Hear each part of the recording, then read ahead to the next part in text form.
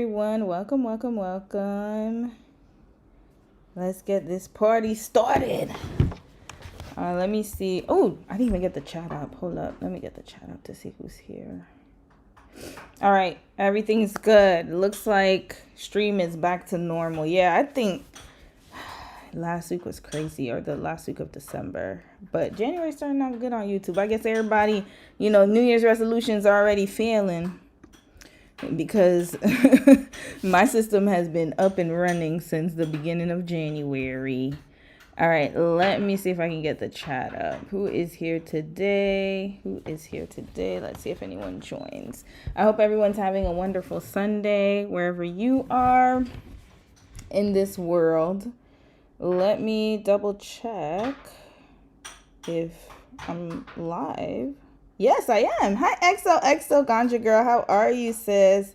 Hope you're having a really good Sunday. Hold up. I'm just making sure I'm live. Okay, good. Everything's good. All right. You're the first one here so far.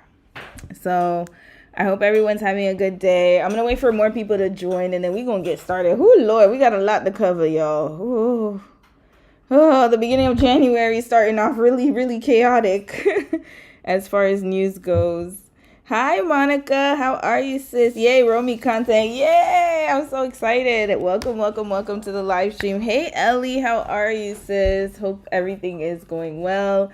Happy Sunday, y'all. I have a bit of an update. So, in case it looks really dark here, a little dark, the ambience looks okay, but guess what? One of my lighting fixtures, it got ruined by my new puppy. Y'all want to see what y'all niece did? Look at this. Look at this right here. Hold on. I don't know if y'all can see this. Look at what she did to my cord. Red flag. Mangled my whole cord up. By the time I caught her last night, because she was too quiet. When a puppy's too quiet, you got to check. I started looking. I was like, why is she so quiet? And I turned around because it was right after the stream. I was taking things out, and then I took the plug. She reached it. I didn't put it high enough, y'all. That was my bad. I was tired a little bit. So I sat down at my desk, and I was getting ready to, shut everything down. I looked back. She was real quiet, and then all of a sudden, I see her eating the cord, and then I started running towards her, and then guess what she did? She took the cord, and then she went under the bed.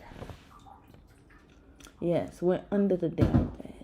And so I had to go under the bed to find her. She was running around acting like we was playing or something. And then this morning, I'm thinking okay, I didn't even think anything of it. I took the cord from her, and I said, no, don't do that.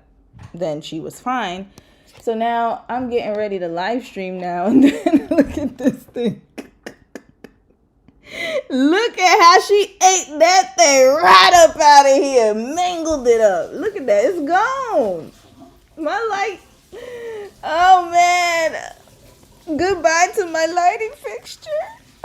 It's gone, y'all. My light. So I only got one light, y'all. I only got one light. All I got is one light. But this was my fault, though. Right? I'll take full responsibility because I got this spray to put on the cords. And I did it for Dom's cords because she has not been chewing on Dom's cords because of this spray.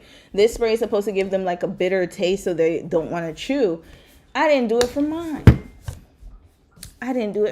I must have forgot. Y'all know ADHD things. So, yeah. So, I totally forgot to do it for mine. So, now, after this live stream, I'm spraying all my damn cords. Because I'll be damned if she chews up my chargers and stuff. We're going to really fight. So, yeah. That's a Mimi update right now. Now she's eating. So, yeah. She done took her nap. And then and then as soon as she knows what she did, though. Puppies are very smart. Because as soon as I put this up like this, and then she looked at my face, and then she started looking at me. Looked at my face, looked at me. And then the other day when she got in trouble, because, I had to get her in trouble. She bit me hard, y'all. I don't know, maybe you guys can't see. It's a little cut. I have a little small cut here. She bit me.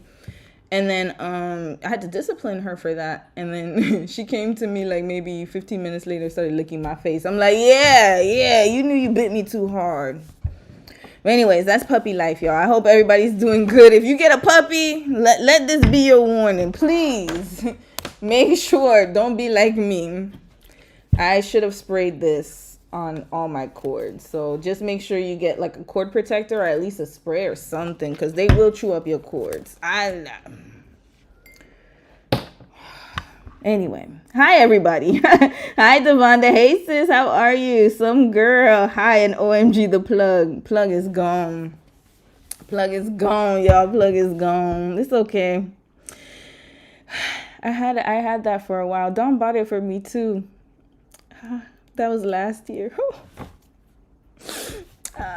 He bought me the whole setup here too, and my laptop. Because when he bought my laptop, he bought the whole setup so I could stream. It's okay though. It's okay. You take your L's. Take your L's. It lasted a year, so it was a good. It did its job. Monica, you said, Lord, my puppy destroyed the bottom of my couch once. Thank God it was an old couch anyways. Yo, what is up with them in couches? Sis, I'm so sorry to hear that. What is up with them in couches? Like mine, she can't get to the bottom of my couch because it's an older couch. It's one of those like lazy boys. I think I told y'all about the lazy boy. It's a really strong couch, sturdy, and it has a low, like it's very low. So she can't get under it, but she can get under my bed. And so what she does is every night, the other day, I thought it was an earthquake because she was under, I thought she was sleeping. Nope. Whenever she sees that I'm sleeping, I guess that's her party time. So she left. So she acted like she was sleeping. So I put her to bed, whatever. Then all of a sudden, like, I felt my bed shaking. And y'all know I live on the West Coast, so we have earthquakes. You know, it's not often, but we have earthquakes sometimes. Like last year, I think we had like 3 or 4 where I felt the ground shaking. I was like, oh, shoot. I felt the bed shaking, y'all. I was like, what's going on here? I'm like, is it an earthquake? Oh, my God. Y'all, it was Mimi tearing up the bottom of my bed. She loves to do that. She goes under the bed and then she... What can I do? At this point, I was just like, you know what? I thought it was an earthquake. I was so tired. I was like, you know what, girl, do you? I'm tired. I don't even have time to go discipline you. All right, go ahead. Have at it. Have at it. At some point, you got to choose your battle with these puppies, man. You got to choose your battles. Hi, Imani. How are you, sis? It's been a while since I seen you. How are you? You said I had to get my puppy, Devonda. You said I had to get my puppy I had back in the day anxiety medicine when I went to work. He chewed up my floor towel. No, he did not. No, he did not. Red flag, yeah. They chew up everything. Everything. And you know what? You're not the only one that I've heard who put their puppies on anxiety meds. They have the same things we do, y'all. They got the same health. I mean, we're all mammals, right? At the end of the day. So yeah, they be I know a dog that's on Prozac. Yeah, there's some dogs on Prozac. I'm trying to figure out if my dog got ADHD. I need to go and I need to go get her assessed because her attention, but she's a puppy, right? So I gotta wait till she's older. I'm really trying to get her to focus, so I have to buy some like focus games for her and play games where she can work on her focus. I do not want her to have ADHD. Lord, please help me. We can't have 2 people with ADHD in this house. And then we got an OCPD. Oh no. This ain't gonna work. You cannot be neurodivergent, Mimi. Please be neurotypical in this house. We don't need another one. But yeah, they do have anxiety, I heard. So for me, I'm just lucky. I'm blessed. I shouldn't even say lucky because it is a blessing to be able to work from home. I can work fully remote. But there is one day, like when she gets her 3rd vaccines, I am going to put her in daycare for at least 1 day a week because I do want her to socialize and learn how to socialize with other animals. So we'll get her into doggy daycare once she's cleared for her 3rd vaccine. And then I think y'all let me know. Should I get a dog walker? I'm thinking of getting a dog walker, y'all. I'm thinking about it. Dawn thinks it's a waste of money. But y'all let me know. Have you guys considered getting a dog walker if you're pet parents? Or if you're not pet parents, if you know somebody who's a pet parent, let me know because I'm thinking of getting her a dog walker. If you guys hear noise in the back, that's her, you know, playing with her plastic food tray or whatever. But yeah, let me know if a dog walker is not worth it because I'm thinking of getting a dog walker maybe once a week. Or twice a week, and then that might be too much actually now that I think about it. But daycare once a week for sure. That's 100%. I could take her on walks, but I just feel like it's good for her to play with other animals. So I'm kind of thinking of getting her a dog walker. I don't know. But I don't be trusting some dog walkers though. I got to think about it. But y'all let me know. What do you guys do? Because I work, like, the thing is, yes, I work from home, but I'm working from home, so I got to focus on what I'm doing. And I feel like she's kind of bored sometimes, and I kind of think she needs to play. So, and I try to play with her as much as I can, but I still got to work, right? So I got to focus on what I'm doing. So, yeah. Y'all let me know. Hey, Sophie, how are you? Mary Sparkle's like, whoa, hey, Brittany. Mel, how are you? Mel is Noir. Oh, I hope I said your name right. Kaula? It's a beautiful name.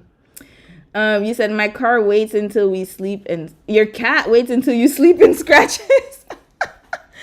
Yo, cats are funny. I ain't gonna lie, I've been watching a lot of cat videos on TikTok. I've been watching pet videos from a long time ago. I really love the YouTube channel. What's it called? I think it's called Doodle or something like that. But I used to watch those videos when I used to teach in Korea with my students. Like whenever they would get stressed and they would have like, high anxiety for tests, what I would do is do brain breaks, and we would watch like dog videos and like do some really fun like puzzles and like, those mind puzzles and stuff, those brain teasers. That was fun. So yeah, I do love watching dog videos and cat videos. Yo, cat videos are so funny. Cat videos are hilarious with people with their pets. I watched one the other day. My sister sent it to me. It was this girl who thought her cat was a YN. Maybe I should show y'all that. You know what? I'm going to show y'all that video. That might be a good palate cleanser because we got a lot of like really crazy news today. I'm not going to lie. I'm trying to have more palate cleansers on hand because this world is just sick as hell. But, it is what it is. But yeah, I'm going to add that video as a palate cleanser for y'all. Mary, you said an earthquake. LMBO, not Mimi. Y'all, I thought it was an earthquake. I felt when I tell you that thing was shaking, and I was like, how does she have enough strength to shake it? I think she was shaking something under the bed. I don't know what she did. She must have got hold of, because, it's one of those beds that has the, those wooden, I don't know how to explain it. It's like, you have the box. No, it's not even a box spring. I think it's just like the frame. And then there's like this wooden thing under, and then the mattress. I don't know how to explain it, but yeah, she was shaking that thing. She's getting stronger, y'all. I think we're feeding her too well. We're feeding her way too well. She's getting really strong. Her teeth are strong as hell. Ain't she supposed to shed teeth? I have not seen that yet. I need to check when she's supposed to shed her teeth. I'm gonna need her to shed her teeth a little bit. I need a break. You said, I love the earrings and the look. Are you excited for the Golden Globes tonight? Oh, thank you so much, by the way. Thank you. I actually wear these earrings, not the triangles, but the small one. Yeah. Decided to just, I'm trying not to buy new clothes, y'all. That's why y'all gonna see my clothes in rotation. I'm doing that on purpose. I'm proving a point. But also, pockets. You gotta put money elsewhere. I'm trying to be less of a consumer. I'm really sticking to it. And I'm trying to only buy things that I really need. So y'all might see more clothes come out my closet. There's some clothes I have not worn yet. But I like to be comfortable. But thank you. I love it. And yes, Golden Globes. I don't really follow that, to be honest with you. But I will see the looks tomorrow. I know Alandria is going to be there, I heard. And a lot of other influencers. I don't know who else is going to be there. But yeah.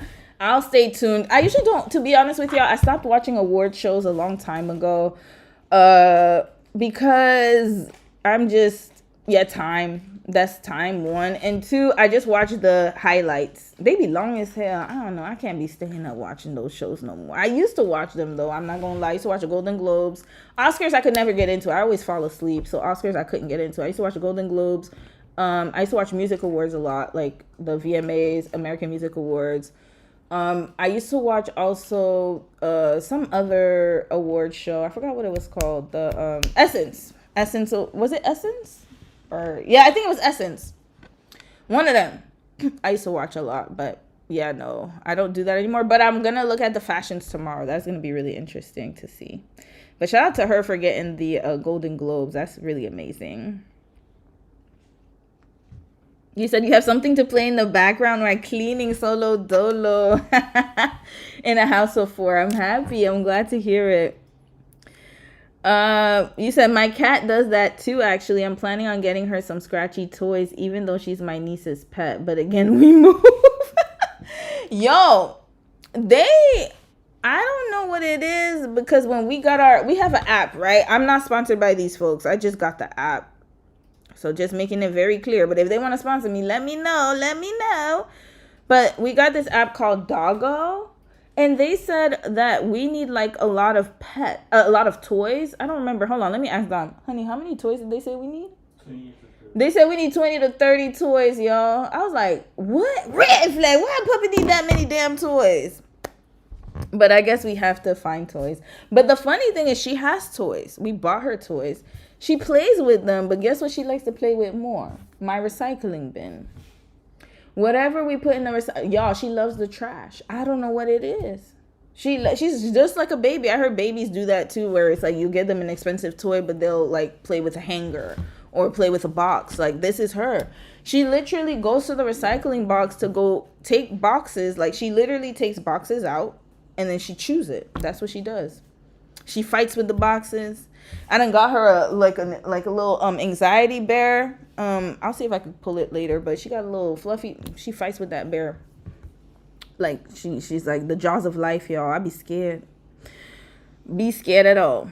Pets go through some of the same things human goes through. One dog I knew had to get a full hysterectomy. Yes, I heard about that too. She was miserable because she couldn't have salty food either. She was just justifiably miserable. Yeah, we're gonna get her spayed, guys, and that's another thing. I heard that if you get them spayed, that what is she doing? Yeah, she's playing with a hanger right now, y'all. No joke. Let me see if y'all can see. She's in my room. I don't know. Oh, what am I doing? My camera's here. Here, there goes y'all niece right here. Look at her with the hanger. And y'all see that black spot on the floor? Oh, no. Okay, ooh, my camera came back. Sorry about that. Y'all see that black spot on the floor? That was her messing with my bed. That's from my bed. All right, let me not move this because my I guess my charging port will be affected. Oh Lord. Okay, it's good. All right, sorry about that, y'all. That was me being annoying and moving this thing. Let me not. No. Okay, let me not move this anymore, y'all. Hold up. Uh-oh. Look at what I did. Sorry, y'all. That's my fault. It's cool. Which one? Oh, it's flimsy? Okay, there we go. Sorry, y'all. Ooh, let me not do that again. Yeah, she's playing with a hanger. Sorry, I just had to show y'all. That's what she's doing. That's what she does. So I'm just going to get her, like, I don't know. I don't think I need to get her 20 toys. She just literally goes in the recycling box and grabs whatever she can. My books. Oh, that's another thing. Oh, my God, my books. And it doesn't matter where I put them. Like, I try, because I have some books I have to put on this, like, ottoman. It's like a longer ottoman or whatever. And she literally grabs the same books, y'all. I don't know how she knows. I even buried them in the, under the, there's like it's like supposed to be a shoe rack, but I use it as a bookshelf. This girl goes in and grabs the same books. I don't know how she can smell it. Maybe it has her scent or something. But she always grabs the Steve Jobs book. She loves to chew on Steve Jobs' face. So R.I.P. Steve Jobs. And this other Wall Street guy that I have a book about. And she just keeps chewing the corner. So I'm going to have to buy a bookshelf to get. Actually, matter of fact, we do have a bookshelf. I might just have to move the books. Because she's sitting up here chewing my stuff. CC Esther, how are you, sis? You said you watch because of Sinners and Alandria. Yeah, Sinners better win. I'm not playing with these folks. Sinners better win. I'm hoping Sinners wins. I stopped watching award shows too. I found them repetitive and boring now, plus racist. Yeah, I think that's, to be honest with you, I ain't gonna lie. I got tired of the people, the people who deserve to win, not getting their flowers, not getting their proper due. I still remember when Angela Bassett didn't get her Oscar, or not, was it Oscar? Or I don't remember which award it was. I was pissed about that. I was like, yeah, no. And I'm also not gonna watch Love Island next season, y'all. I have a reason. Until they fix their racism problem, I am not watching Love Island season 8, unfortunately. So I have made up my mind. I'm not going to watch them.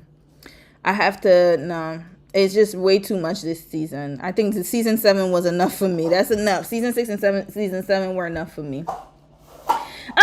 Also, 805, welcome to the live stream. Welcome. I'm glad you caught it.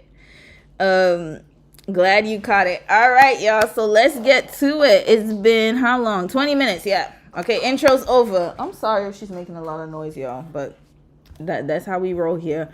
All right. So yeah. So let's start with Christy and Desmond because we're gonna continue on with the story.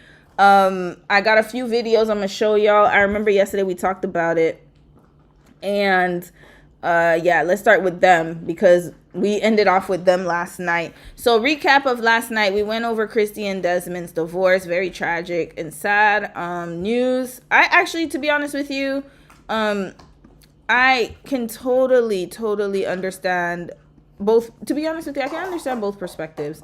I think that as a social media couple, it's very difficult to keep that. It's hard to keep a connection. Okay, let me start by saying this. Marriage is already hard. That's number one. Anyone who tells you marriage is easy, they are fooling themselves. That's delusion at its finest. It is difficult, especially if you are with somebody for a long time. That's number one. They've been together since they were 14 years old. And number two, if they're on social media, makes it even harder. So you're already dealing, because think about it this way. I just want to paint a picture for y'all. You should both, well, one of y'all should work at least. But usually, okay, let's say that you're both working people, as they are, right? Because they're both working people. She's an influencer, he's a chef. You have to work X amount of hours, right? So let's say you have a regular job, because I'm going to break it down for y'all. You got a 9 to 5, right? Oh, I know I'm looking at the wrong, hold on. You know what? Let me put Christy and Desmond's picture. My bad, y'all. Okay, here we go. Let's make it more realistic. I know I'm talking and then I'm showing somebody else's profile picture. So you have to work, all right? So both of them are working parents. They're not, like, even though she says she's a stay-at-home mom, do not be fooled. Remember, she's an influencer, so that's her job. That's number one.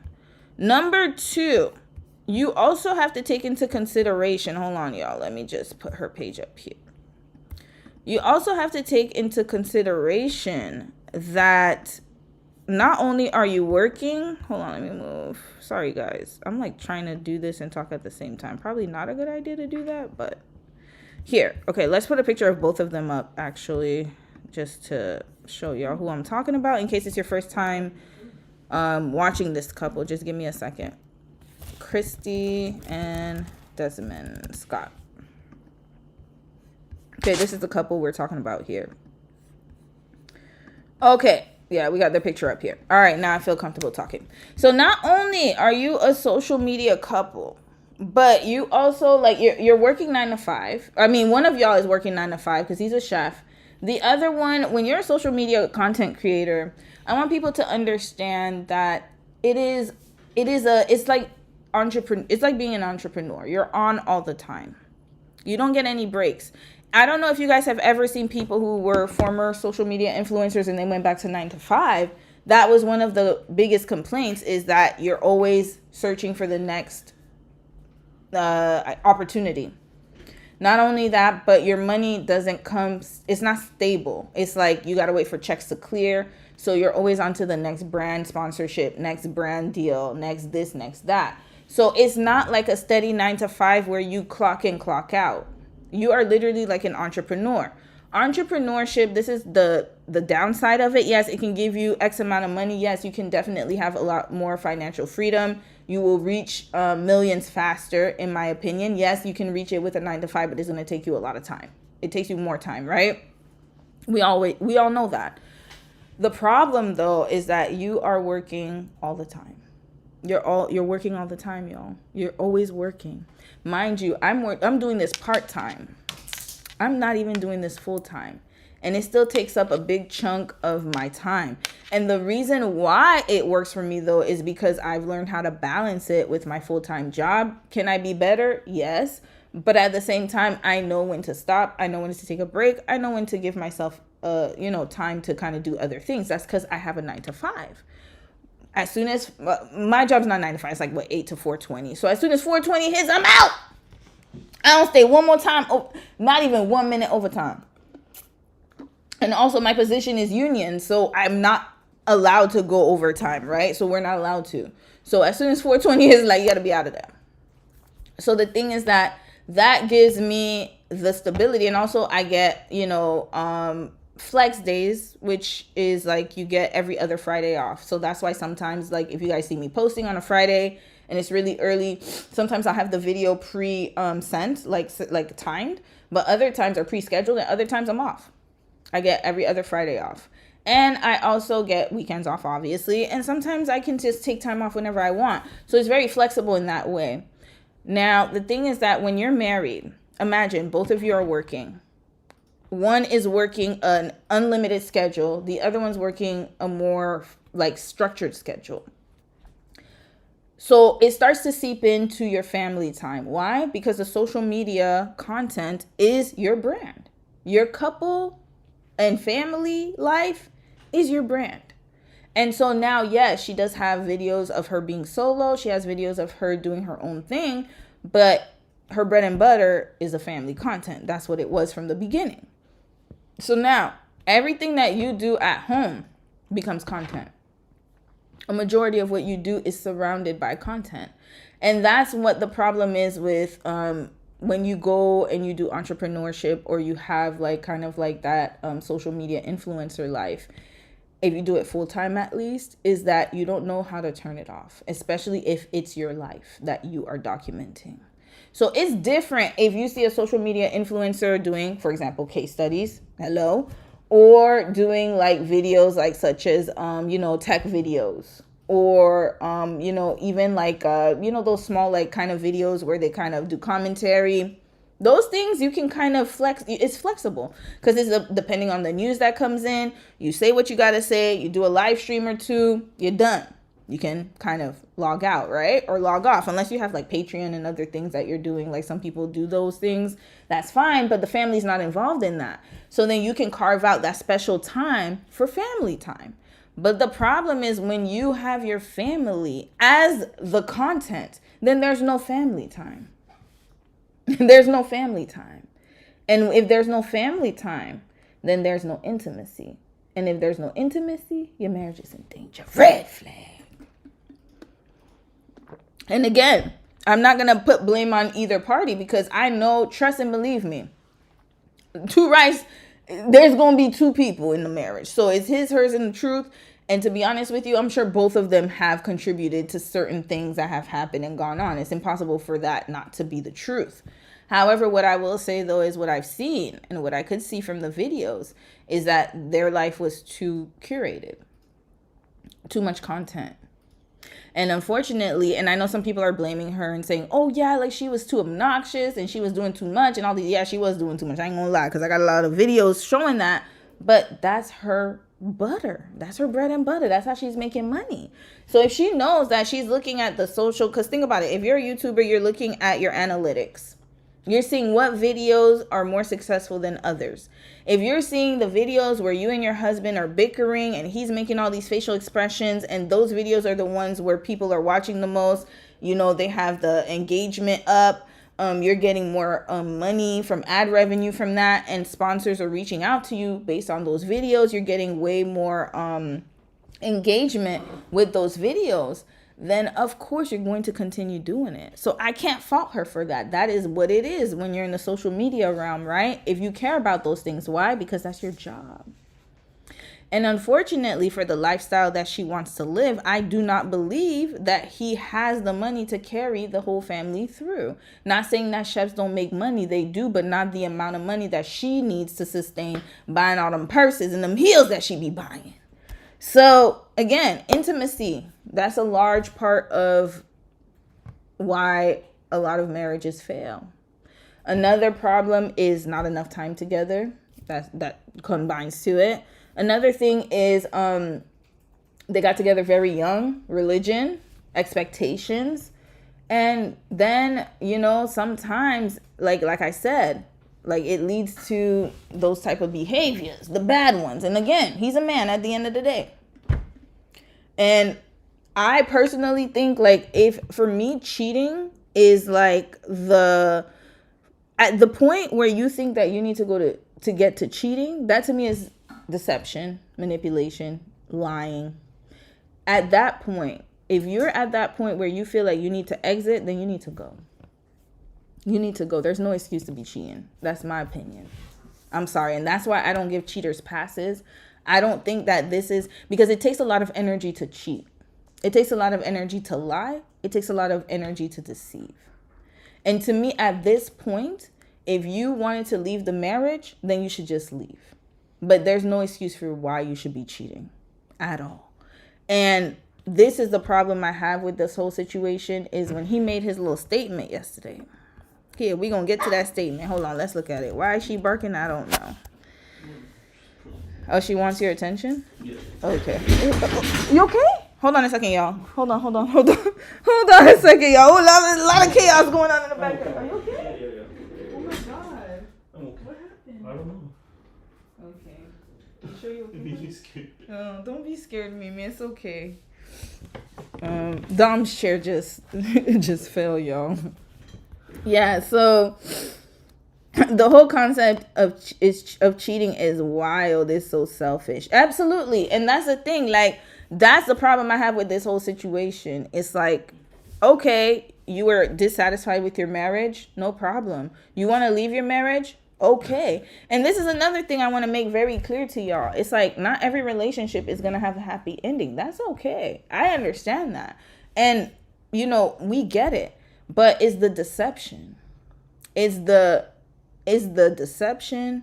It's you not wanting to follow through with what you need to do as a husband and as a man who was in love with this woman. Because even if she was in love with him, like, think about it this way. Like, they you could tell that the spark was gone. That's 100%. But at the same time, the respect is not there. That's very disrespectful to me. For me, that's disrespectful right there.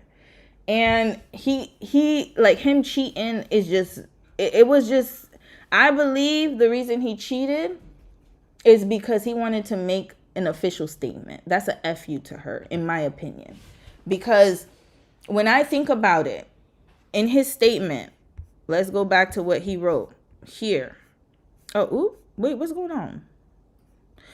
Oh boy. Justin and Haley again? Y'all, red flag. Okay, let's continue. Here we go. Did Mimi come to you again? No. Hold on, I'm sorry, y'all. I was okay, we're gonna get to his statement. But Dom fell because he was calling Mimi, and then she was coming to him and he fell. So that's the reason why, y'all. That's the reason why we were looking at that. But I ain't gonna lie, though. Hold up a second. Here we go. Yeah, I ain't gonna lie, though. The chair fell at the perfect time, and I was like, what's going on here? Why did that chair fall, sir? What's going on over there? Nah, but I'm just making jokes here. All right, hold on a second here. Y'all know men get uncomfortable when you start talking about cheating. They get a little quiet because they be like, yo, shit. Like, what's going on? What's this conversation? What's the congregation of the women's going on here? Honey, do you care that I'm talking about your fellow brethren cheating? No. Do you care that I'm talking about fellow men cheating? Yes. Why? What's going on? I don't know what you're talking about. He's done, y'all. I didn't listen. He's not even listening to me, y'all. Yeah, you gotta have them on check, man. Get them scared as hell. Was that just a fair? Yeah. Cause I'm talking about cheating and you fail, so I'm like, oh, okay, what's going on here? Yeah, find it. You gotta always keep them in line, y'all. Let me stop. But honestly speaking, though, okay, let's get to it. Here's the statement. Christy and I faced challenges and made sincere efforts to work through them. That's fine, because that happens in every marriage, y'all. I'm telling y'all. Even mine. We always, like, you're always going to have to work through some issues, right? Toward the end of 2025, I wanted to separate, and I had conversations with Christy regarding this. You see, this is the problem I have. You wanted to separate, but you didn't. So this is the issue. So you wanted to separate. I'm assuming, this is my assumption, again, I don't know these folks, but I'm assuming that when he brought up the separation, she didn't take it well. And obviously she didn't. She's been with you since she was 14 years old. And so instead of giving her time to process and to figure out what she's going to do and giving her time to figure out her next move and keeping your dick in your pants, you decided to go out and cheat. But to be honest with you, I don't believe that he just cheated out of nowhere. I believe he has somebody on the side. Trust and believe me. If the man, let me tell you something. First of all, women are the ones who initiate divorce the most. That's number one.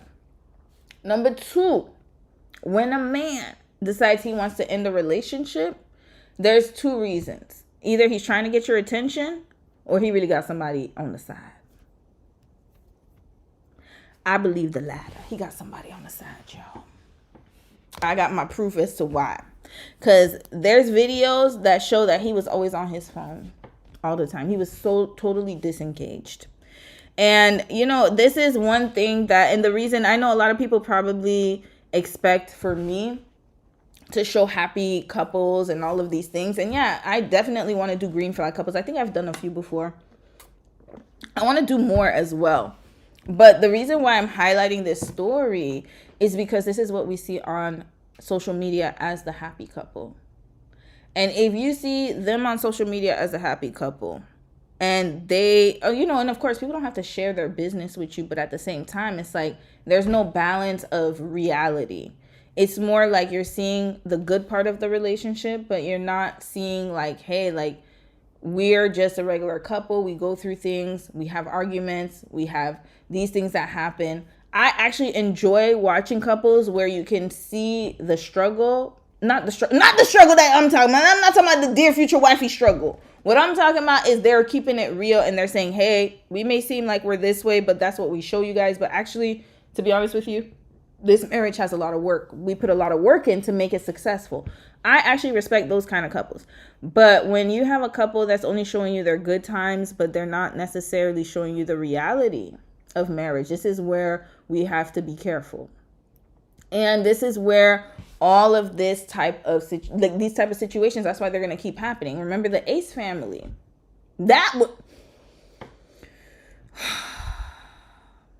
Ace family was, I don't want to do a case study on them. Actually, matter of fact, I'm not doing it on Ace family. That's too much for me. Hold on.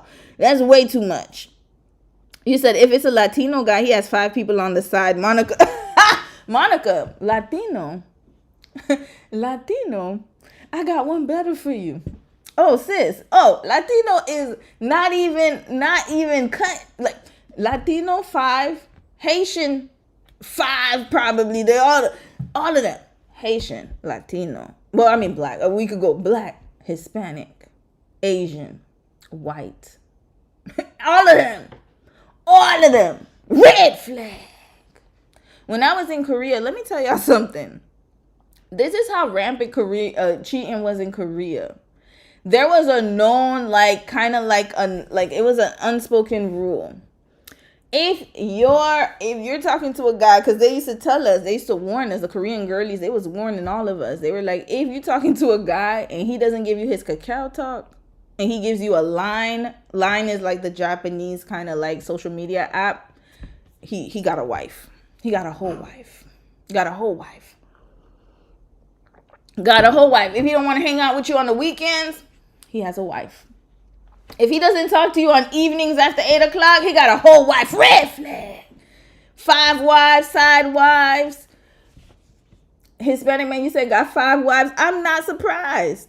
Haitian men too. All of them. Every single one of them. I remember growing up, there was a joke when whenever a Haitian man wanted to marry a woman, we'd be like, we got to check in Haiti. Somebody got to investigate in Haiti to see if he got wives. And I'm talking about Haitian, not Haitian American. Haitian American, I don't know. But if he's from Haiti, you better check. I don't know how they have the energy. And that's what I'm saying. There's a lot of energy that goes into cheating. I don't think people realize that. It's not like, oh, I just made a mistake. It's a lot of energy. You got to find the girl first. Okay, let's say you meet her at work, right? Okay, let's put this couple. Let's say he met somebody at his job. Y'all get to start to talking. There's a lot of energy that goes into text messages, meetings, dinner dates, chatting. That's a lot of energy. So that's why I do not respect cheaters. I will never respect a cheater. I hate cheaters for the life of me. And that is why. It's because I would rather you walk away than to do that. To me, that's like the biggest type of deception is when you cheat on a spouse. And whether it be a man or a woman, doesn't matter. It's cheating behavior, period. So this man, instead of walking away, instead of giving her time, I'm telling you, I promise you he did not give her time to process. Because end of December was 2 weeks ago. They announced a divorce this week. Red flag! You ain't give her enough damn time. She needed time to process. You ain't give her no type of time to process. No type of time to figure out, okay, what we're going to do, what are we going to do, what are we going to get, like, you know, how are we going to do this, how are we going to divide the ass, and you just decided to sling your dick where you wanted it. You're like, okay, now I'm free man. I told her I wanted to separate. Woo, let me go play in the playground. That's what it was. So he had no respect. The disrespect was very loud. Extremely loud. You said SMH Prince. Hi, Prince. How are you, bro? I know men that text they side piece in the same room with their wives. Oh, we're going to get to that. Let's get to it. Let's get to it. All right. Let's get into it. Christy. We saw a few of her videos yesterday. I have more though. All right. First of all, sis liked the waste food. Red flag. I didn't like that part of her content. I understand that was part of the, you know, the appeal of people watching them and laughing. But I don't find wasting food funny. I don't know. Maybe because of, I know, like, you know, how... I don't think people, this is the thing. Sometimes I think people are very detached from reality. They don't understand how much it takes to actually have food. And I understand like what she could be cooking could be like, you know, processed food, but it's still food nonetheless. Still ingredients nonetheless. And I just don't like when people waste food. So that's one thing I did not enjoy about her content was her wasting all that food for no reason. All right, let's watch this. Laugh. What was that laugh? Okay, I'm assuming that's part of the content too. All right, let's keep going. That's why I said I don't like when people waste food. It's just such a waste. I feel like social media, okay, we got to talk about it. Social media is very gluttonous. And it's like it shows the really like I don't know what word I'm looking for, but it shows just the depravity. I mean, that's the best way I could put it, of society. You have excess food. Like, I mean, our society, we're very selfish and privileged. I will say that. Because for the fact that you could literally make all that and not even really eat it just for content and then throw the rest away, to me, it's such a waste of resources, in my opinion. And this is the reason why, and I've always wondered why I'm like, wow, we have so much, and yet people just take advantage of that. And again, you know, some people talk about mukbangs. I don't mind when people do mukbangs. My problem is when you do mukbangs and you're having like a whole layout of food and you're stuffing your face, gluttonous, red flag.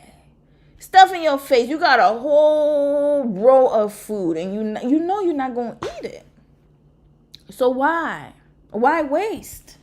That's my problem. Same thing with consumerism. Like, you know, you're buying all of these products, getting all of these products. Why? You're not going to use them up anyway. They're just going to go to garbage. So this is my problem. It's just so wasteful, y'all. Very wasteful. Red flag for that. And for me, that's good. No, you can't do whatever you want. This is a problem. That's a problem, y'all. No, you're an adult, yes, but you can't just do whatever you want. Within reason. I always say that. If you want to do something, do it within reason. Because guess what? At the end of the day, we all still have boundaries. We all still have rules. I mean, I don't care what anyone says. Like, if there's total anarchy, there's chaos. Wherever there's no order, there is what? Chaos. That is why what's going on in the world today is chaos. It's chaotic because there's no order. Am I saying that there has to be strict order? No, it should be flexible. But at the same time, there should be some general parameters. Just because you're an adult and you can buy all the food that you want and you don't have a need to buy for, like, you can get whatever you want, doesn't mean that you should. Again, within reason. But But I will say they are JWs. They were JWs, Jehovah's Witnesses. If you were, look, I'm just saying. Religious, not just Jehovah's Witnesses. I've noticed a lot of stunted behavior with this couple. They are very, the maturity is not really there. And I'll be honest, I see it more on Christy's side. I haven't gotten to Desmond's videos yet. Maybe I could, well, him cheating and, yeah, it's on both of their sides. Red flag, immaturity. Look at the content people are not gonna eat it. Red flag. That's what I'm saying. It's not like she's making it and actually making it legitly. That's what I'm saying. It's wasting food. It's wasting food. That's how we like it. What do you mean? No, that's rare. I'm gonna get salmonella. All for him to say he gonna get salmonella, and that's the fun. That thing gonna go straight to the trash. Red flag. All right, hold on. Let me I don't know why it's not syncing. I know. It's problems. Technical issues, y'all. Technical issues. We're going to get the window right back up. Let me read a few comments. Let's get to the next video. Who Lord, this couple. Oops, wrong thing. Who Lord. Y'all looking at my stuff. Okay, here we go. All right. Let's get to the next video. Just glutton. Oh, that's not the only gluttonous video. I'm saying that for a reason. I watched a few things last night because I was like, look, I gotta get to the bottom of this couple. Let me show y'all another video of wasting food.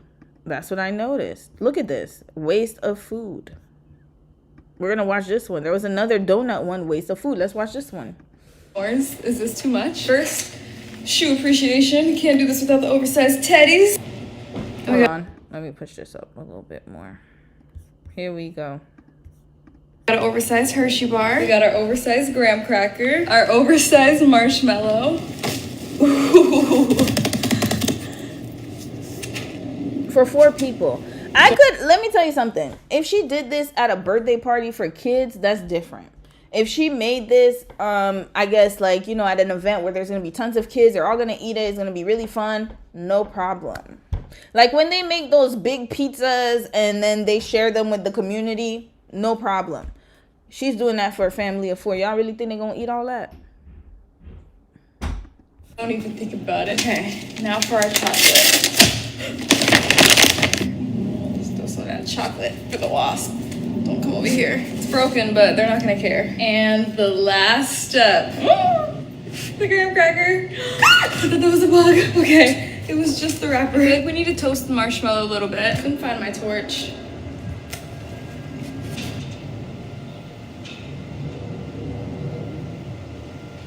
Okay, toasting didn't work, but let's get the reaction. No, it's gonna catch on fire. Even the baby's smart. Even the baby's smart. What? They couldn't even eat it as a... Look, they could not even eat it as a whole s'more. Red flag, why you had to do all this? You know, they have like the s'more kits at the house. You could have... This is what it's just overly done. Why? Why? You could get just as many views making regular s'mores by the campfire. Matter of fact, it would have been better. You got a big ass backyard. Get you some wood. Get you a small little makeshift campfire. And actually spend time with your kids. That would have probably been a better way of spending time and making s'mores for the video. Was this an ad? That's what I'm trying to figure out, yo. No, it was not an ad. So that would have been better. Y'all by the campfire smiling, looking cheesy, and then you do the, you know, the little close-up of your kids happy. That's actually way better use of your money. What is this? I love it. The gremlins asked for s'mores. Is this too much? And then she calls her kids gremlins. Y'all. And again, I'm not just getting on Chrissy. Oh, don't worry. We're going to get on Desmond soon. I'm sorry. I just got to call what I see. Here we go. All right. Let's do another gluttonous video. And then we're going to get to the other videos. Hold on. There was one where she was eating a donut. Let me see if I can find it. If I can't find it, that's okay. There was one where she was literally eating a whole donut. It's not here. Okay, I must not have it. Hold on, let me see if I can find it here. Give me 1 second, y'all. I must not have it here. Let me see if I can find it. But there was one where she had Krispy Kreme donuts. Smashing it. Let me see if I can find it. Hold on, I'm pretty sure I can find it somewhere here. Just wasting food. Where's the donut? Yeah, I really hate when people waste food. I promise y'all. Just gluttonous. Hold up. Where it's at? Where the donuts at? I'm gonna find it. Hold up. Because I got a point to prove. What? Here. We're eating some donuts today, and this glow is buttermilk glaze by NYX Professional Makeup. And these Hold on. Why is this slowed up? Give me 1 second, y'all. I don't know why TikTok does this. It's my TikTok app. I think it's because I switched the pages. So actually, I'm just gonna keep the page the same. I won't switch it. Okay, TikTok. I know your game now. All right, here we go. donuts are inspired by the buttermilk glaze. Let's see how high we can stack them. This is number 10. I think we can get to 15. All right, I think we're good. Look at that red flag, wasting the damn donuts. Why? This is my point. Y'all, I'm getting incensed. I'm more incensed with the waste of food than the divorce, to be quite honest with you. I'm so sorry. For me, that is such, like, especially in this economy, it's very tone deaf. I don't care if it's processed food. I know some people be like, well, it's bad for you anyways. I don't give a damn. Somebody had to make the sugar and whatever it is, and somebody had to go and prepare it and to put their hard, the little auntie arms and make it, and the machine made it, whatever. And then you bought it just to do what? Smash it and throw it out. Why are we wasting food like this? This is ridiculous.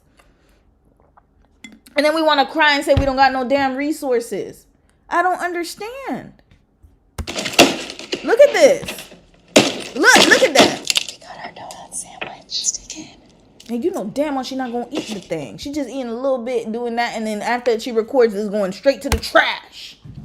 That's glaze. Wasting damn food. All right, let's continue, y'all. There's more. She had another donut video. Y'all, that's what they did. Waste food. And then, here we go. Then sometimes they would have dates and stuff. He would make little snarky comments. And then that would be it. And then she'd wear, like, really extravagant clothes. Like, very, this kind of clothing. I don't know what she was doing. Can you come in here? The bubble wrap that she got around her shoulders. That looks like bubble wrap paper. I don't know. I mean, the bubble wrap, packing storage, whatever the hell that is called. Look at that. Christy, what are those? Can you blow them up? Shut your mouth. You've been blowing those up yourself. Yeah. They don't come with a pump. Did it work? Blow them up.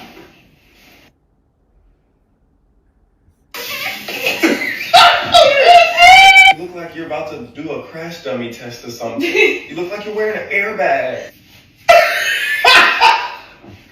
That laugh is so fake, by the way. Just letting You can't even walk without holding it? Take that off. Like I said yesterday, I could understand doing this, like, when you're younger, but these people are in their 30s, I believe, right? How old are these folks? Let me find out how old these folks are. They too grown to be doing this. With the kiddos, I'll be a little understanding. If it was like a teenager doing it, I'm like, oh, Lord, you don't know any better. But y'all, they are too old for this. How old are these folks? She's 30. Come on now. Like, the content has to evolve at some point. Like, this is just, it was just such a waste. All right, continuing, y'all. I'm so sorry. All right. Let's continue. That pissed me off. I ain't gonna lie. Watching them food videos it took me over the edge. I was really angry. All right, let's look at some old videos of them. This is an older video. POV. You marry a content creator and she pranks you for the 200th time. So you have to give the sorriest fake laugh and pretend you can't see the camera. Okay, somebody wrote that. Obviously, it's the post their divorce announcement. People are now finding these videos. And you know what's so crazy? This is what's so crazy. There are some people who knew they had the issue because I did see a Lipstick Alley thread, y'all. They knew from before. Some people could get it real quick. But then there are other people who just, I don't understand. Like, you could see the videos. You see that something's off here, but then they're still supporting. And I get it. People like to watch the couples they like to watch. But at the same time, it's like now all of a sudden everybody's seeing something wrong. And I'm like, no, it's been problematic from the beginning. If you look at, just watch the videos. Just watch the videos. You don't even need the divorce announcement to tell you something's off. Pretty good. Hey, babe. Hey, I got it done.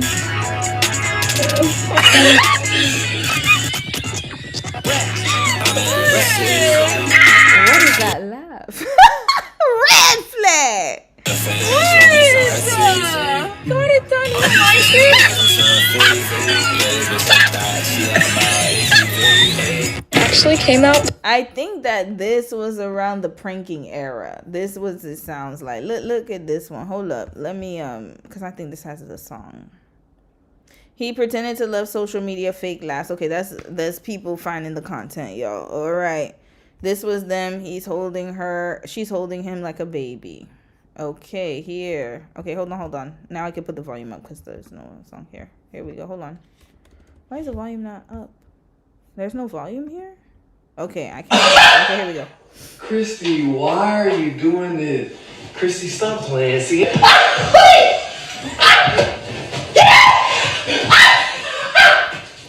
hot. That was just so draining. But that sounds like a good day.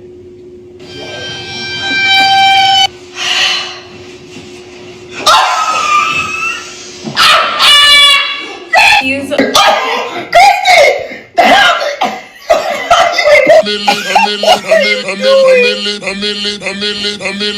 you did.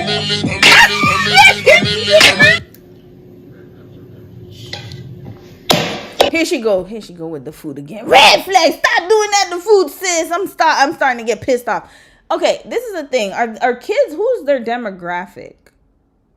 Because I can't see a grown-ass person watching these videos and be like, oh, this is so cute. I think it's teenagers and early 20s. Yeah, I think that's what it is. It's okay, so when they started social media, it's possible that these little trends were popular. Because I remember, oh, Lord, I used to have to block a lot of videos that used to come up on those things. But I don't think it's their demographic now. That's what I'm assuming. Because who's consuming this? Is this funny? Y'all let me know. Maybe so, and don't be scared. If some of you guys were their fans, that's okay, or supporters, that's okay too. Like, it doesn't matter. Like, I'm just trying to figure out who is watching this and the reason why. Because for me, this is such a, I don't know, man. I think I'm too woke for this world, y'all. For me, this is like, there's so many better things I could be watching.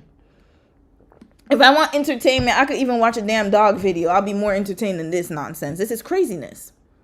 I don't understand what's so entertaining about this couple. Like, I'm still not getting it. Like, what is the... I think it's because they're very good looking. I think it's because they're a very beautiful, attractive couple. It could not be anything else. Because I can't... Lord, for the life of me. For the life of me, I just don't get it.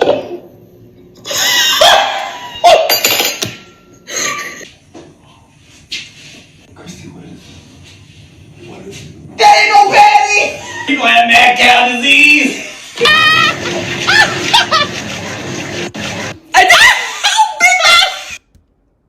You know what? I'm gonna be honest with y'all. You know, in Creole, Haitian Creole, if you're Haitian, or if you're not Haitian, but you know Haitian Creole, you know this word. I'm sure in your language, if you're Hispanic, if you're speaking Spanish, English, there's a word for it. I don't remember what it is in English, but in Haitian Creole, we call this grimace. This is grimace. Red flag. I don't know how to explain it. Grimace. What is grimace in English? I don't know personally, y'all. Personally speaking, this is why if I had a husband like this or a wife like this, first of all, I wouldn't. I'm no.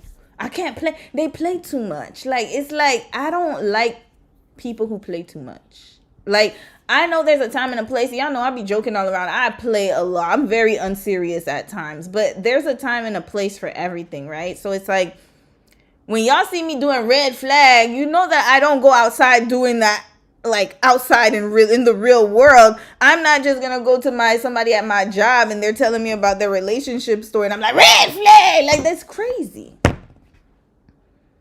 It's crazy. So to me, it's similar to this. It's like, I don't get it. It's like, it seems very annoying at a certain point. It's like, okay, 1 to 2 videos. Yeah, we could make a little jokey joke. But then in my mind, I'm like, who's watching this? Because I would feel very like, I just could not live in a house where I constantly have to be on guard because I don't know if my spouse is going to prank me or not. Red flag. I would never do that. That's too much game playing for me. I'm going to take it too seriously. Because one day you're going to get knocked the hell up. Like, I'm knocked the hell out. I'm going to... I'm not playing no more. Like, you get what I mean? So it's like, I get that it makes money, but there's like so many other ways you can make money, guys. Like, pranking, leave it for the kids. That's for the kids. Like, this, y'all too grown for this. I don't know. I'm gonna read a few comments afterwards. I just don't get it. Maybe I'm too old. I think I'm too old. You were like, don't get shit. What is, it's not even funny. I don't get it. It's not funny. You know what's funny to me is when I watch like couples content. Like if I'm on Instagram, like there's this one couple, I forgot their name, Brent and Amir, I believe their name is. But it's funny because like she'll be cleaning up and then her husband's cleaning and then she'll like compare her cleaning to his cleaning. That's different. But this is just obnoxious. It's like, I don't know. Maybe I'm, like I said, I'm too grown for this. This not up my alley. Bust down on the gang. Oh, wait. No more blue face. Okay. That's the content, y'all. All right. This is what I mean when I say going out with the girls. Okay. So she likes to dress up. That's her thing, which is, yeah, I mean, she likes to dress up. Okay. Here we go. So she went kayaking in heels. Red flag. If my friend went with me, now I get it's for the content. I understand that. But I'm sorry. If we're going to go kayaking and you dressed up like this, take your ass back home. Because it's going to take you more time to get on the damn boat. I ain't got time for this, Susie. I know. Listen, this is my thing. When I go out and I meet up with my friends, that's a privilege. Okay? Because I'm taking time out of my day to go meet with your ass. So we only got about 2 hours, 3 hours max. I'm not doing more than that. After that, it's a wrap. I'm not going to spend half of the time with you trying to get into the damn kayak with your heels on because you want to film content. No. Listen, like at this point, I don't know if the people are in on it or not. So I'm going to assume that they are. Even if they are in on it, it's like it's such a waste of time because the whole time that we're filming, y'all understand that it takes time to film. So by the time she gets into that kayak, who had to help her? This is way too much. Red flag. You're doing too much. Wear some damn shoes. What is going on here? Look at that.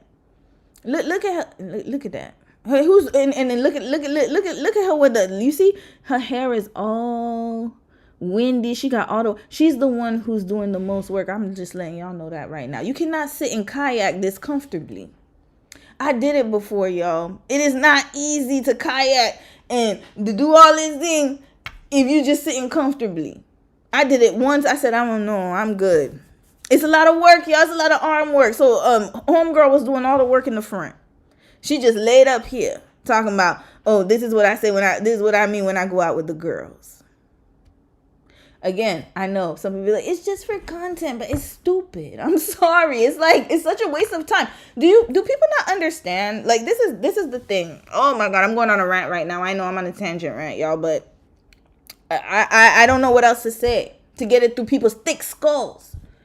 You only have an X amount of time in your life. You know everybody has an expiration date, right? When you start to look at life that way, you're going to start to think very differently. So when you have X amount of time in your life, you don't know your expiration date. It could be now. It could be tomorrow. It could be 5 minutes from now. It could be 10 minutes. It could be 20 years from now, 30 years from now, 10 years from now, 5 years from now. Who knows? God knows, but you don't. So you're telling me that of all that time, you sitting here taking precious time out of your freaking life to do this grimas, red flag. This is obnoxious. I care about my damn time because I don't have much time left. I'm pushing 40 now. Oh no, every meeting has to have a purpose. I'm not sitting here to lollygag with you and do some nonsense. There's got to be a purpose to it. So you sitting here wasting my damn time in my life, so I'm going to be rolling, spending time with you doing what? No, I'd rather be at home doing something more productive. Get out of here. It's a waste of time. I'm so sorry. I get so angry when people waste food and time. Those are two things that I get very passionate about. Look at that. Just so she could have content for herself. And then watching the birds. Yeah. You see, they're spending their life very well. And then look at you sunbathing. Girl, bye. Good night. Bye. Wasting time. Next. Oh, Lord. Okay, we got the volume up for this one. You're gonna vibe with someone when you have the same taste in music. Because I just created a Spotify blend playlist, and tell me what our match percentage is. Because if it's low, babe. It says D plus Christy, 91% taste match. Okay, 91% taste match on Spotify music. The reason why I showed this video. Look who's here, John B. I love John B's music, by the way. So which song are you guys, 91%, which song of John B's do you guys have in common? Is it Are You Still Down? Is it, what's the other one? They Don't Know? Which one? Continuing. They have the same taste in music. Okay, here we go. Testing out my heels before buying them. This man stay on his phone. Just letting y'all know. Okay, hold on. Sorry. Oh no. Okay, here she go. Okay, this one, okay, she's trying it on the shoe store. At the shoe store. Doing flips. At the shoe store, y'all.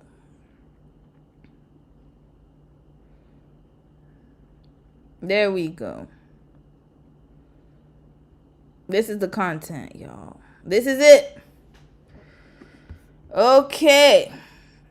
The feminine urge to disrupt my man's peace. I don't know why people find that. Like I said, I think I'm too serious.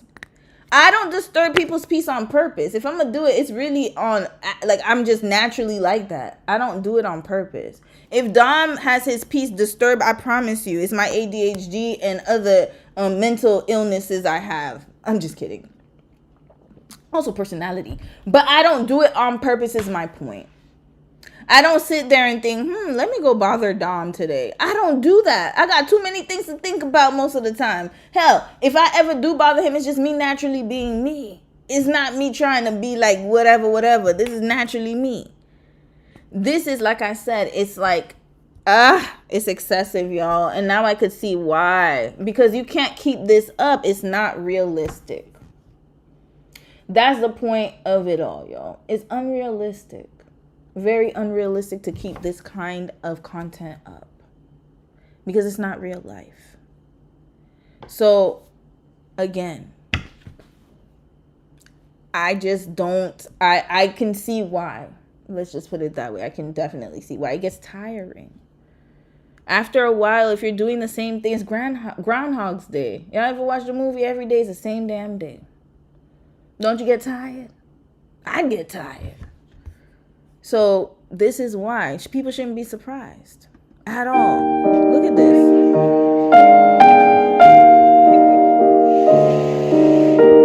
Oh wait, there's music here. Here we go. Yeah.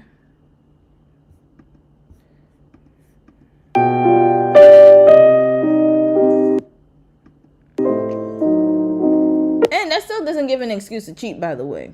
I'm just letting y'all know that right now. But I can see why it gets tiring, because if you have to do the same type of repetitive content, you outgrow it and you get tired of it, especially if you're not trying to live your life on social media. So it's like, look at that. It's showing up at the restaurant. Is this Halloween? I hope so. You look crazy, sis. Like, sometimes you just want to enjoy your time. We saw that one. Doing flips in the shoe store. At the shoe store. Here we go. Putting my husband's most embarrassing photos on a billboard. On a billboard. Here we go.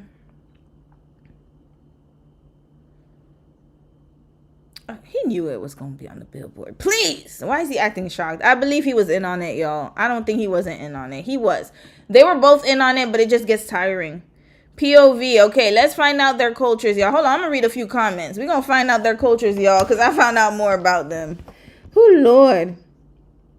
30 years old doing this stuff at the Star That Fell. Girl, I think I don't have enough time in the day to do silly things like that. And I don't want people to think y'all know I'm very unserious. That's what I'm saying. Like, I could joke, but it's like, I know when to stop. You got to know when to stop. There's no boundary here. It's just mess. I watched a short during COVID. That was it. I think I saw the one with where she went to the store. I did see that one on Instagram when she went to the store and she replaced his picture with the people's pictures or whatever. I saw that one. Prince, you said she need a dude who likes this kind of chaos in their day to day. That is gonna be hard. This is the thing. She would have to get with somebody like a Austin McBroom. Y'all know from the Ace family. He would do this all day, every day. He plays all day, every day. That's the type of man that she would have to be with. But at the same time, it's like, yeah, maybe you're right. If both of them are in this little jokey kind of type thing, then maybe it would work. But it's just, I don't know. I feel like it gets tiring after a while. Like, you want to, I don't know, like, don't you want to elevate your content? That's what I'm not understanding, why they kept doing these weird couple videos. It's very unsustainable. Yup. Speak 20, 100%. Because it's like, you have to consistently be on. That is very hard for everybody to do. Even somebody who is extremely extroverted. You cannot always be on. It's impossible. I know some extroverted folks, they're extremely extroverted, but even they tell me they have their limits. Especially around the holidays. That's when y'all extroverts get tired. Oh yeah, you finally feel what me, I'm kind of, I know I'm introverted, but people swear I'm not, but I am. I'm INFJ. So I'm very introverted, y'all. I don't like to go outside unless I have to. Can I be extroverted? Absolutely. Like, I talk to you guys. I'm very friendly. Like, friendly in the sense of, like, I can talk to anyone, but I choose. I'm very choosy with my time, because once I started realizing people were wasting my time, I didn't like that. And this goes to show, it's like, you know, there's certain levels of your relationship that I feel like, you know, you, especially as a content creator, there's certain types of content that kind of needs to be left in certain times. So for example, you outgrow it, right? So maybe in the beginning they started with this content. I'm not holding it against them, because I remember at a certain time YouTube was all about the pranks. I get it, but now it's like, okay, we gotta elevate, guys. Like you guys are getting to a place where you've been on social media for a long time. There's other content people want to see, but no, they're just going the quick money route. This is why shortcuts don't always work. Sometimes integrity is better. Let me tell y'all, there's so many ways you can make money on social media, I promise you. But if you have integrity, that's really what's going to carry you through. You don't have to worry about compromising yourself and pretty much putting on like this clown type of behavior. I got to be honest, it is clown behavior. It reminds me of Steve Urkel. Y'all remember when Steve Urkel used to do the "Did I do that?" And well, his character, Steve Urkel, is Jaleel White that plays Steve Urkel. And it was like, it got tiring. And same thing with JJ. Y'all ever watch Good Times when he was like, "Dynamite"? And John Amos, actually, the reason he left Good Times is because he said that it became too like manufactured, and like they started just using that as a catchphrase. It lost its seriousness. It's lost its like the value. And it's the same thing with Family Matters when Steve Urkel, once they saw that people liked that, you know, "Did I do that?" Then they started overdoing it. It's overkill. Red flag. It's just like, what was it? There was a Simpsons. I don't know if you guys ever watched a Simpsons episode where Bart was the "I didn't do it" kid, and he like, he messed up Krusty the Clown's set, and he's like, "I didn't do it." And the first time everybody started laughing because it was real. But then after that, he started doing it over and over again, and then it lost its appeal. And then people are like, "Oh yeah, we get it. You didn't do it." And then, yeah, his career was over. I mean, it's a cartoon. But my point is that there's a time and a place. And sometimes, like, those type of, like, pranks and, you know, doing those kind of crazy-ass videos, again, you cannot sustain that. That's number one. Number two, it's not realistic. That's why it cannot pass the test of time. That's the same thing with music. When you go by trends and you go and you listen to the trendy music, it's going to outgrow like the audience. Why? Because it was trendy at the time. but now it's no longer trendy. This is why music like Tupac's music, when he made music from 1990 until 2025, people still bump it and they're still resonating with it. Why? Because it's timeless. Michael Jackson's music, timeless. Whitney Houston, timeless. Timeless. There are so many. Beatles, timeless.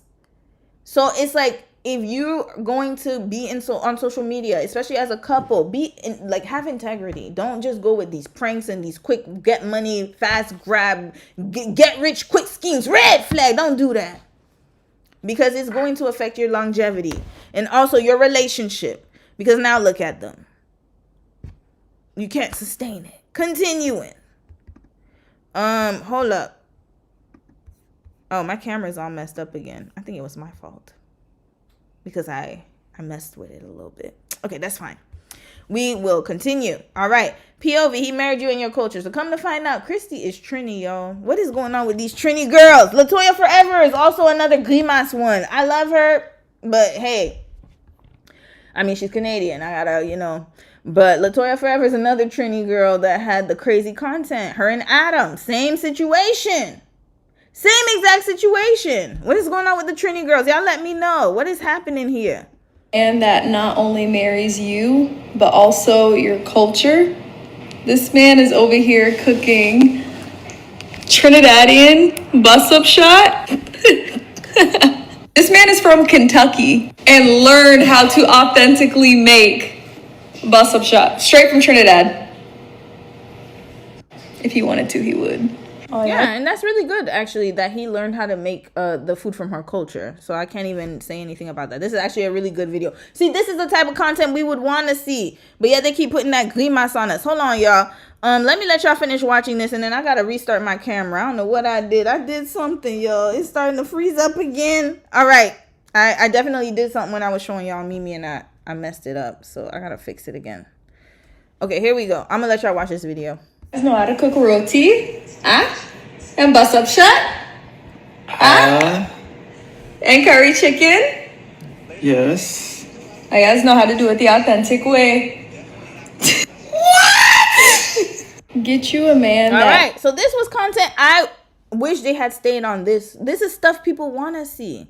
I want to see the celebration of cultures. We want to see you guys being, because you're in your 30s. You know what I'm saying? I got 2 kids. Like, we want to see the kind of mom, like, how do you get your kids ready? How do you do this? How can you balance being a mom and working? We want to see that. I don't want to see no damn grimace ass videos. I'm sorry. I keep calling it grimace. Cringy. I'm sorry. I don't want to see no cringy ass videos. Okay, here we go. So she's Trini, y'all. Okay. Let's get to his family, because I didn't know he was a biracial. I did not know that. Let me see if I could see the one with his mama, y'all. His mama. Let me see if I could find it. I didn't put it here? He had a video with his... Oh, yeah, here you go. His mama white, y'all. And no shade. If your mama white, ain't no problem. But his mama's white American. Okay. So, that already lets me know... It lets me know a lot. Daddy black, mama white. Okay, he grew up in Kentucky? Did he grow up with a father? Is his daddy still in Kentucky? That's what I need to know. That's going to tell me all that I need to know about this, about him, by the way. He's giving Drake vibes. You're going to be a grandma. Where the hell did this come from? You had this car? Look, Is this true? She recording you. Is this true? Oh my God! Congratulations! What? Are you serious? Oh, this is daddy. Okay, his daddy's there. There we go. Okay, I see they all have the same laugh. Okay. No way! Wait, is that his daddy or his brother? Hold up. Wait, I need to figure this out. We might need to check his family tree. Hold on. That looks like he looks very young. That might be his brother. Yo, I was looking. Wow, he looks like his mama. Okay. So she announced her pregnancy. Yeah, I just wanted to show that. So yeah, his mother is Caucasian. His father is black, African American. I'm not sure if those are his siblings or if his dad's in his life, but I digress. But yeah, okay, we got the background, y'all. And I've heard a lot about biracial children with mothers, especially mothers from, you know, white America. I'll just leave it at that. We might have to save that discussion for another time. But yeah, this is tracking. I ain't gonna lie. Cause hell, he got the LA. He got the LA, y'all, and lost his dang on mind. Yeah, this tracks, y'all. This tracks a bit. This tracks. Oh, wait, what happened? He deleted his page? Okay, he didn't. Okay. All right, let's get to his chef page, y'all. Because I needed to check that. I didn't check last night. Actually, wait, hold on. Was there another video? Okay, here. Okay, sorry. We're going to finish with Christy's first. If he does all the cooking, then what do you do? Terrorize him, duh. Okay. This is supposed to be the cute content, like you terrorize your husband. Got it. First of all, you shouldn't be terrorizing anyone, man or woman. Just letting you guys know that. Of course, yeah, I know I got some mature people in the chat. But, you know, this is all for content. You terrorize your husband. It's supposed to be funny. Playing games with them. Funny content. I don't understand why this is funny, but it is what it is. Okay, here he goes. Is he crying? Were they play fighting? What's going on here? Red flag! Oh, yeah, sorry. It's the music. I know. What are they doing? Play fighting? What's going on here? Hugging and screaming. Laying on that damn counter. Chrissy, if you don't get your goddamn behind off that damn counter. Red flag! You do. I'm about to restart my video, y'all. It's a little laggy. It's my fault. I might have to do that. What is going on here? What's going on here, Christy? Why are you laid up on the counter like that? This is supposed to be funny?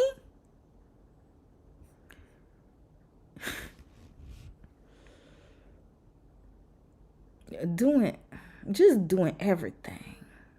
At least he wiped it. I'll give you that.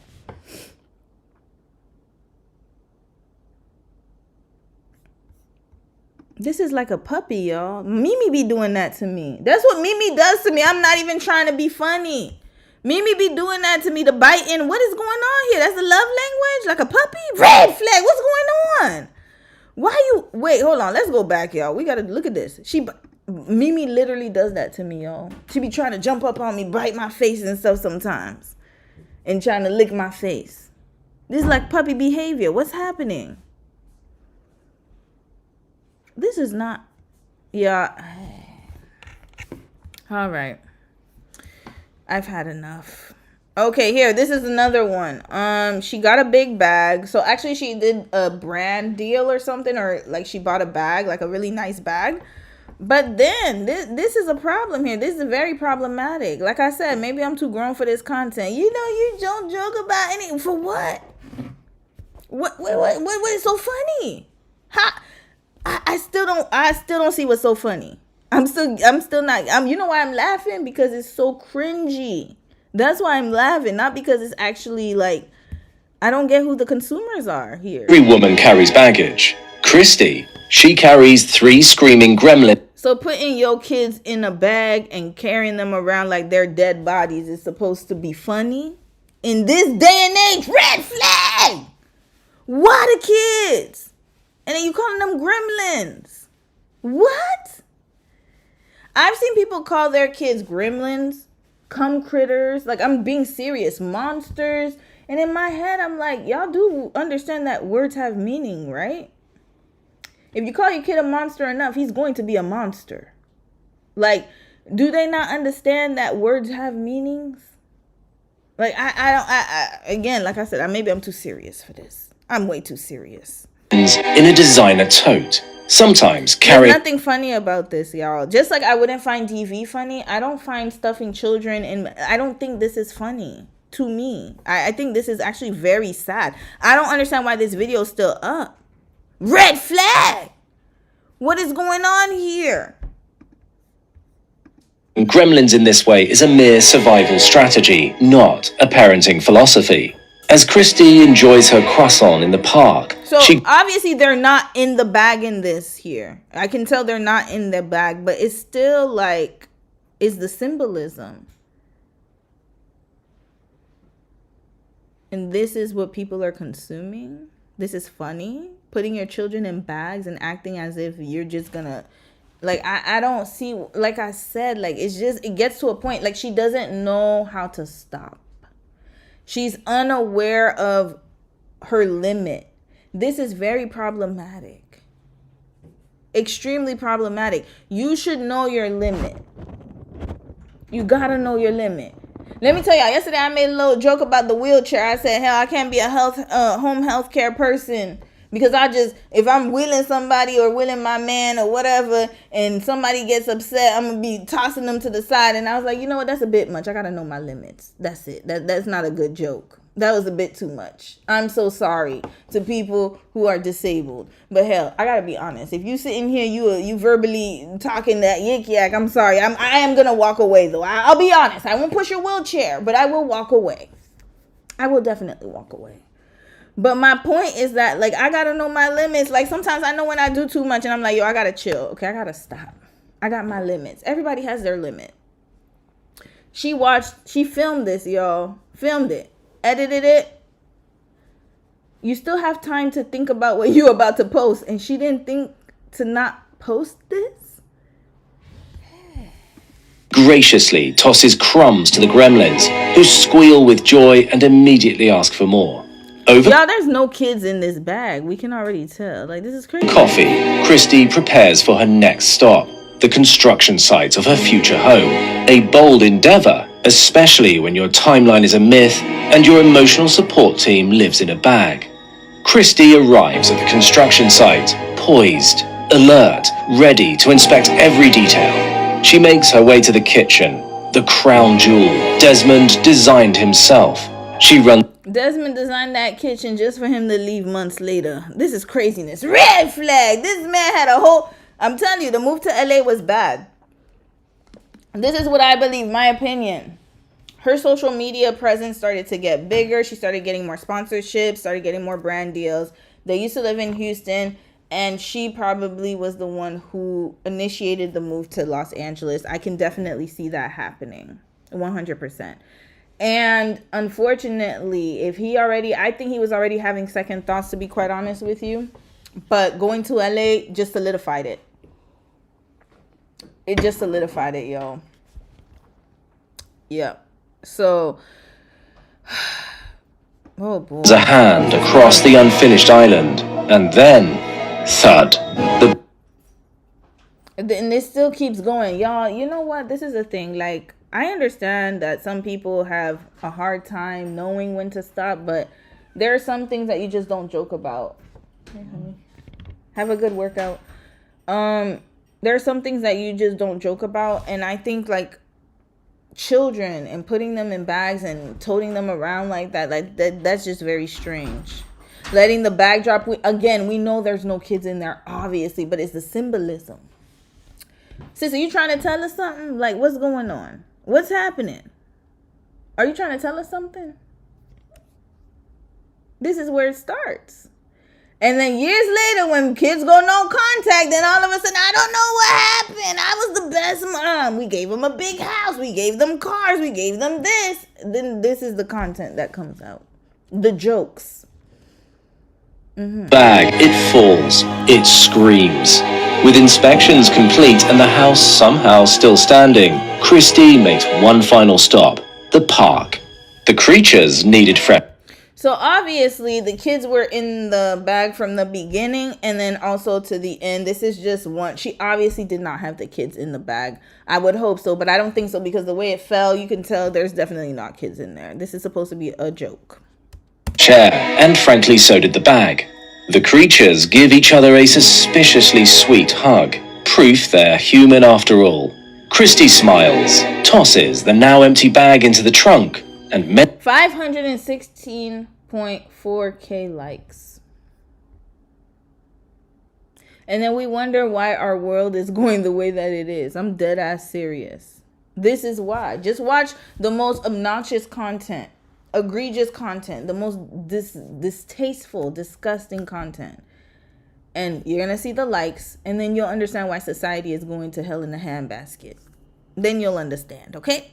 All right. Mentally prepares to do it all again tomorrow. Every woman carries baggage. Here we go. Baggage. Kids. All right. So there we go, y'all. This is what's going on here. This is them building their dream home. 846 of building our dream home, and we've made like 1,000 decisions we thought we'd never have to make. Everything from modern versus traditional air vents to the color grout that's in between tile and the shower. And here I'm testing out the tiles to make sure they're good. What would you have done if it all failed? We're at this stage in the process where I'm counting down the minutes. I feel like I've been counting down the minutes the whole time. But we're seeing our woodwork finish up. They're starting to paint. And then the tile in most of the bathrooms are pretty much complete. If you remember my last video, we did not like how the tile came out in our master bathroom. So we ended up scrapping all of it. So this is the aftermath of the demolition, which really sucks when you're building because when you scrap something, they have to completely destroy it to get it out. And it's not like you could repurpose the tile for something else. So that was a tough pill to swallow. But this is our first custom home, so we're learning as we go. Everything is looking so good, and it's like a wow moment every time we walk in. Next, they're going to be working on landscaping and finally installing the kitchen. It's been really cool to see the renderings actually come to life and look even better in person. At this point, I'm just going to set up a tent in the backyard and just watch them finish. I'm thinking I could just put like a nice size camper out there, and maybe 2 mini ones for the gremlins, and just make that our home until we move in. I don't know, maybe that'll be my next video. It's like day 8. All right. So that was their home building process. Oh, Lord. All right. Now we finally get to Desmond's page. And we're going to get to their YouTube channel. Whew. I'm about to be wrapping this couple right up out of here. All right. Let's see his food, y'all. This is his pinned video. Okay. Most watched videos. Most viewed video, I should say. All right. Let's watch it. Hold on. Where's the volume? Give me 1 second. Did you forget something? What happened? Ugh. What'd you forget? Your AirPods? Oh, okay. That's fine. Mimi thinks you're back. I'm gonna take her after. Okay. What happened? Yeah. I'm just talking to you. No, because I'm just talking to you before I start the video. Okay. So here they're paying. All right. So he made her I guess the pasta. All right. So now he just makes a whole bunch of dinner. Let's see this one here. I hope it doesn't have music. The peas are coming out. And I'm teaming up with KitchenAid to cook for some friends. So I pulled out a binder that my mom and I have that shares a few of our favorite recipes. And hold up. Let's go back here. It's that time of year where all the winter and fall recipes are coming out. And I'm teaming up with KitchenAid to cook for some friends. So I pulled out a binder that my mom and I have that shares a few of our favorite recipes. And instead of being in the kitchen... Red flag. Listen, I don't care what nobody said. Listen, I gotta be honest, y'all. I gotta be mad honest. Very honest. Hold on. You know what? Let me fix my video device. I'm so sorry. It's annoying me. He said him and his mama have a binder. Red flag. You and your mama. You see, whenever I hear men talking about me and my mama got this plan going on, me and my mama, I consulted with my mama. I already know all that I need to know about you. I already know all that I need to know about you. I know everything I need to know about you. You and your mama. Okay, so we got a mama's boy here. I'm sorry. I got to be honest. Listen, you guys got to start listening to context clues. Once they say they consulted with their mama, they got something with their mama, got a binder with their mama, got an email with their mama, texted their mama, and then they talk about a decision they made, that's all I need to know. That's all I need to know. All I freaking need to know.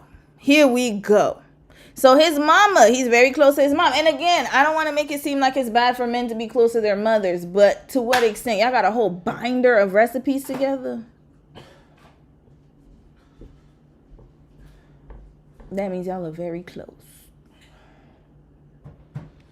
Yeah. Okay. Mama knew, y'all. Mama knew. I'm sorry. Mama knew. Mama knew. Mama knew was I don't care what nobody says.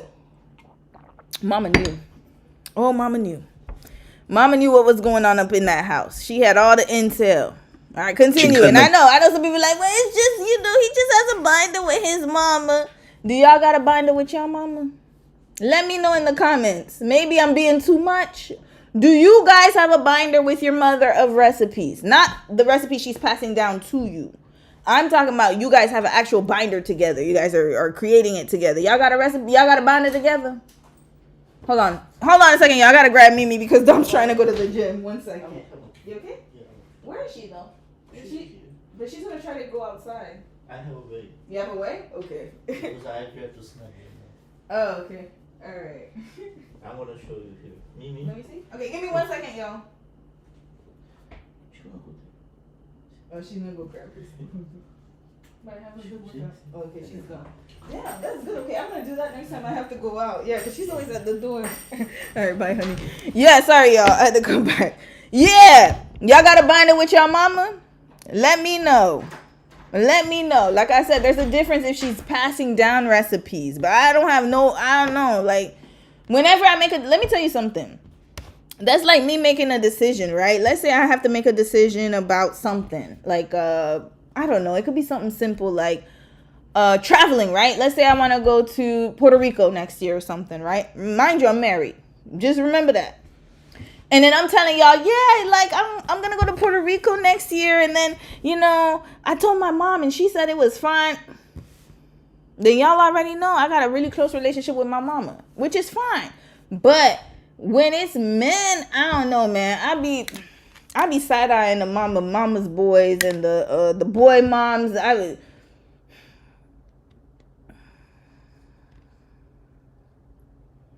Got a whole binder together. And you got a wife. I understand she doesn't know how to cook. I understand that. But like, this is what anyway. All I'm going to say is this. Like, I get it. Some people are very close to their parents. I understand that. But I feel like this. Like, I got to be honest with y'all. When you're married, there are certain relationships that you have to have a lot of boundaries in. And parents, definitely one of them. If I talk to my mom, like I'm talking to my mom about like, of course I love my mom. I talk to her. But there's no decision being made in this house. And definitely not in my career where I'm consulting my mama. I'm just being honest with y'all. And the reason why is because I'm married to somebody. That's the first person I should be consulting with. Gotta be honest. And then, yes, I can tell my mom. I notice my mama. I notify her. But we're not consulting. No, consulting for what? Unless it has if it has something to do with her, then we will consult each other. So, for example, if I'm going on vacation and she's involved, yes, we are going to consult each other. But he talking about he got a whole binder with his mama. Whole cooking binder. So that means they talk a lot, y'all. Let me tell you something. The reason I'm bringing this up is because you got a whole recipe book. Do you know how much time and effort it takes to keep a recipe book? That means you always have to continuously talk to your mama, continuously share recipes, continuously. So that means if they're already sharing binders, I know they're sharing much more than what we thinking of. That's all I'm going to say. I'm going to get through the content. Don't worry. We're going to find some, I'm sure. But anyways, I believe he's a mama's boy. And usually with mama's boys, you got to be careful with them, y'all. Because once mama gives the green light, yes, you can leave her, son. It's okay. Look how she's treating you. They're usually the first ones behind all of that. I'm just letting y'all know. Keeping it real. Vegetables for hours. Of course, I turn to my KitchenAid stand mixer to get the job done. I want to be able to save as much time as possible for family and friends and gathering as I can. And the KitchenAid stand mixer always helps me speed up the process with different attachments such as the food processor. And I know what y'all thinking. That porcelain white colorway is looking good in this new kitchen. And I would agree with you. After I got my cornbread dressing in the oven, I started working on some dinner rolls. That's one thing I love about my KitchenAid stand mixer. It's so versatile. Now, what recipes can the KitchenAid stand mixer help you with this season? All right, that was an advertisement. Okay, let's see what else he got going on. He got the sons here on the fall and the winter. See, you can't even get mad at the little boy for getting on that damn table when his mama be getting on that damn island. Red flag. His mom does the same thing, so of course he's gonna pick up on that behavior. Have some of the best recipes there are. And today, I wanted to teach the boys how to make candied yams. Now, one thing about fall recipes and kids is that sometimes it can get a little messy. I had the boys help me peel our potatoes. Afterwards, I taught them how to make the sauce that we're gonna pour over the top. Now, where I messed up was I allowed Vance to stir it a little bit. And of course, it hit the pan leg. But that's nothing that OxyClean's Max Force powder. Okay, advertisement. All right, here we go. What else he got going on? I'm not gonna do too much Desmond videos here. Let's see. So I'm curious, what's for dinner tonight? I got some chicken. I also have some Cuban style black beans. Just hanging out.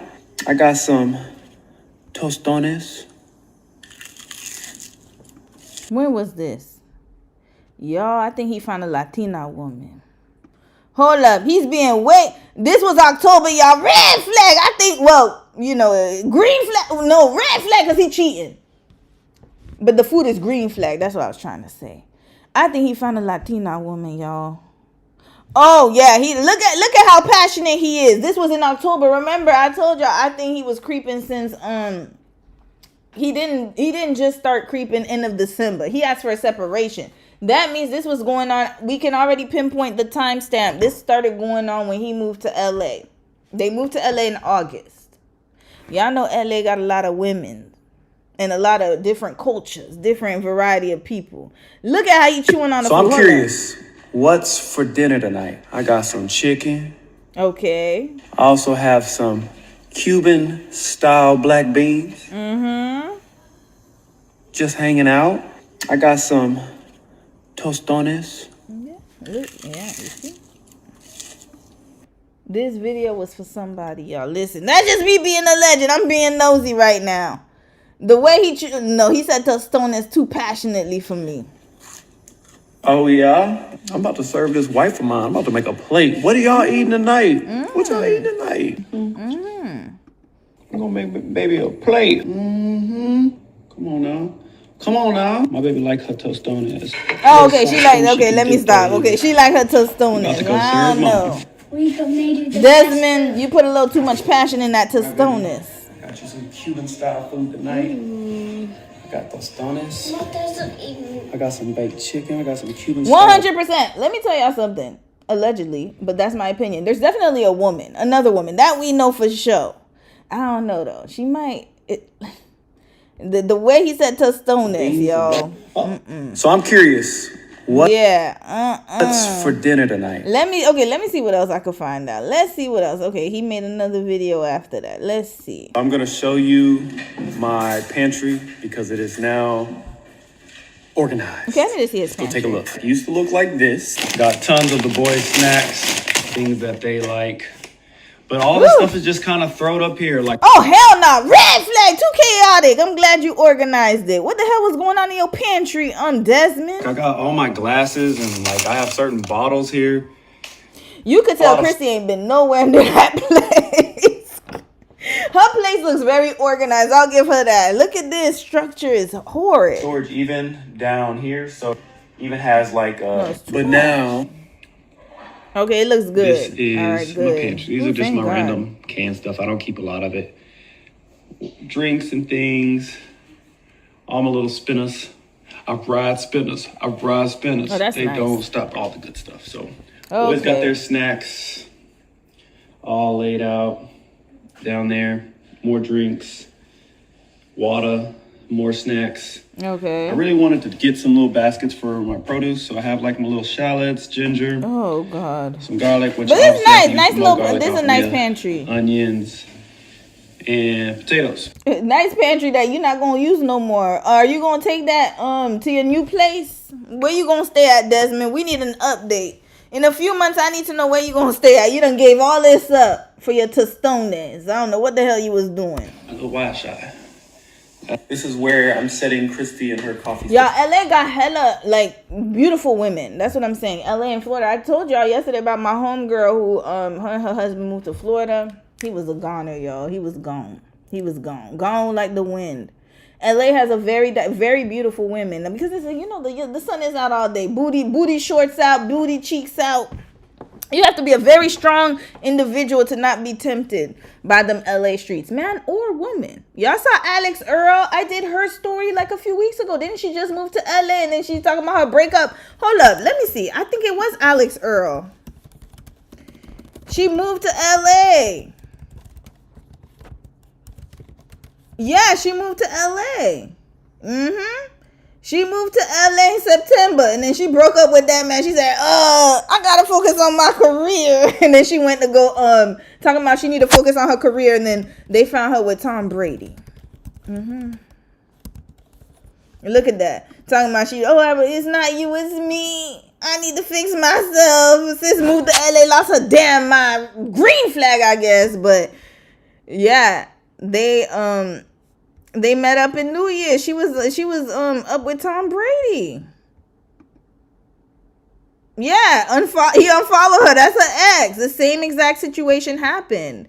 I remember a few weeks ago we talked about it, and I said, I think there's more to it, because I was like, she couldn't make it work. Like, she has money. She was talking about, I just couldn't see that life for me. It was too serious. You couldn't see yourself being an NHL wife, but you could see yourself being an NFL wife. Got it. Noted. We got it, y'all. We got it.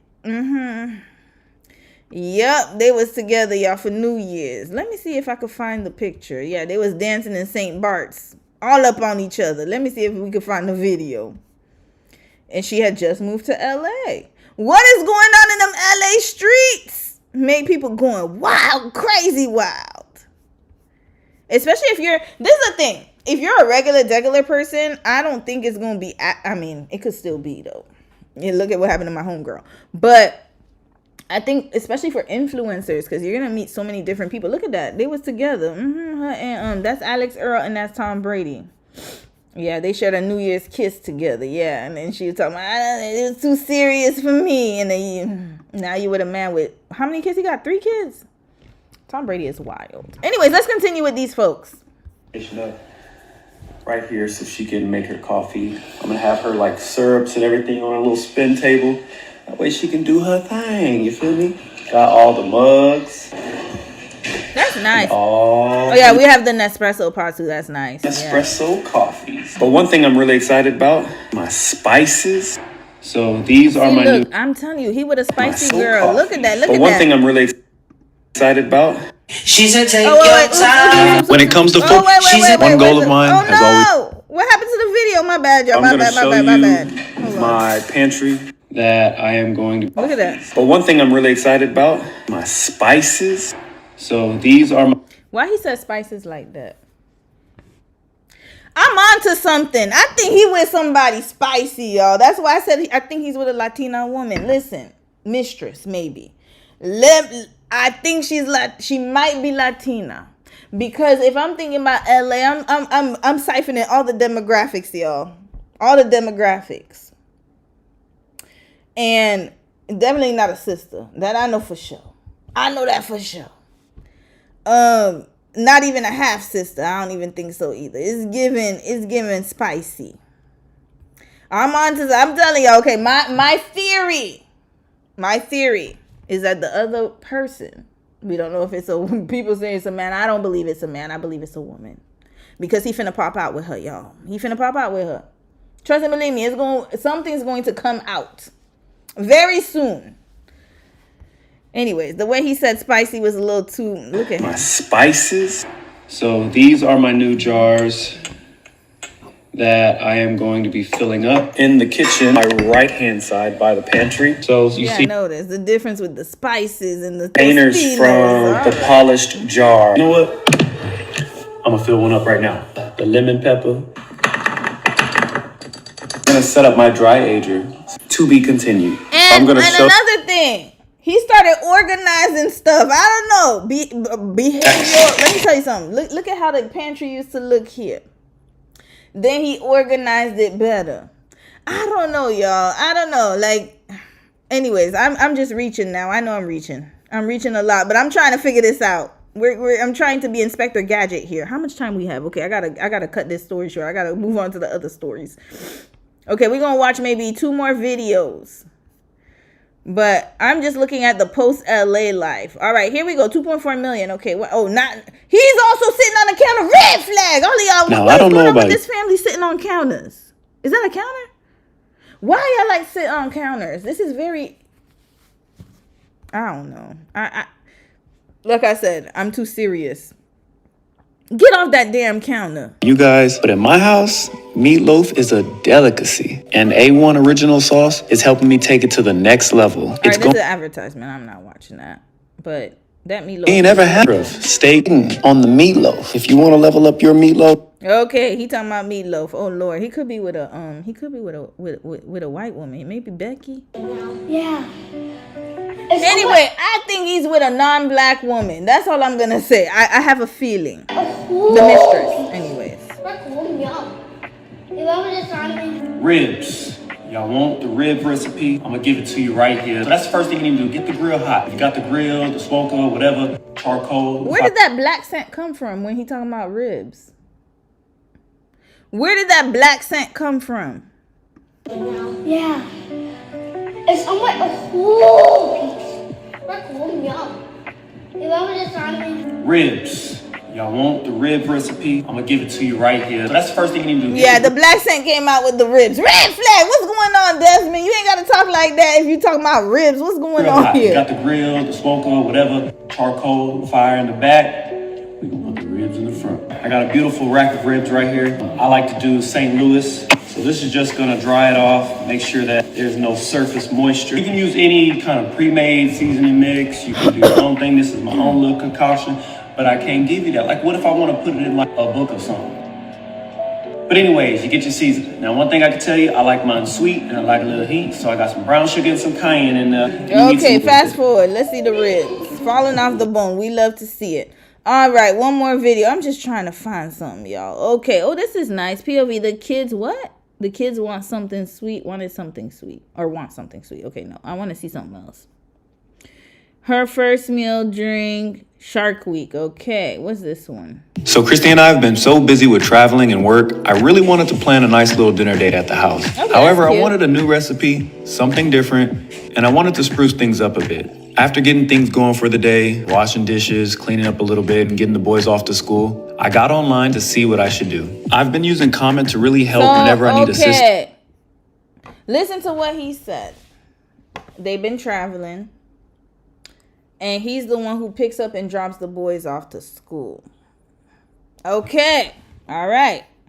So he was doing a lot of the comment came in. I began. Yeah, he was doing a lot of the house daily maintenance and making sure everything was structured. It sounds like to me that he was a house husband. I don't know when he had time to be a chef. So was he really a chef or a social media chef? We need to find that out. And setting everything up. So I had candles. I had. When I think of chef, I'm thinking about like 5-star restaurant, Gordon Ramsay, go, go, go, go, go. And you in there all day long. I'm not talking about the social media chef where you cook every 2 nights, like every 3 days or 3 business days and you make these little videos. That's not really, to me, I'm sorry, I gotta be honest, it's not really similar to a chef life. Like, I don't know, is he a private chef? Like, that's what I need to know. Roses. And I have these nice jars that I decided to use as vases for the roses. And so I set the table all up, even poured some wine. But now I need to go ahead and finish this dinner so I can have Christy come down.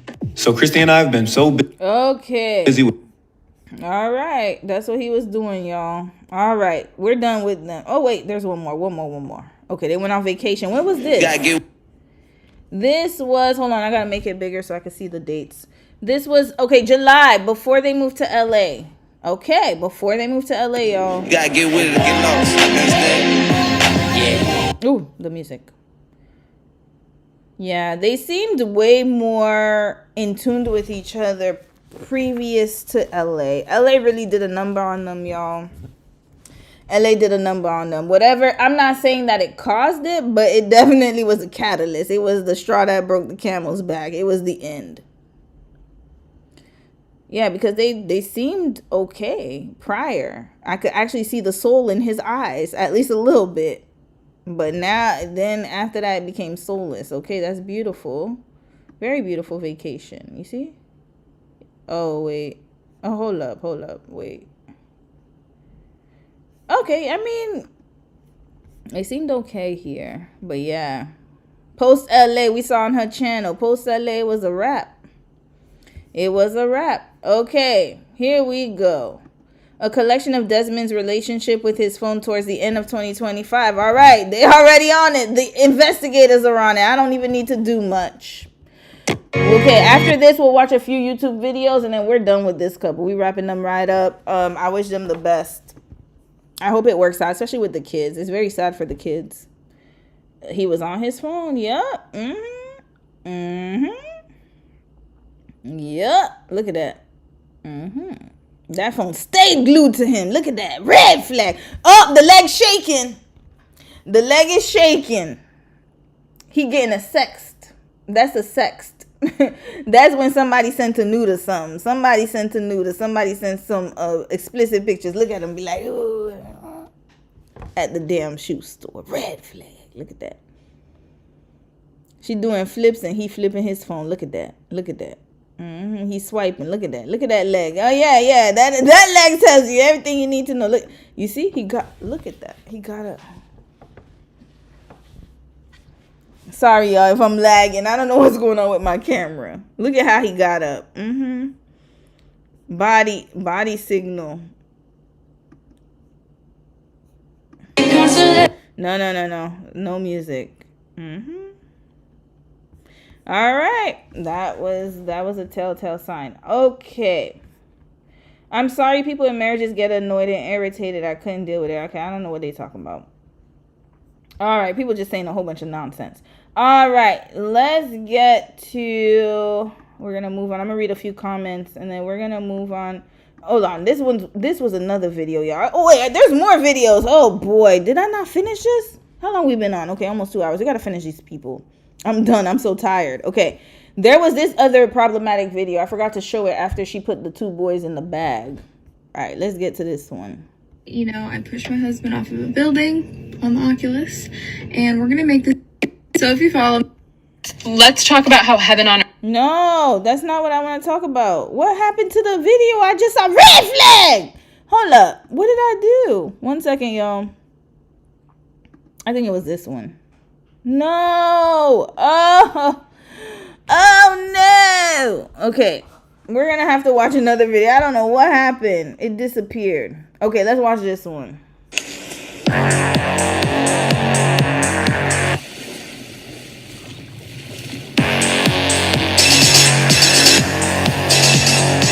At the beach, yo. Beach day. Red flag. Hold on. I gotta find that video where she was talking about being a witness to his unaliving. What? That was a good one too. Damn it. What?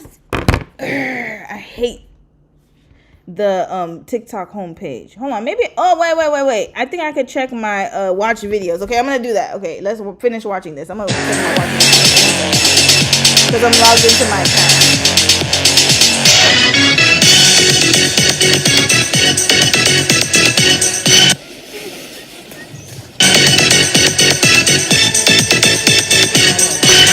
Okay, she doing all that at the beach, yo. Oh, Lord. Okay, we met at 14. We've officially been together longer than we haven't. Wow, that's crazy. That's pretty crazy. Okay, that's her and him. He's about to kiss her.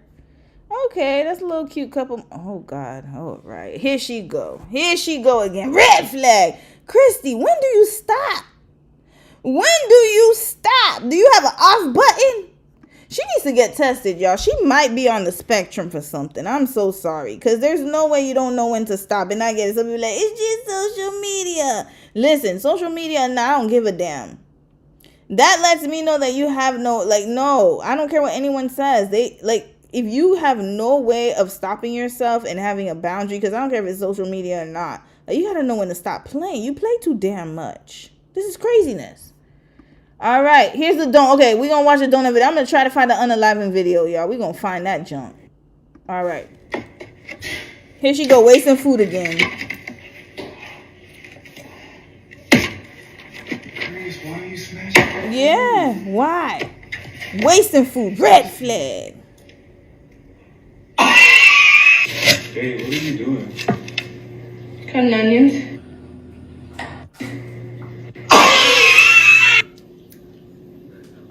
That laugh. We saw that one already. What are you? I'm here. What?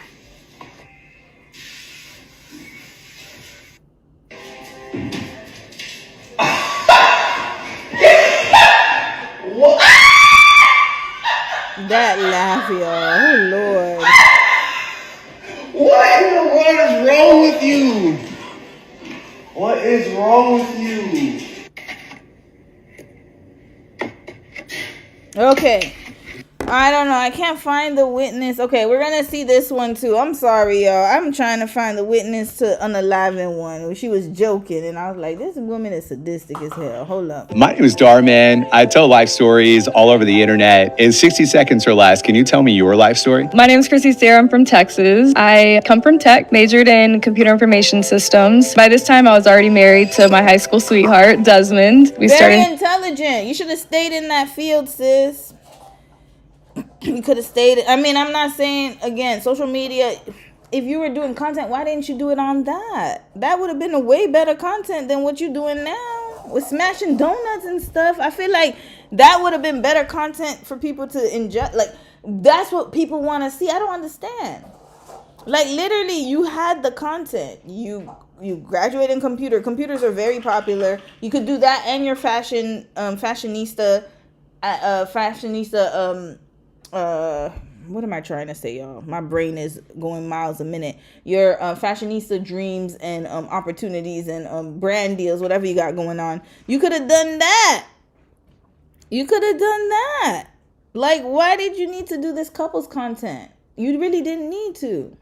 Having kids. So I was pregnant with my first. A little rough. I had HG, which is basically not being able to keep anything down. And then I had my second 6 weeks after giving birth to my first and had HG again, but this time more intense. From there, I did fall into a depression. It was definitely the hardest time in my life. What kind of thoughts were going through your head? See, it felt like pregnancy was a disease. There was no reason to live other than my family. I felt really guilty. Since I was in the bed and connected to an IV pole, my oldest, he was less than a year old. I couldn't spend any time with him, so I felt so guilty, and that just gave me that severe mom guilt and just feeling like I wasn't good enough. Coming out of those pregnancies, I needed something else to focus on in addition to my 2 boys, and that was content for me. After you put out your first video, then what happens? I would say within like 3 videos of me posting, one of them went viral. Kept at it every single day. It grew to 1 million. At that point, quit my day job and never looked back. So what message do you have for the world? I would say sometimes in your pain, you find your purpose. I would have never thought that coming out of such a low mental space that I'd be doing what I love. And looking back, I realized pain is only temporary. Hard times are only temporary. Hey, she said something here. Hold on. Sorry. 2 weeks after giving birth to my first and had HG again, but this time more intense. From there, I did fall into a depression. It was definitely the hardest time in my life. What kind of thoughts were going through your head? See, it felt like pregnancy was a disease. There was no... Okay. She went through postpartum, y'all. That's what it sounds like to me. It sounds like that. Okay.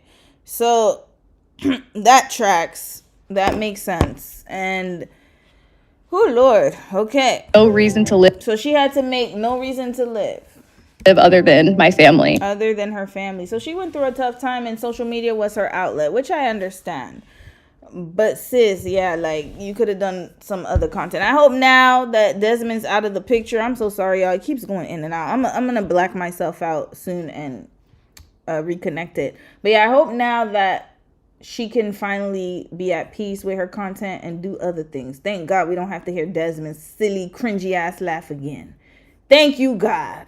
I'll explain what I do for a living. Y'all get in legit arguments in the comments over what we do, and I can go more in detail in another video, but the short answer is that we do social media. It's not just posting videos. While yes, you do get paid for posting videos, but a lot of it is working with brands. Think of it like once upon a time, brands used to put so much money into commercials, billboards, and now they are redirecting those funds into social media, influencers, and all that jazz. Because honestly, you get way more exposure on social media than you do a billboard. So not only do I get to work with a lot of my favorite brands, but I also get to try out a lot of new brands and feature them in my videos. And yes, we do own a film company as well, but social media is our main gig. In addition to social media, I have always been an investment gal. So no matter what I'm doing in life, I am always always investing, but Good. that is a whole nother video. You're gonna need it.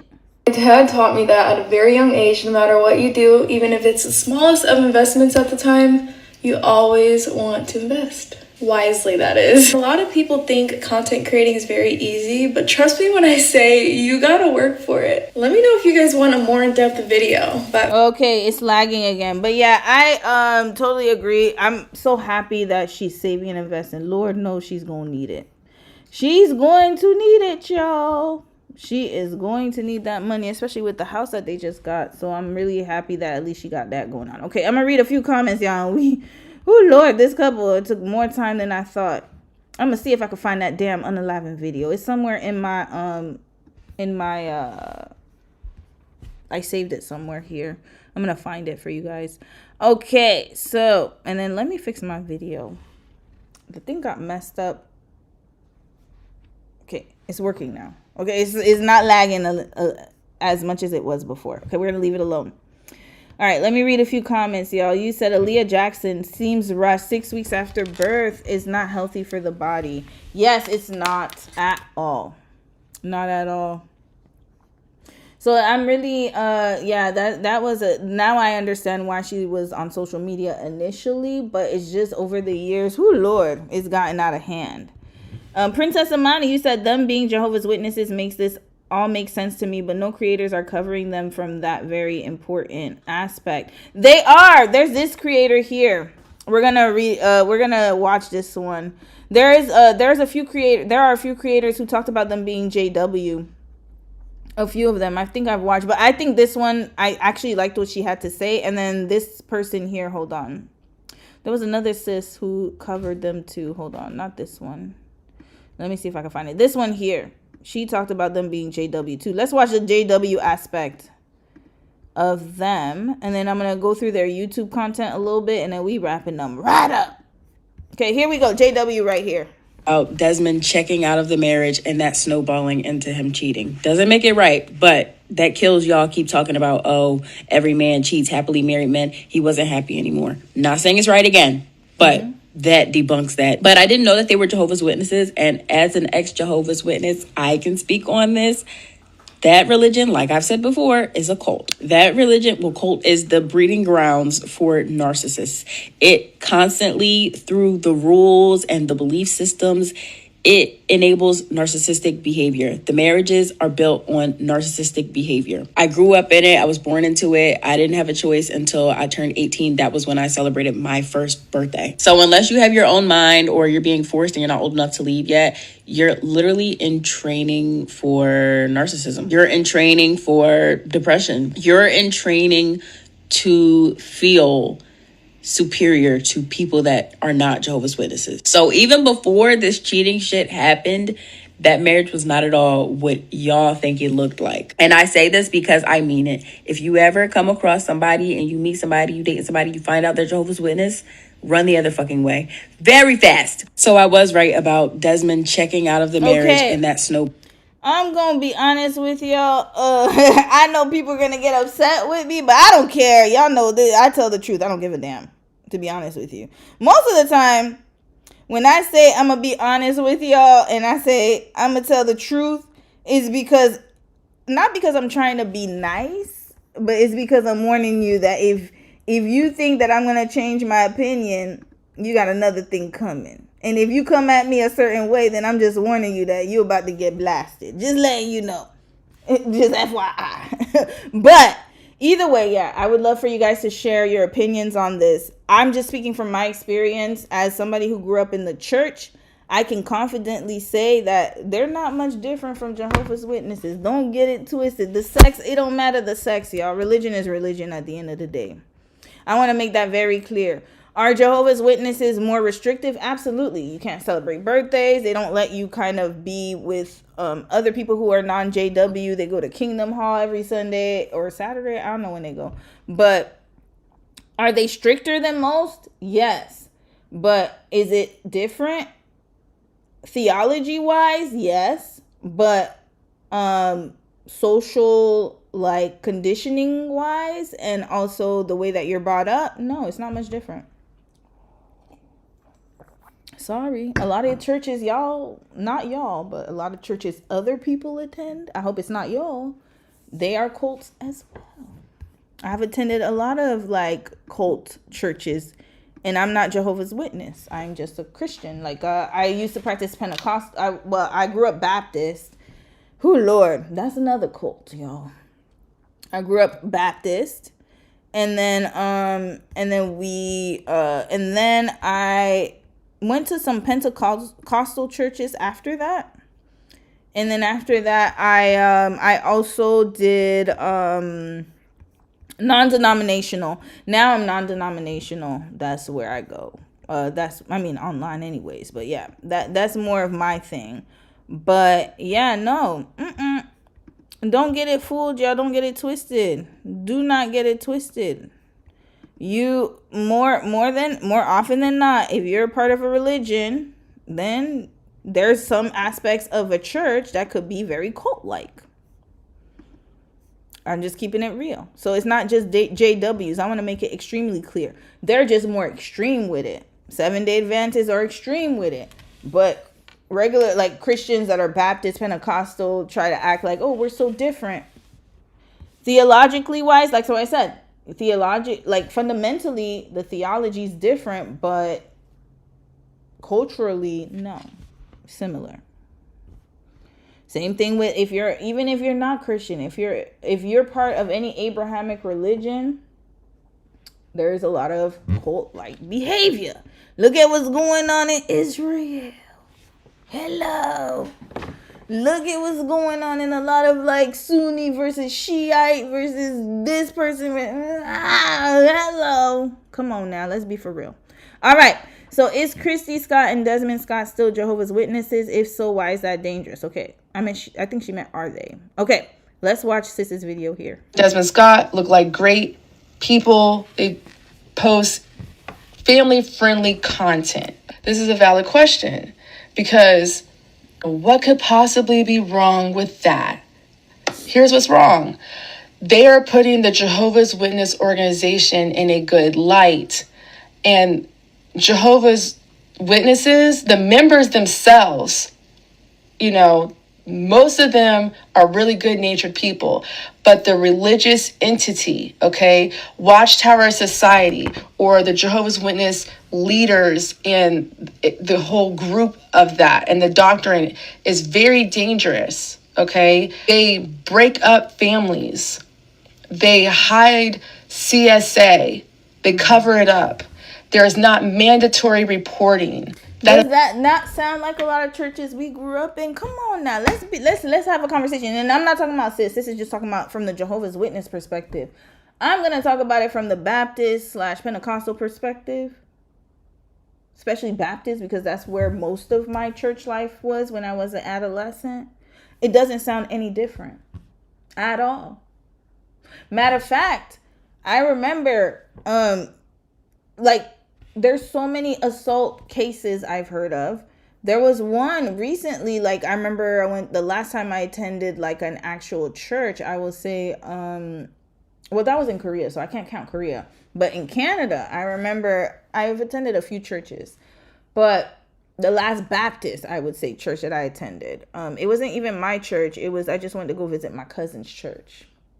That pastor had people calling him daddy. They called him daddy. In French, papi. They would say, papi this, papi that. And I felt very uncomfortable at the time because I was in my, I think it was in my early 20s-ish. I felt super uncomfortable calling him dad because I was like, I don't know. Whenever you got a church where somebody calling somebody daddy or spiritual father, something like that, I already know something's off. I'm like, my spidey senses were a little off. But, I still went there. My cousins went there. I supported them, whatever.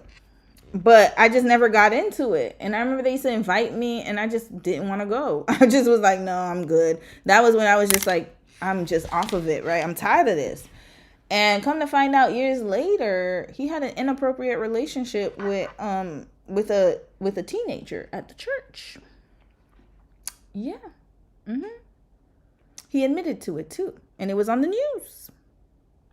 So then it's like, you know, like, we have these kind of things that happen at church. You're very vulnerable to a lot of abuse, domestic abuse, or domestic violence. DV is covered up.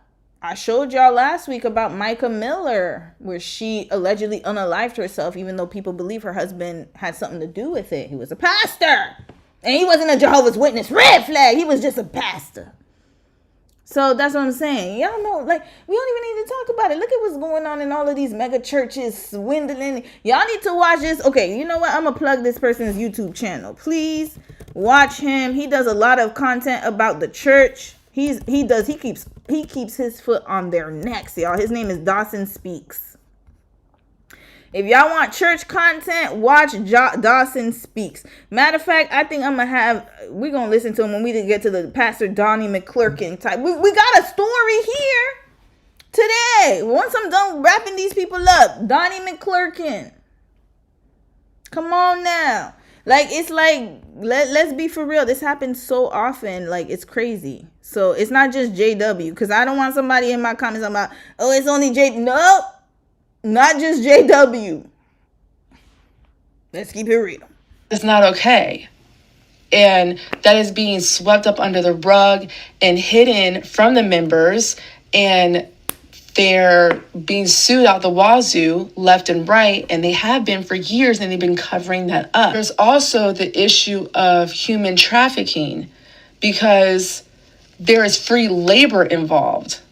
Okay, so the Kingdom Halls that you see when you're driving around, and Jehovah's Witnesses, it's a worldwide organization. Okay, so you're not going to just see Kingdom Halls just in the United States. You're going to see them in different countries as well. Not every country, but a lot of other countries.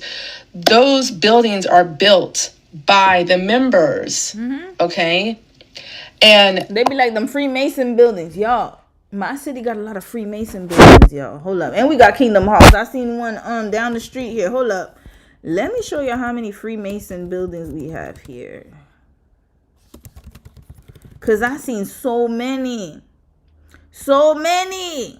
In my city, yeah, there's one downtown right here. Y'all gonna see the G here somewhere. Hold up. Where is that? There's a G somewhere here. Yeah, here. Look at that. Look at that. Yo, and Kingdom Halls, I be sniffing them out. I sniff them out. Look at this. Hold on. Where am I going to find it? But anyways, there's so many. There's a few in my city. Oh, my island. Well, that's the big one.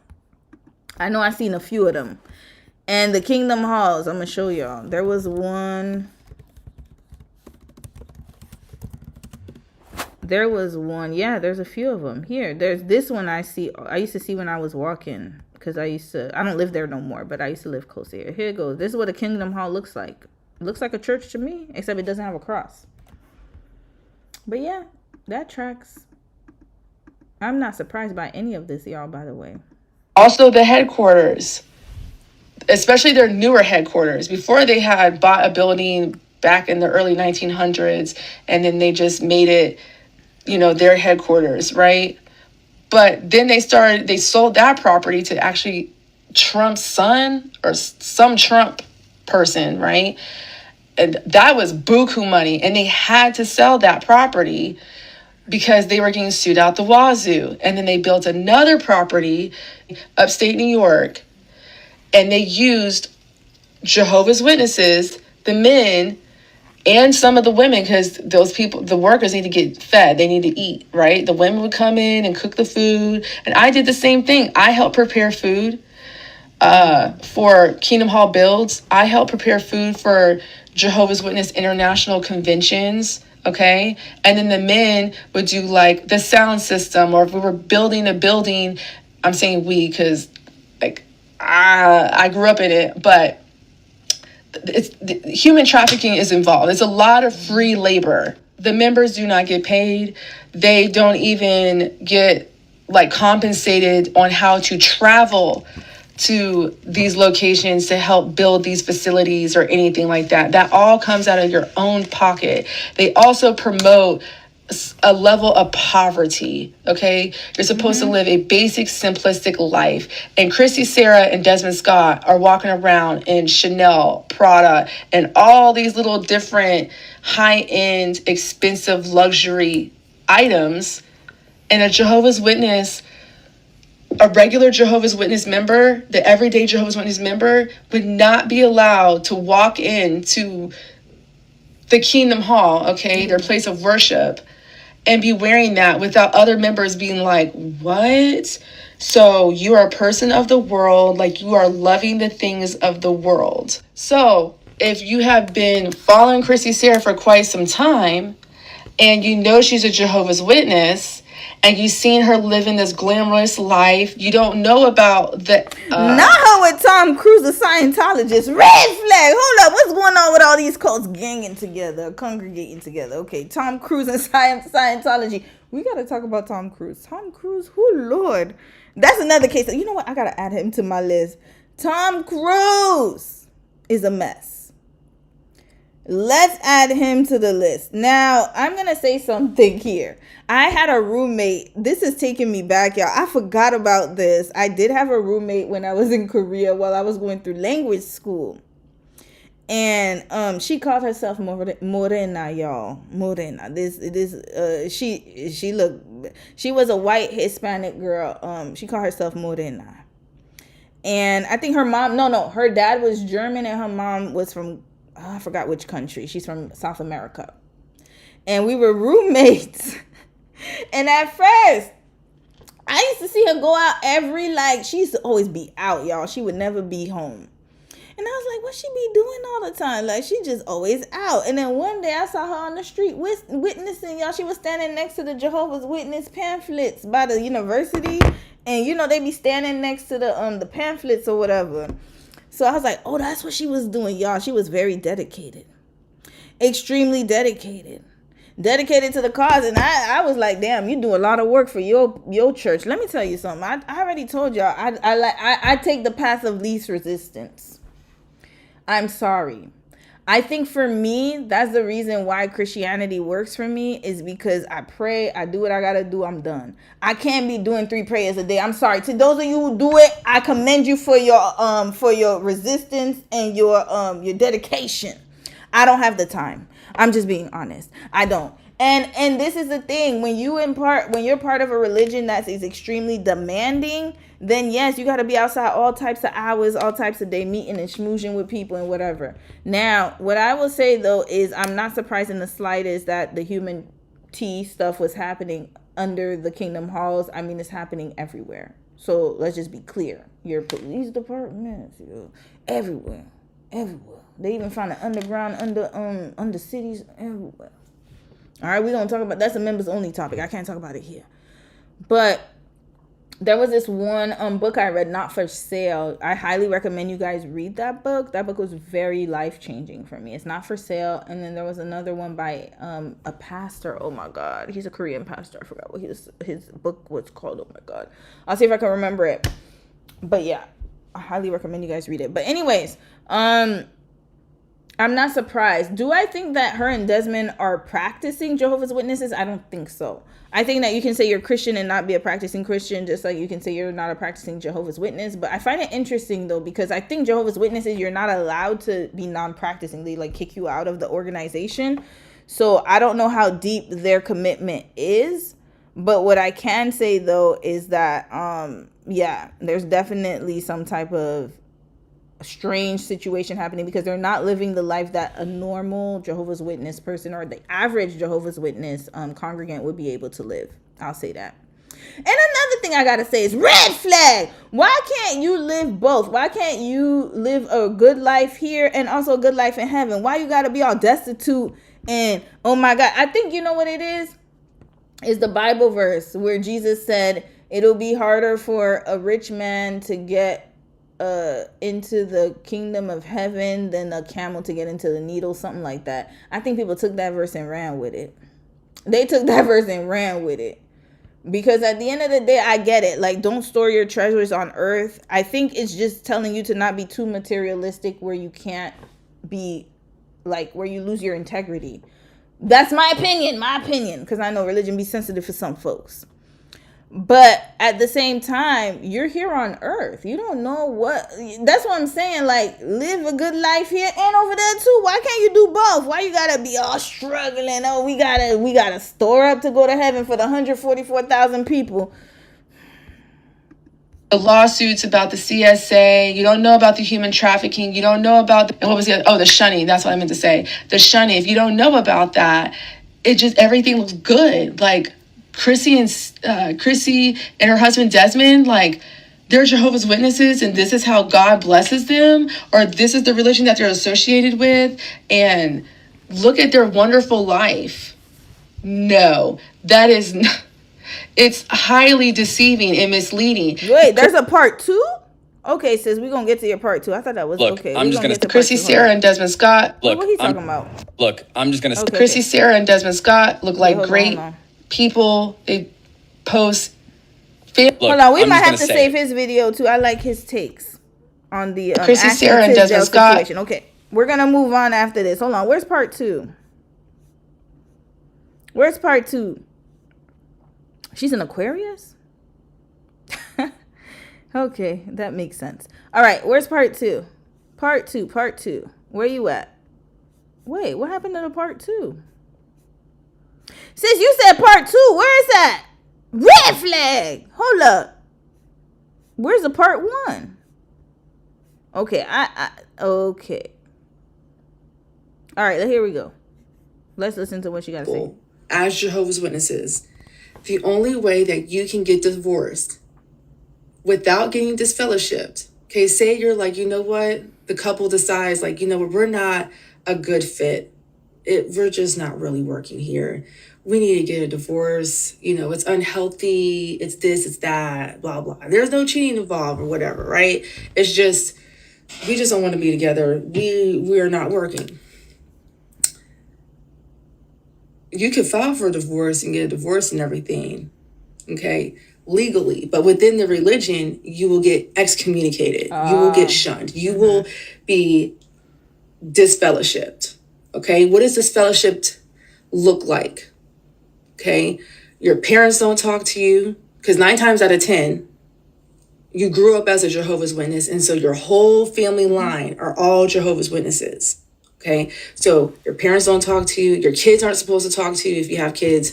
It's similar to the Mormons, y'all. Mormon is the same thing. It's similar. If you are Mormon and you decide to go off and do your own thing, they will excommunicate you. Amish too, if I'm not mistaken. Yeah, a lot of religions have it. Hell, I mean, Christians. I mean, when I say Christians, I mean like, you know, Baptist, Pentecostal, Catholic, blah blah blah. So when we're talking about that. Naturally, no. Normally, they wouldn't do it. Not religious-wise, but cultural-wise, yeah. Depending on who your family is. So, yeah. But, yeah, I've heard a few Jehovah's Witnesses. Once you leave, you're excommunicated. You're on your own. Only, like only on the bare minimum basis. And none of your friends that you ever grew up with, who are also Jehovah's Witnesses, are not supposed to talk to you. Also, keep this in mind, that the Jehovah's Witness leaders tell their members to not make friendship or get in close association with other people who are not Jehovah's Witnesses, okay? Sure. You're only supposed to associate and stay in close relationship with other Jehovah's Witnesses. So making friends at work and who are not witnesses, that's not okay. You're not supposed to do that. Making friends at school, no. Okay, you're not supposed to do that. You can be friendly, but not friends. Okay, there's a difference. So, married couple, and you guys decide that y'all aren't working, you're getting disfellowshipped if you guys go to the courthouse and get divorced within the religion, and your family will shun you, okay? Now, I'm mentioning all this because what just happened? Chrissy files for divorce on Desmond Scott.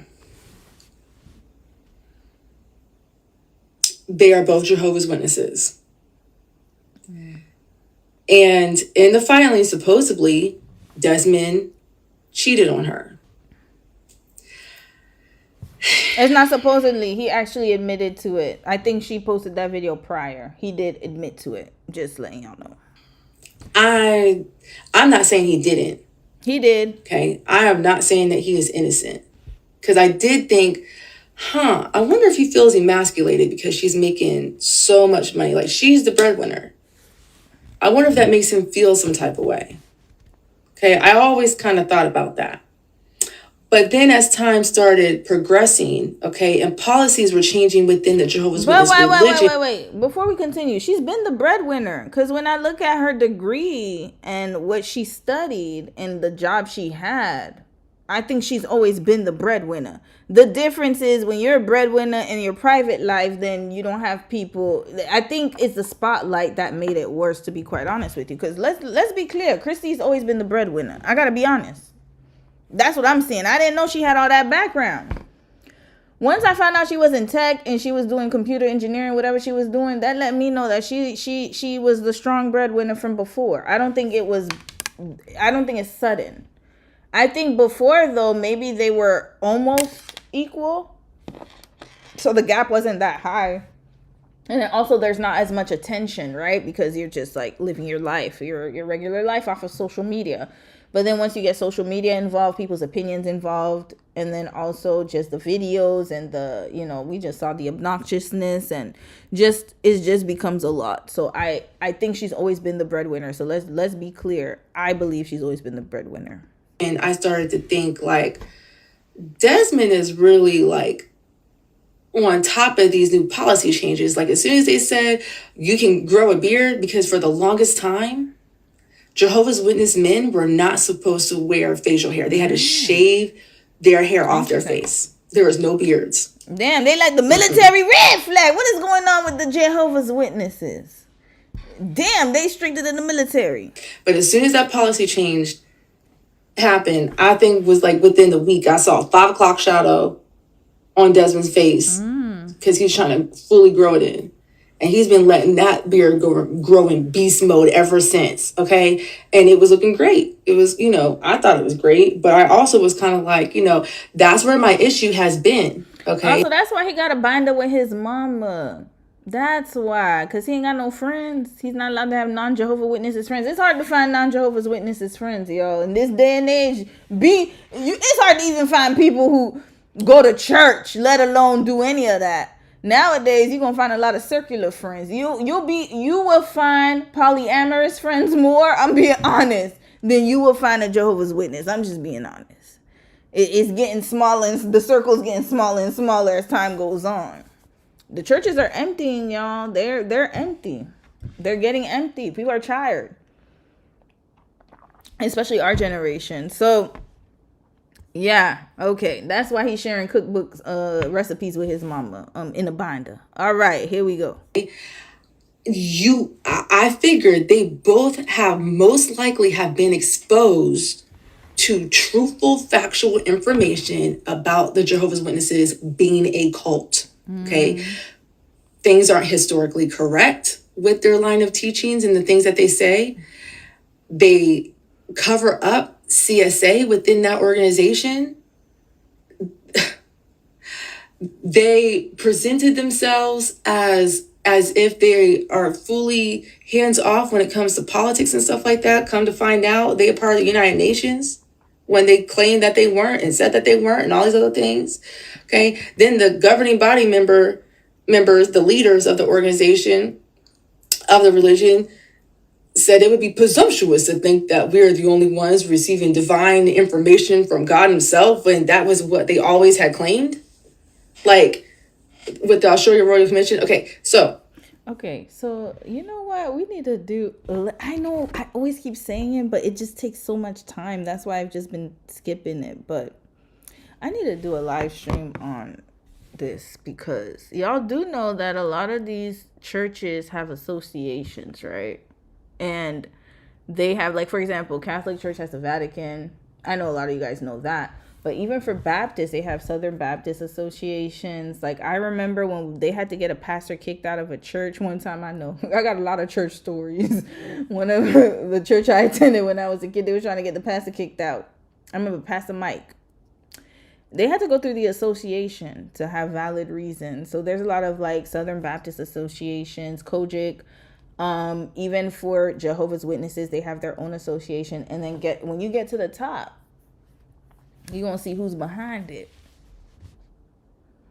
And they're all aligned politically. And they're very much invested in what goes on politically. I'm just going to leave it at that. Conspiracy. I know it's a conspiracy, but let me tell y'all.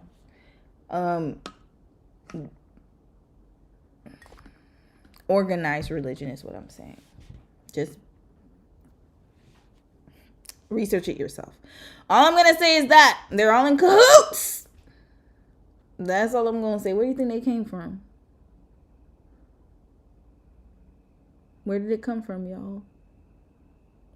Where's my scary music? All right, that's all I'm going to say. So, sis is dropping she's dropping breadcrumbs, and she's like, look, y'all going to have to research the rest of it.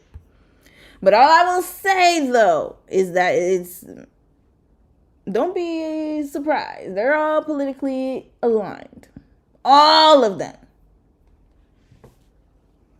Let's just say, look at what's going on in the... Think about all those things. Jehovah's Witnesses, okay, who know all this stuff, who knows about how the organization works. Now, you may not know about the information that has been exposed about them. Do your research. But what did the Jehovah's Witness members tell you to do? Not to. The leaders tell you not to look up anything about the religion online. Why? Because they don't want you to find out the truth. They don't want the members to find out the truth about their religion. Because then critical thinking skills would have to be going on in their minds, right? So now, what I'm thinking possibly, okay, is that Desmond's been saying to Chrissy, like, hey, this whole religion is BS. I know I became a baptized Jehovah's Witness for you because I was so in love with you, but this is this makes sense. Okay, so I'm sorry. I talked about his mama and his binder. I still think he's a mama's boy, though. But, okay, update. Sorry for the misinformation. Sis looks like she followed their content because she knew when he had the 5 o'clock shadow. That's how I know she was following heavy. She was probably following them because they were a JW couple. Now, it looks like he converted. Okay, there's a lot of religions where you have to convert, right? So, for example, Judaism, if you're going to marry somebody who is Jewish, practicing Jewish, you must convert. I hope y'all know that. Same thing with Islam. It is a woman who has to convert. No, the man has to convert to the woman's religion, but a Muslim man, y'all could correct me if I'm wrong, if you're Muslim, as far as I understood, he could marry a non-Muslim woman, but the other way around, it cannot happen. If it's a Muslim woman and she marries a non-Muslim man, he has to convert. I don't know the rules of why, but that's what it is. So now it looks like in JW, in order for you to get married to someone who's JW, then they also have to convert. So if he was not a JW, this makes perfect sense. And remember, his mom is from Kentucky. He said it. His folks from Kentucky. His mama's a white woman from Kentucky, a white American. And his father, I don't know. That seems, I don't know who his father, like, I don't know if that was the man in the video. So we're just going to say his father is from the States as well. So that makes sense. Okay. So he's trying to get up out of there. And I don't believe, because they're trying to say, oh, he used cheating as an excuse to leave. No, I think that, yeah, it's possible. I don't know. It is quite possible, but I don't think he used the excuse. I think he really did do it, in my opinion. I don't think somebody would go to great lengths to do that. I think he did do it. He did it. Whatever they said he did, he did. Yes. That's what I think would happen. That's what I think happened. This religion's BS and we need to get out. And she was like, what? No. Now sis is going into she's telling stories and fables. I believe there's another woman involved. I don't know. I don't think they would go to great lengths like that. If, in my opinion, if they both wanted out of the Jehovah's Witness religion, why come up with this whole story? You do realize that doesn't make sense. Why doesn't it make sense? Because then they would have to separate their assets. It cannot be seen together at all, because in their personal life, people are going to take it seriously, not just in social media. So that's why I have to debunk this. I don't think it makes sense for them to lie about it. I do believe, though, that he wanted out. That I believe. We all could see that he wanted out. That is clear as day. He even admitted it. He said, I wanted a separation. Do I believe that she wants to leave the religion? I don't think so. I don't think she's in on whatever is going on. Just my opinion. We need to talk to the elders. We need spiritual counsel. We need to have a shepherding call, because that's what they do. He was probably presenting information to her. Okay, maybe, possibly, I don't know. Yeah, she was doing speculation right here. Okay, we fast forwarding that part. That's craziness. I feel like Desmond woke up and was like, "Oh, nah, player, this is some bullshit." Okay, and I want nothing part of it. Chrissy, look at this, look at this, look at this, look at this, look at this. Okay, that I believe might have happened, but then it was like, everybody can speculate all they want to.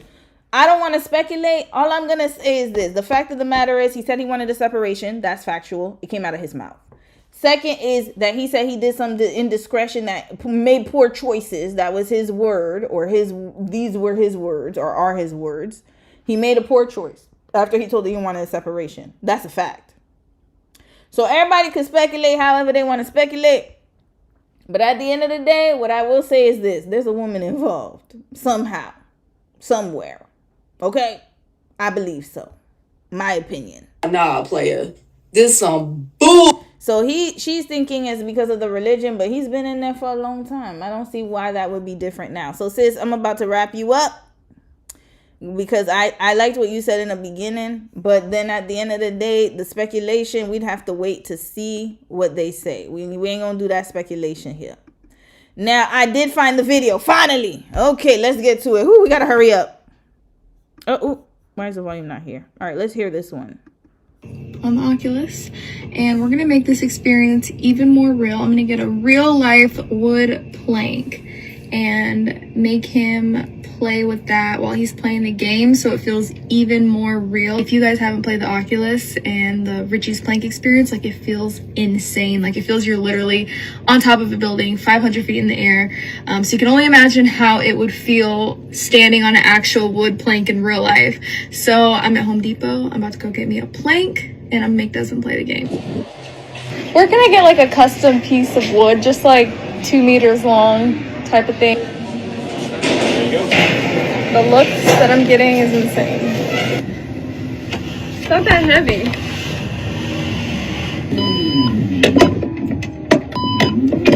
Left my phone. All right, so secure the wood. Make sure you guys check out part 2 to see Desmond's reaction. So if you follow. Okay. So, I don't know where when was this? 2022. Damn, I gotta go down that far. So if you follow me, you know, I push. Oh boy. Okay, we gonna go that far. 2022. Okay, we gonna find that damn video. So basically, in a video game, she pretends that she's pushing him off of a building. That was the video. That was the content. Lord, I can't believe I'm going down to 2022. This is how much time I have today. Okay, but I really wanted to see see what had happened here. This was 2022. Okay, what year was We're on this flight. Once we land, okay, I don't know if I have time. Oh my God. Why don't they just put this is why I don't like TikTok. I'm going to go on a rant here. You got to go. Maybe I don't know how to go through videos. Why don't they have the part 2 linked? Like, why can't you post it, sis? You making me go through all these damn videos. I ain't got time for this. Red flag. But you know what? Do I care enough to see that video? Oh, God. All right. You know what? We ain't got time for this. I'll see. If I can find part 2, I'll post it. Okay, we're moving on now. I'm tired. Wait, what year is this? If this is not 2022, put the boys to sleep. It's a whole new routine that I have to do. So I have the boys routine. We're close. Hey, babe. Okay, you need to make. They're 2023. Okay, we're going to go down. Oh, Lord, they got a lot of content. Why I got so much damn content? It was 2022. All right. We're almost there, y'all. Oh, I can't believe I'm doing this. This is just ridiculous. Why am I doing this with my damn time? I got too much time on my hands today. I really don't, but I really want to see the follow-up. Why can't they link it? This is annoying as hell. Okay, just watch. Was this one? No. Damn it! Okay, let's go down. Sorry, y'all. It's Sunday. I'm so sorry. Let me watch my language. I gotta be nice. I'm gonna read a few comments, though, after. I'm tired. Tired of these folks. Where is it? Where's the video, Christy? You can tag it. Where is it? Okay, we're in 2022 now. Okay. Are we still in 2022? Let's see if I can make a meal that will impress my chef Okay, husband. we're in 2022. Okay, good. Okay, here we go. 2022. Where's the watch? Oh. You know what? You know what? I'm getting close to it. That usually when I get frustrated, that means I'm close. I'm getting close. Did I go back up?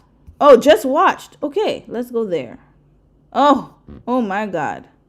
Was it this one? Damn, I'm so stupid. I could have literally... Oh, no. Okay, that's how you... Oh, TikTok got that feature. Okay, thank you, TikTok.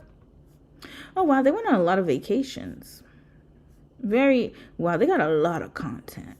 They have a lot of content. There's a lot, y'all. But this is what happens when you could do 2 to 3 minute videos.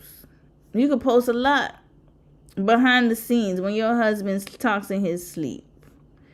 Oh, Lord, there's just so much. I know somebody's going to do a deep dive on them. I'm not going to do it yet because... what is this? Okay, I don't know what's going on here. Okay, here we go. That's the one. Okay, so this is the video we just watched. Yes. All right. This is the follow-up. She wasted my damn time. There was no follow-up, y'all.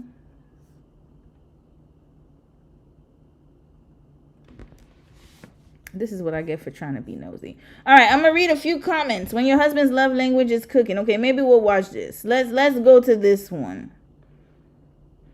Okay, let's go to this one. When he tells you to calm down.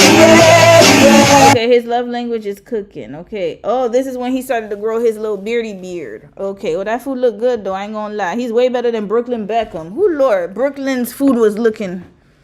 Except when he made that... What food did he make that looked okay? The shepherd's pie was okay. Okay, he looks like he could actually cook. I'll be honest. His mother's Kentucky recipes must work. Okay, when he tells you to calm down... You don't have to worry about me. You do not have to worry about me. Yeah, sis need to go get checked. Something ain't right here. All right, let's read a few.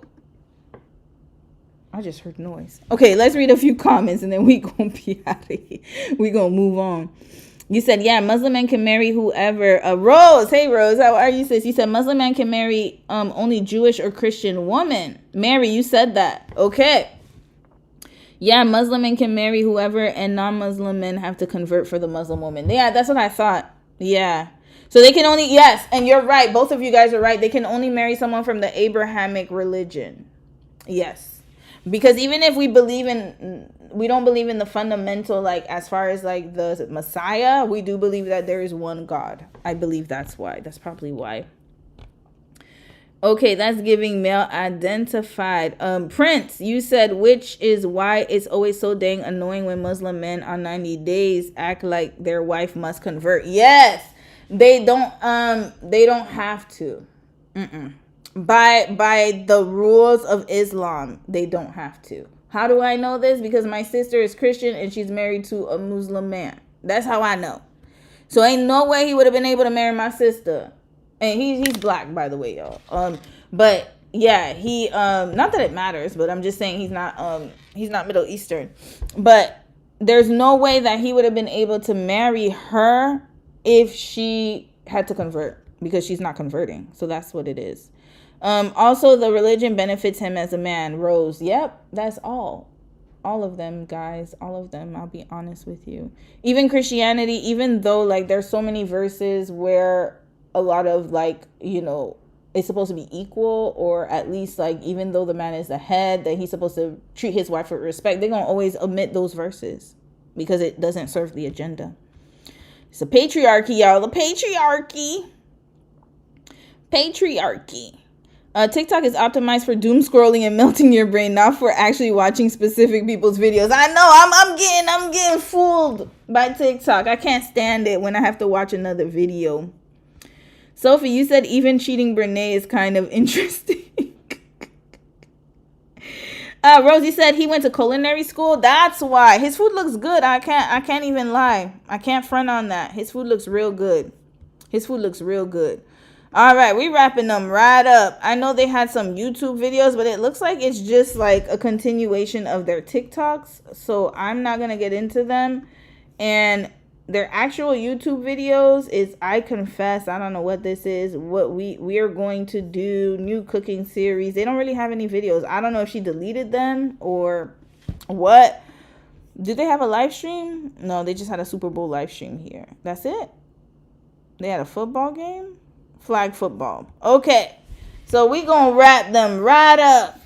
Oh, wait. Did they have a actual couples channel?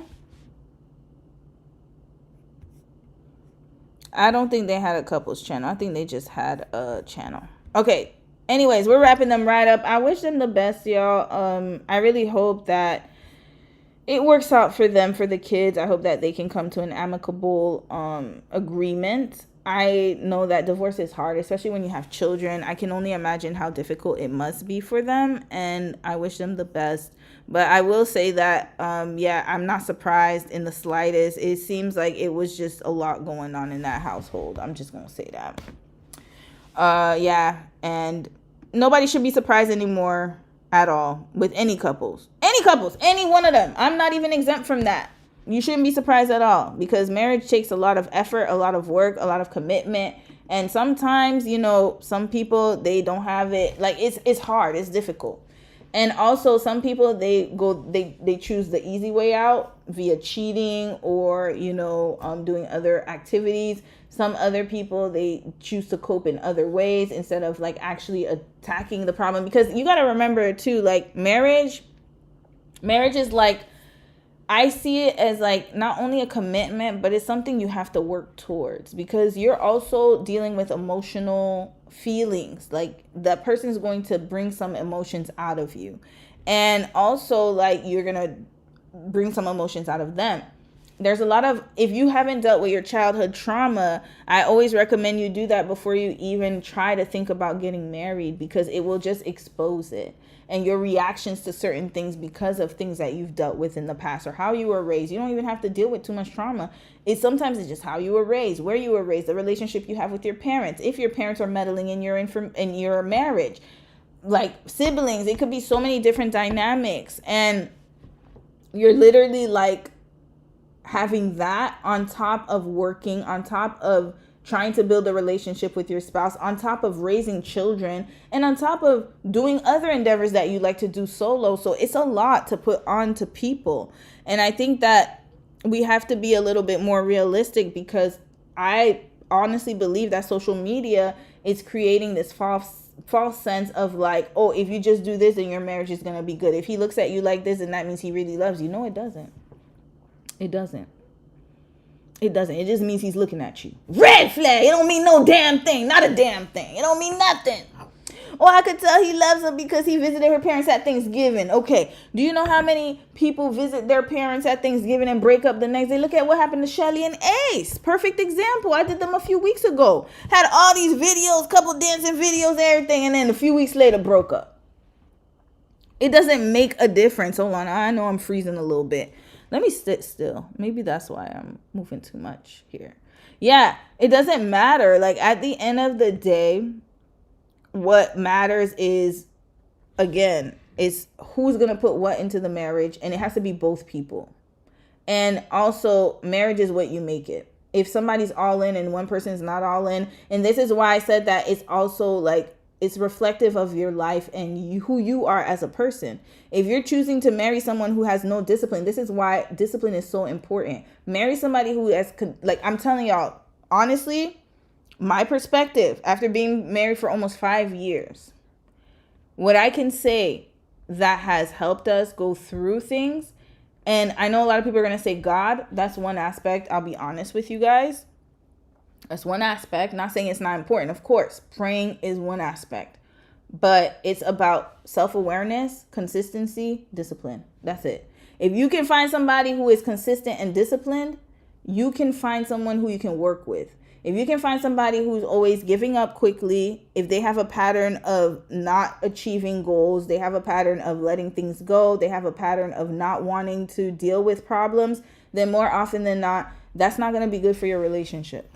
because marriage requires a lot of communication. It requires a lot of effort put into like trying to understand each other. And if your spouse can't be bothered to have a conversation and everything bothers them and you can't even approach them about anything because they want to go up, they get upset, or you can't talk to them, they don't want to go to therapy, they don't want to go to counseling, they don't want to try to rewire their brain and their patterns and habits that they formed through childhood, I would never recommend you get married to that person. That person cannot be accountable.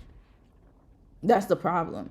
So, and again, I'm not saying that it's going to be the best recipe and yeah, it's a Krabby Patty. If you do this, your marriage will be successful. No, but more often than not, it'll probably go that way because you're able to talk to each other. You're able to really be real with each other. There's nothing that you can't say to your spouse. If you're scared to have serious conversations with your spouse, then what are you doing with them? You shouldn't be with somebody. I've heard of people who say, I can't even talk about politics around my husband. I can't talk about what I believe. Why not? Why wouldn't you be able to? Oh, unless you're with somebody you're not equally aligned to. That's what I'm saying too. So there's a lot that goes into it, y'all. All I'm going to say is this, like, just be careful out there, man. Like, don't think that because you watch a social media couple and because he's looking at her eyes all tenderly and he's all, you know, rubbing her face and cooking for her and rubbing her feet, that this is the quintessential proof that their marriage is solid. No, it doesn't mean a damn thing. It just means he's rubbing her feet. That's it. That's all. It don't mean nothing. It really doesn't.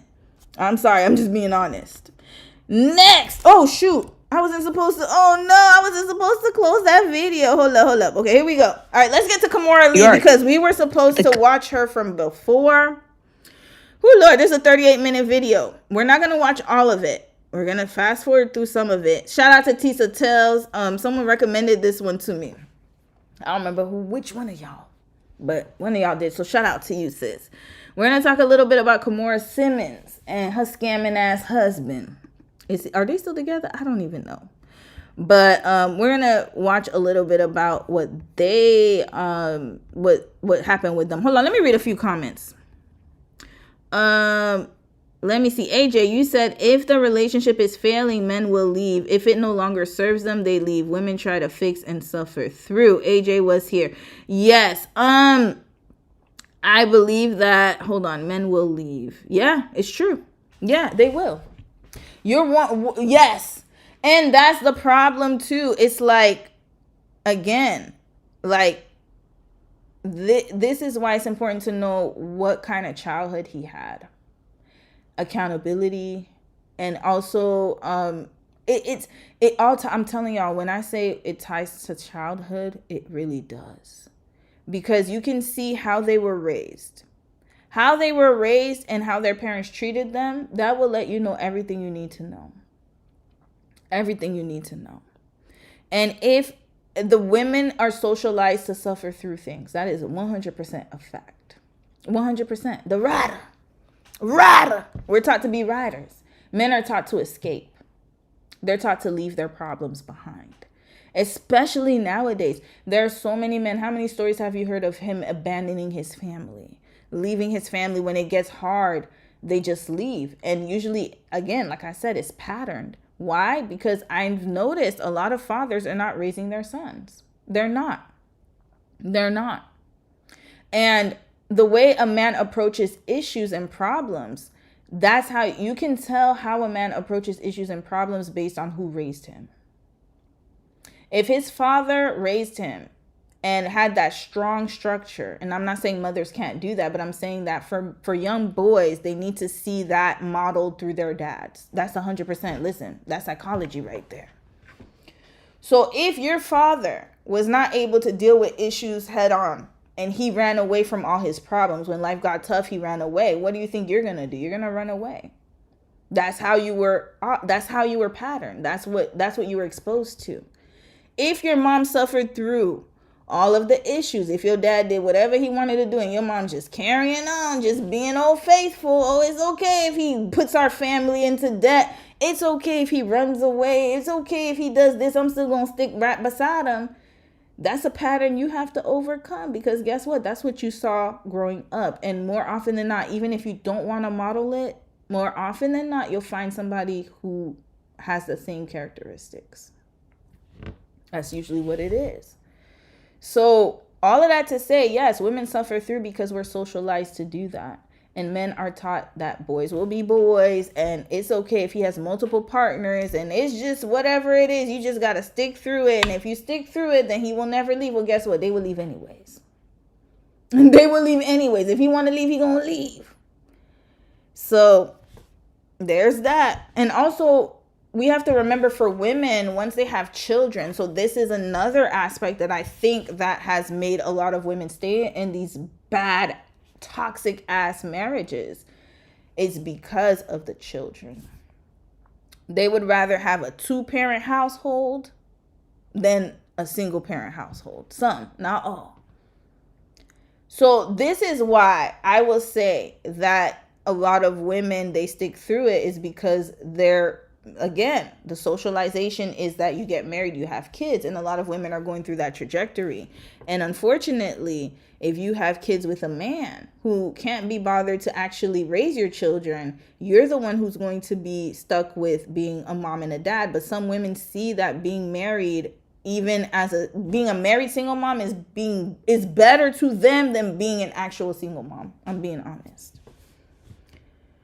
So there's that too. So yeah, women will suffer through it. I believe, to be honest with you, if Christy, and I'm using her as an example because we just went over her story, if she saw that the marriage wasn't going well, she's going to suffer through it. Why? Because of the kids.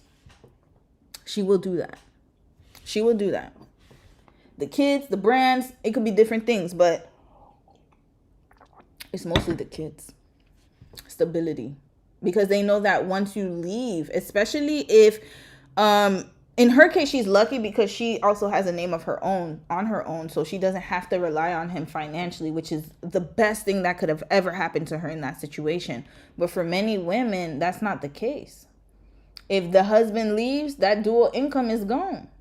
Kids, and then sometimes he finds a new woman and poof, he gone. Ain't no more support. So there's that too. There's just like so many fundamentals to it. Point is though that like there's so much more that comes with making a marriage work, and it's not just how he looks at you, or if he gives you your favorite love language, and yeah, that can help too, but that's not the end all be all. Trust and believe me, communication is a big one. Patterns, big one. Behavioral patterns, huge. How do they live their life? Huge. Consistency, huge. Stability, huge. Discipline, huge. Very much. And how he treats, how parents treat each other. How does his mom treat his dad? And vice versa for the women too. How does her dad treat her mom? How does her mom treat her dad? If her mama is literally emasculating her husband every chance, she's whining, complaining, yelling, telling him he ain't no good, what do you think she's gonna do to you? I'm not saying she will, but you better watch out for that. That could happen too, y'all. If her mama was money hungry, that's all I'm gonna say. Oh, Angel, you said Beyonce is an example. I know you got into her yesterday, but she picked her father's personality for her husband. Boom! We gonna do the Beyonce case study. Ooh, I'm glad you said that. Jay-Z is like Matthew Knowles, y'all. In the flesh. Like, he is similar to him, to a T. We usually find men who mirror some aspects of our father. Maybe not all of it, but some aspects. Certain aspects. And I'm saying that for real. You're going to find a man, and sometimes you'll be like, damn, it's like deja vu, but in a different way. Yep. You said, I appreciate the women who give the dads full custody. Wait, what you mean that? Why? Especially since in the church, all religions, the woman is told to fix the marriage. It's her job and her fault, SMH. Oh, why would you give, I don't know. It depends. If he's a good dad, I don't know. Because I know nowadays, I'll be honest, I know nowadays a lot of women are giving the men full custody. But I'm kind of nervous about that, to be honest with you, for the children. For the children. And again, I'm not saying that only mothers can raise kids. Absolutely not.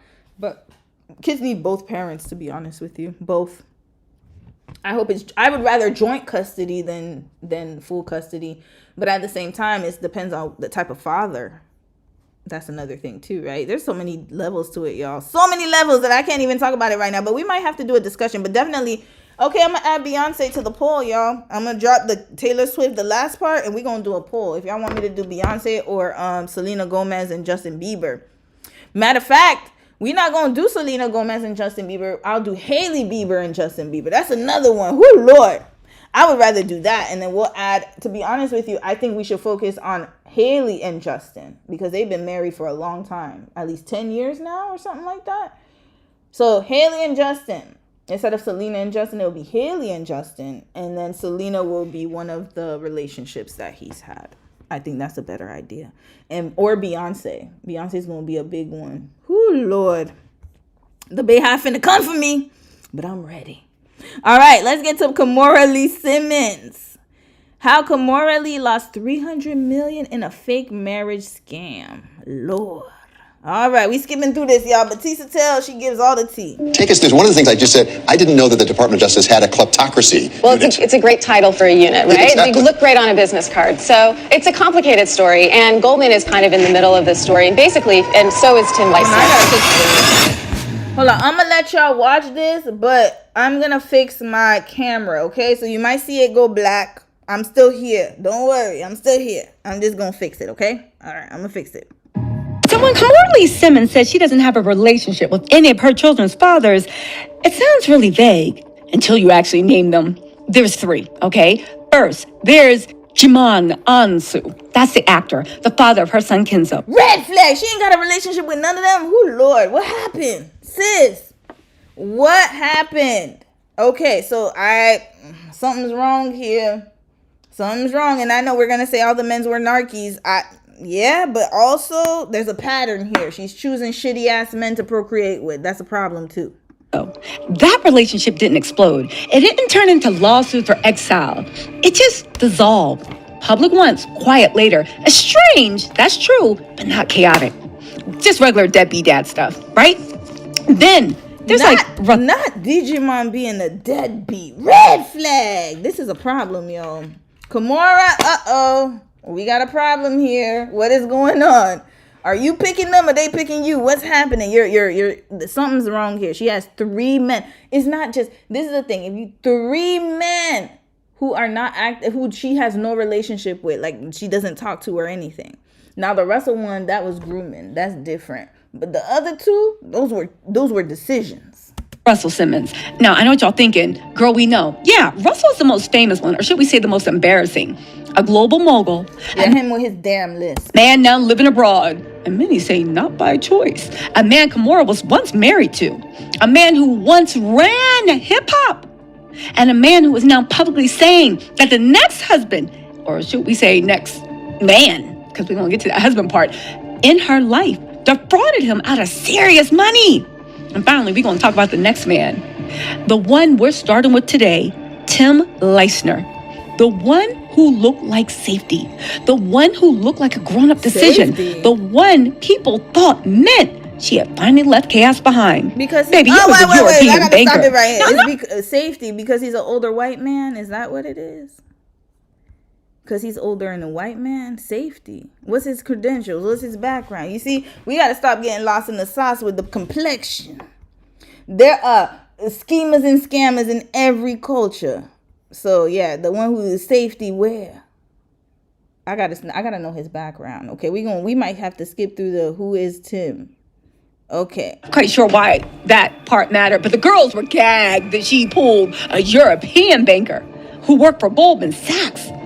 Maybe he was first-class flights. He was soft-spoken, no scandals, no noise. And yet, his crimes were not alleged. And guess what? He has been convicted. This is the man whose marriage, quote unquote, turned out not to be legal. The man who was married to 2 women at the same time. Red flag, who? 2 women. You got to be kidding me. Kimora, what happened, sis? The fall from grace. What happened? What happened? Matter of fact, she didn't need none of the men. I hope you guys know that, right? When Russell found her, she was a model. She was modeling already. People already knew who she was. She was starting to make a name for herself. You see, this This is crazy to me. I see so many beautiful women out there. And it's like you could see there's so much promise there. It's like you're almost there. You didn't need him. You know what? I just don't get it. She really didn't need him, y'all. She could have made a name for herself. Twice! The man who built fake email accounts, fake paperwork, all to fake divorces? Not him being the Danish deception. Hold up. Tim, what's his name? Tim Lester. Lesnar? Where he from? He's doing all that in German. Oh, Lord. German? I'm sorry if I got some German followers here. Listen. Europeans, y'all always gonna get the red eye, the side eye from me, especially Germany and now Denmark. The man whose actions reportedly cost Kimora up to $300 million, which, by the way, she is still locked in a lawsuit with federal government. That's why she came back on TV. She gotta make that money. She got the whole TV show with her kids now, her children. She gotta make that money, y'all. She had to come out of retirement. Matter of fact, didn't Baby Fat come back? Baby Fat did come back. Where's Baby Fat? Yeah, Baby Fat made a comeback, y'all. Y'all go tap in. Baby Fat's back. I remember Baby Fat was it when I was in high school. I just remember that. Everybody had Baby Fat, yo. Baby Fat and what's the other one? Oh my God, I forgot that brand. It was oh my God, how could I forget that brand? There was Baby Fat and then there was another one. All the girls wore the sweatsuits. Juicy. Everybody had that damn tracksuit. The Juicy Couture from 2004. Hold up. Let me see if I can find it. It was this tracksuit. 2004. Oh, Lord. The tracksuit right here. All them girlies at my school had that damn tracksuit. Everybody had that damn tracksuit. Red flag. Yeah, everybody had that damn tracksuit. And there was also, it was Juicy, and there was another one. BB. Oh my God, all the girls had BB, y'all. BB had a tracksuit. Tracksuits were the thing back then. Like, everyone had a tracksuit, guys. Like, everyone. You had to wear it. And then the one on the butt, yeah, I remember that one. I remember that.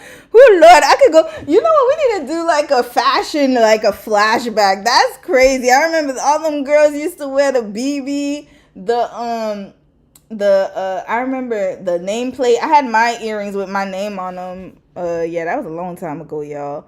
And then we used to have the Juicy, the Army, y'all. When I was in middle school, it was because of freaking Master P, man. Red flag. Had me dressed up in army fatigue. I wish I had the pictures. This was the no limit look, y'all. We had the army fatigue. Everybody was wearing the military look when I was in middle school. Hold on. Army fatigue outfits. It was because of freaking Master P and the No Limit Soldiers, y'all. They had us dressing like we was going to the military. This is craziness. Because of the make them say video. But yeah, okay, let's return back to Kimora. I'm getting lost in the sauce. But yeah, Baby Fat made a comeback. I remember Fat Farm. What's the other one? Fat Farm and the black owned one. Fubu. Fubu was really popular back then because of LL Cool J. We'll get to that.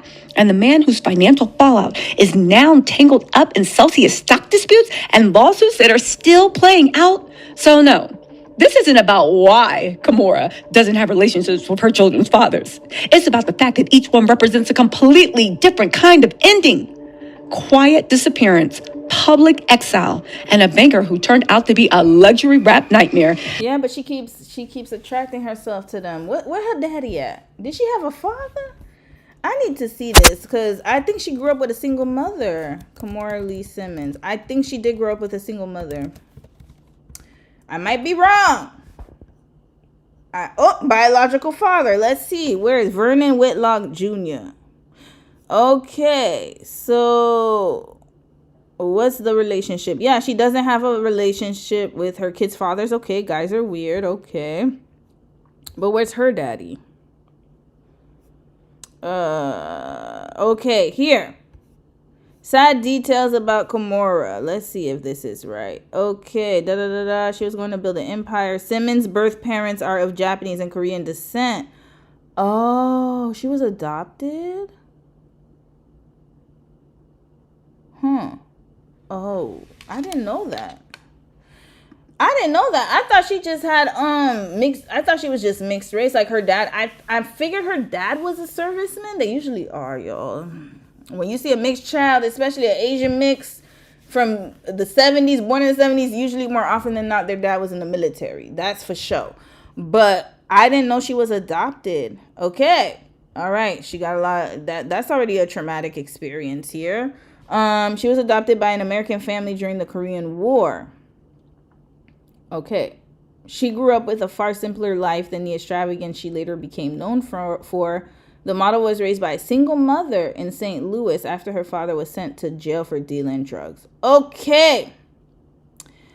All right. There we go. That lets me know all that I need to know. I don't know if she healed from that, but that's a lot of trauma right there. Was she really adopted? Hold on. I don't know if this is right. I didn't know that. Was she adopted? I don't think this is right. I don't think she was adopted. I don't know. I don't remember that. I don't remember hearing that, but let me see. Hold on. Let's see here. Wow. Her first daughter looks just like her. That's like her twin. Aoki looks like her father. And she got the lisp too. Hold on. She shares 2 kids, blah, blah, blah. She adopted kids. Okay, that's probably why she adopted kids. Hold on, let me see her bio. I don't want to go to Wikipedia, but damn. Let me find out her history.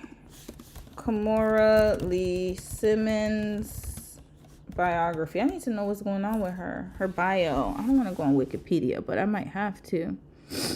Okay, here. Maybe famous birthdays might have something. May 4th. She a Taurus? Oh, Lord, she is. Oh, my God. We got another Taurus woman. Back to back. Because Christy was a Taurus. She's a Taurus, too. Interesting. Okay. What's her background, though, before the fame? She worked at Chanel. She worked for Karl Lagerfeld. So, she had a career, y'all. Okay, I can't find too much about her. I don't know if she was adopted or not. I don't believe she was. I've never heard of that, but that could be right. I don't know. Let's see. I might have to go to Korea. Oh, she was adopted. Okay, so she was adopted. She was adopted during the Korean War. Okay. So she was adopted just to be raised by a single mother. I don't know, something.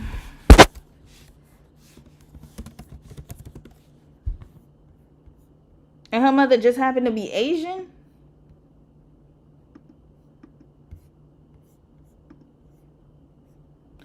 I don't know, y'all. Y'all gonna tell me something's off with this. This is her mama, y'all. So she was adopted by an Asian woman and a black man. And her daddy just happened to be a drug dealer. She was adopted in the Korean War. I don't know. Okay. I don't know. Okay, maybe Tisa's going to tell us the tea because something's wrong. I'm not wrong, but something is off with this. All right, let's try one again. Let me try Wikipedia, y'all. We might have to go to Wikipedia because I don't get it. So she was born in St. Louis. Yeah, like how is she adopted? Who came up with this story? Riff, like I don't think she was adopted. Okay, let me tell you why it doesn't make sense. Her mama's Asian. That is undisputable. Okay, indisputable.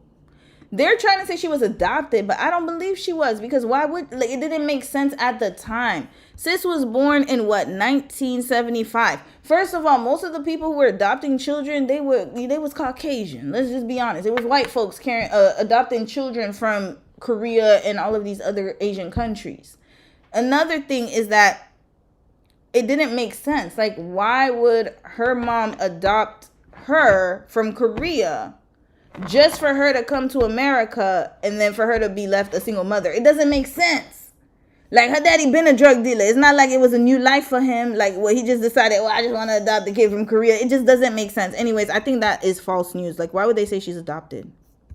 Doesn't make sense to me. She was born in St. Louis, Missouri. Like, where did this adoption story come from? All right, anyways, I'm thinking too hard. All right, let's continue. I'm going to read some of y'all comments. Maybe y'all could tell me. Korea War was 19. She's not black, biracial. Yeah, she is biracial. Ellie, you said, I don't think she is either. I saw a video of her and her birth mom some time ago talking about her childhood. Yeah, she's not. Like, where did this adoption story come from? Like, where did it come from? She's not adopted.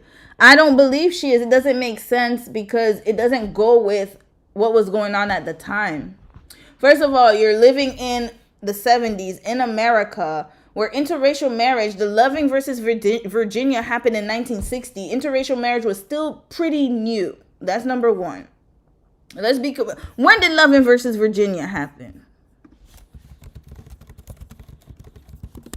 That happened in 1967. So yeah, Kimora was born when? Sorry, I'm spelling her name wrong, I know, but she was born 1975. Not even 10 years later. It was still pretty fresh, pretty new. Interracial relationships and marriage and children, children was not new, but interracial marriage became legalized in 1960, whatever date I said in the US, right? And then most of the people who were adopting children, remember, they were of Caucasian descent. There were white families wanting to adopt Asian kids or half Asian kids, whatever it was, they were adopting them. And if you guys know about the adoption process, it is very extensive. Ain't no way they was gonna let a brother with a criminal record and an Asian sister adopt a child from Korea. Like, it didn't make any sense. That's why I don't think this story is valid. It doesn't make sense. It does not make sense for the time. Maybe today they might be able to get away with that, but not in 1970. They were very strict. And it was mostly white families that were adopting biracial or Asian children. So yeah. Baby, today we're starting with the one who fooled everyone. And baby, I mean everyone. So let's go back to the moment this story actually makes sense. Before the indictments, before the convictions, before the words fake divorce and overlapping wives even entered the chat.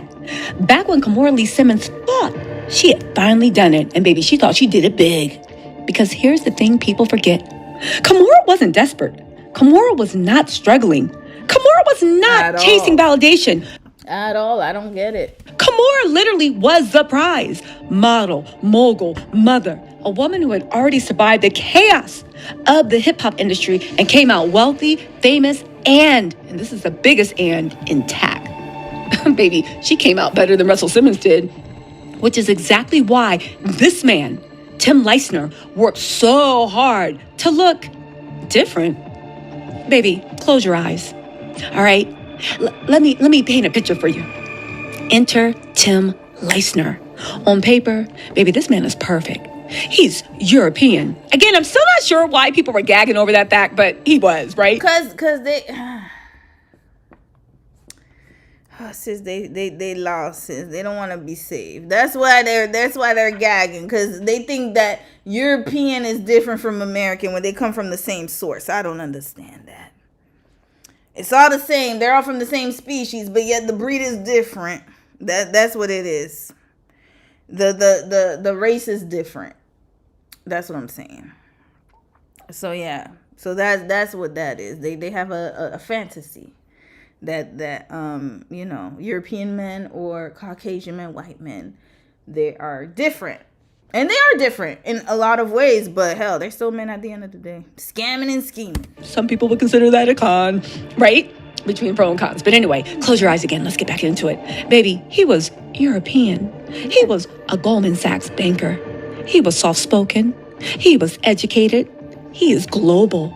No loud ego. Hold on, but wait, isn't Digimon educated too? What's his name? Digimon is also educated, if I'm not mistaken. Where he from Benin? He from okay. Digimon Hansu's education. I believe he's educated, if I'm not mistaken. Oh, okay, no, he isn't. Okay, he dropped out of school. Okay, Russell. I think Russell went to school. That's how he met the guys he was in Def Jam with. I'm pretty sure Russell Simmons was in university. He went to university. Sorry, I got Mimi in my hand. Russell Simmons education. I believe he went to school. Yeah, he went to college. I remember because that's how he met the people he did Def Jam with. No celebrity thirst and no hip-hop chaos. This was the anti-industry boyfriend. And the way they met, baby, of course it was something out of a rom-com. It was cinematic. First-class flight. It was a long-haul one. International. I believe from Hong Kong, probably going to New York. The kind of setting where everyone already assumes everyone else is important. They talk, they click. And Kimora does what any woman with experience does. She questioned it. See, here's the thing. She didn't believe that a man that tall, according to her, that handsome, and that rich, she didn't believe he was single.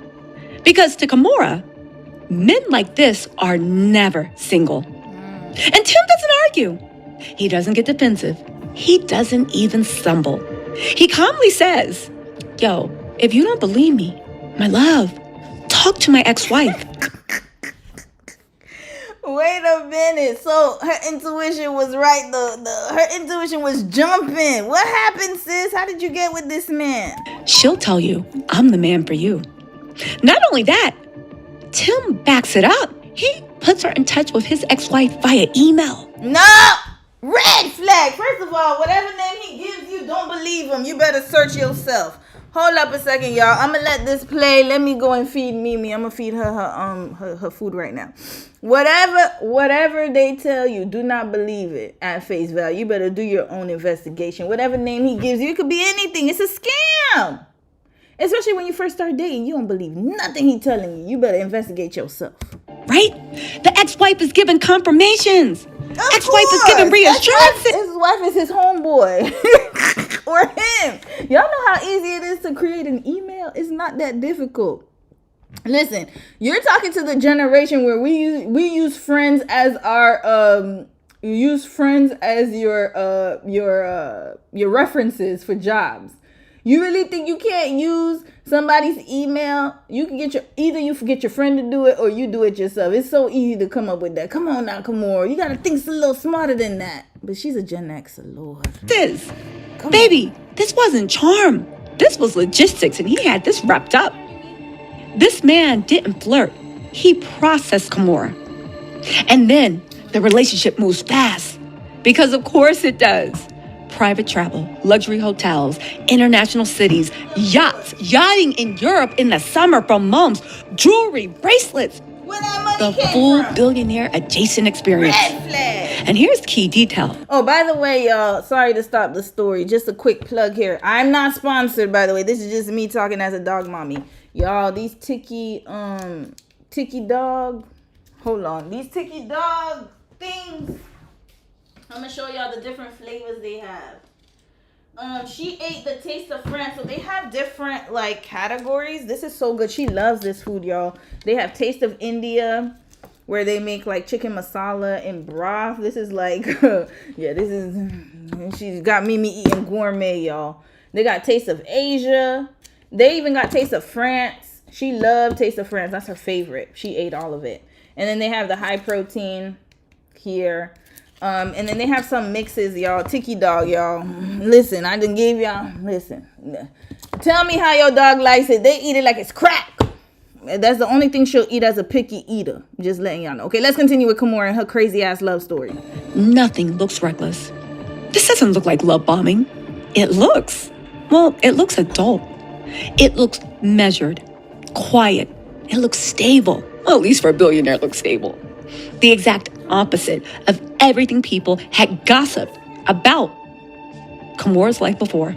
From the outside, the narrative wrote itself. Kimora finally leveled up. And Kimora's into it. So she marries him. They have a child, a beautiful baby boy named Wolf. And for a moment, it really looks like this is it. A banker husband, the international billionaire's wife, life, the calm after the storm. And that's why what happens next is so disturbing. Because this wasn't a case of ignoring red flags. There literally were no red flags. Oh, by the way, this is not the food I put in the case study, because I remember I showed in the case study that she didn't want to eat a certain type of food. It wasn't this one. It was another brand. She really doesn't like the other dogs. What is this? What that is? What she got? Look at that. What she was licking. Oh. Yeah. This right here is another brand we use because she was too damn picky and want to eat no damn food. All right, let's talk about Kimora. Red flag. The reason why she chose that man is because he had money, y'all. She believed the email of the ex-wife. Is that what I heard? All right, let's continue. Let me feed her and then I'll focus more. Green lights everywhere, which is what makes the truth hit even harder. Because while Kimora thought she had married a stable European banker, generous, in love with her, doing everything right after she had been through so much wrong, what Kimora had actually stepped into was the beginning of a perfectly engineered lie. And we're not talking about, the vibes being off. We're talking about fake divorces, fake paperwork, fake emails, and a man who, it turns out, was married to another woman at the same time, more than once. So before we get to the crimes and convictions... What the hell? Red flag! Sis, you ain't checked the marriage records in Europe. They ain't got no public records. Like, what's going on? How could he get... Wait, first of all, before you get married to somebody else, the embassy has to clear it. Not the embassy. Oh, my bad. Yeah, what... Is he American? Hold on. Is he a naturalized American, I should say? Hold up. Let's find out. Is he American? Does he have his papers?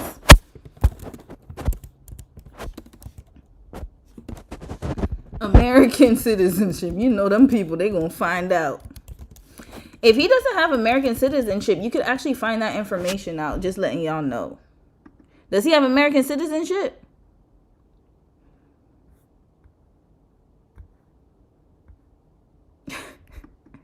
Bruh, this is craziness. What the hell? Hold up. How was he able to do that? You know, before you marry somebody, I know before Dom and I got married, but then again, I was abroad. They made sure, y'all, I had to go to the embassy and get like this, they had to check. I had to get this affidavit from the embassy to say that I'm not married to somebody else before I could get married to him. And I imagine it would be the same for somebody who's non-American, I would imagine, but I don't know how it goes for USINS. I have to check. How was he able to get away with that? Because he couldn't. It's impossible. Okay. All right, let's go. Y'all let me know in the comments. Or the billions missing. You have to understand this. Tim Leissner didn't stumble into fraud. He practiced it. And Kimora wasn't the first place he ran his play. She was just the most visible. Now clock that. So now that you understand the fantasy, let's talk about how it all started to crack. Okay, baby, now let's talk about when those green lights Tim Leissner was putting up start flickering. And let's get specific, because this is where the story stops being abstract and starts being deeply unsettling. Okay, so remember, when Kimora first meets Tim, she doesn't just accept his story at face value. Baby, she questioned him. She does what any woman with her experience, with her money, with her celebrity, what they would do. Especially one who's already been married to a powerful man before that is now on the run, according to some people. Hold up. This sounds all types of crazy. So she married one powerful man on the run to get with another one on the run. Red flag. And then you got another one on the run from child support. My goodness. They all running. She asks the right questions. Are you really divorced? And this is where Tim doesn't just reassure. He builds a system. Instead of saying, trust me, he says the magic words. If you don't believe me, talk to my ex-wife. Not metaphorically, not casually, literally. Tim, she emails this woman. She asks questions. She seeks confirmation. She tries to verify the... Kimora, please. Like, he supplied you the email. That's already fraudulent in itself. Whenever somebody supplies you the info, no, I'm going to call. Just like the fraud people, when they be talking about, they send you a message talking about, oh, your bank account's been compromised. I'm like, oh, I delete the message, block, and then I call the bank directly. The bank number on the back of my card. I'm like, oh, okay. Did you guys call me? Did you leave a message? Oh yes, we did, Miss y'all know Miss Romy, whatever my last. I can't say my last. Well, whatever, y'all know my last name. But yeah, Miss Romy. Okay, thank you. Story. And confirm. Baby, she gets responses. Thoughtful responses, calm responses, ChatGPT responses, red flag. This was all AI. Responses, messages that explain the divorce, messages that confirm not only is Tim single, baby, but he is ready to mingle, and he has a heart of gold, and he's talks about Kimora. Baby, he loves Kimora down, and this is according to the ex-wife. These messages that remove all doubt. From Kimora's perspective, baby, this is closure. Because what kind of man will be bold enough to hand his ex-wife's contact? She didn't do enough, yo. That's not enough investigating for me. Info over to her if he were lying. Well, baby, here's the answer. A man who is the ex-wife. Yeah. You heard me right. Of course. Because what later comes out in court documents, not rumor, is that the email account Kimora was communicating with all this time was not his ex-wife. Kimora, you know better than that, sis. I'm sorry, but you should know better than that. This is like fraud 101, y'all. We might need to do a fraud class. Look at that, y'all. I wasn't lying about that Tiki dog. She ate this junk clean. It's gone, y'all. It's gone. The food is gone. Food is gone. I told you, them dogs, they be eating this food like it's crack. But then look at this. I put kibbles just in case she got too hungry because, you know, this is a little pricey. So I gave her kibbles just in case. Look, oh, she left all them kibbles there. She like, bye. Red flag. She don't want no damn kibbles. She wants the gourmet food. All right, let's continue. Mimi ate, It was Tim himself. Tim was posing as his own former spouse. Of course. Responding to Kimora, answering her concerns, managing her trust. I'm not laughing because she got scammed. I'm so sorry, sis, you got scammed. But sis, come on, man. Like, we need to teach them, y'all. Do we need to do a class on game?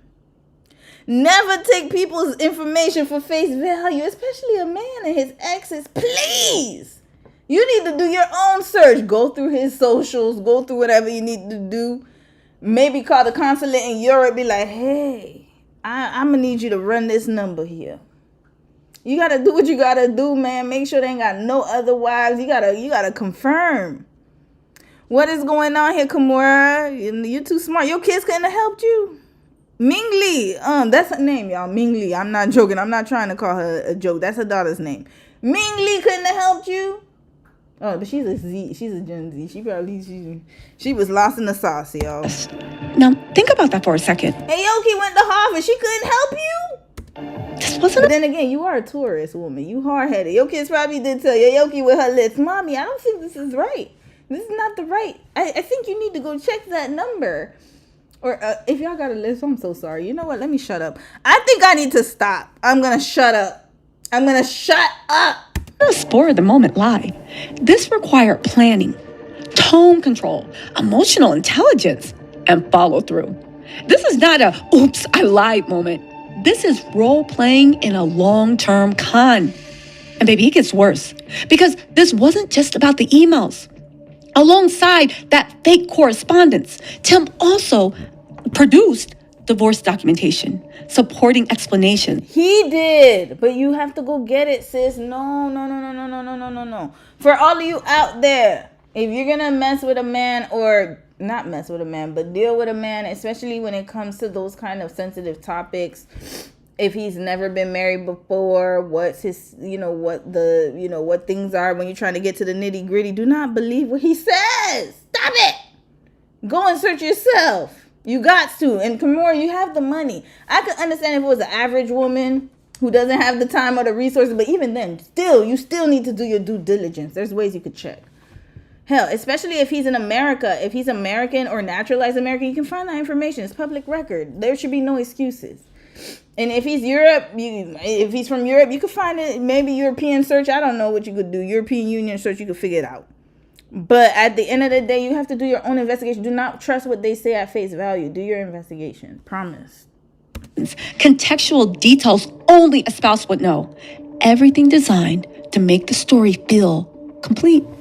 So when Kimora marries him, she doesn't feel reckless. She feels responsible. Baby, Kimora did her due diligence. She asked the hard questions, and she got all the right answers. The only problem was the answers were just coming from the same man wearing a different mask. And this is where the tone shifts. Because at that point, we're no longer talking about a charming liar. We're talking about someone comfortable splitting himself into characters. Okay, let's get to... Damn, there's a lot here. Why the Fed stepped in? Okay, we're going to go through this real quick. Let that sit.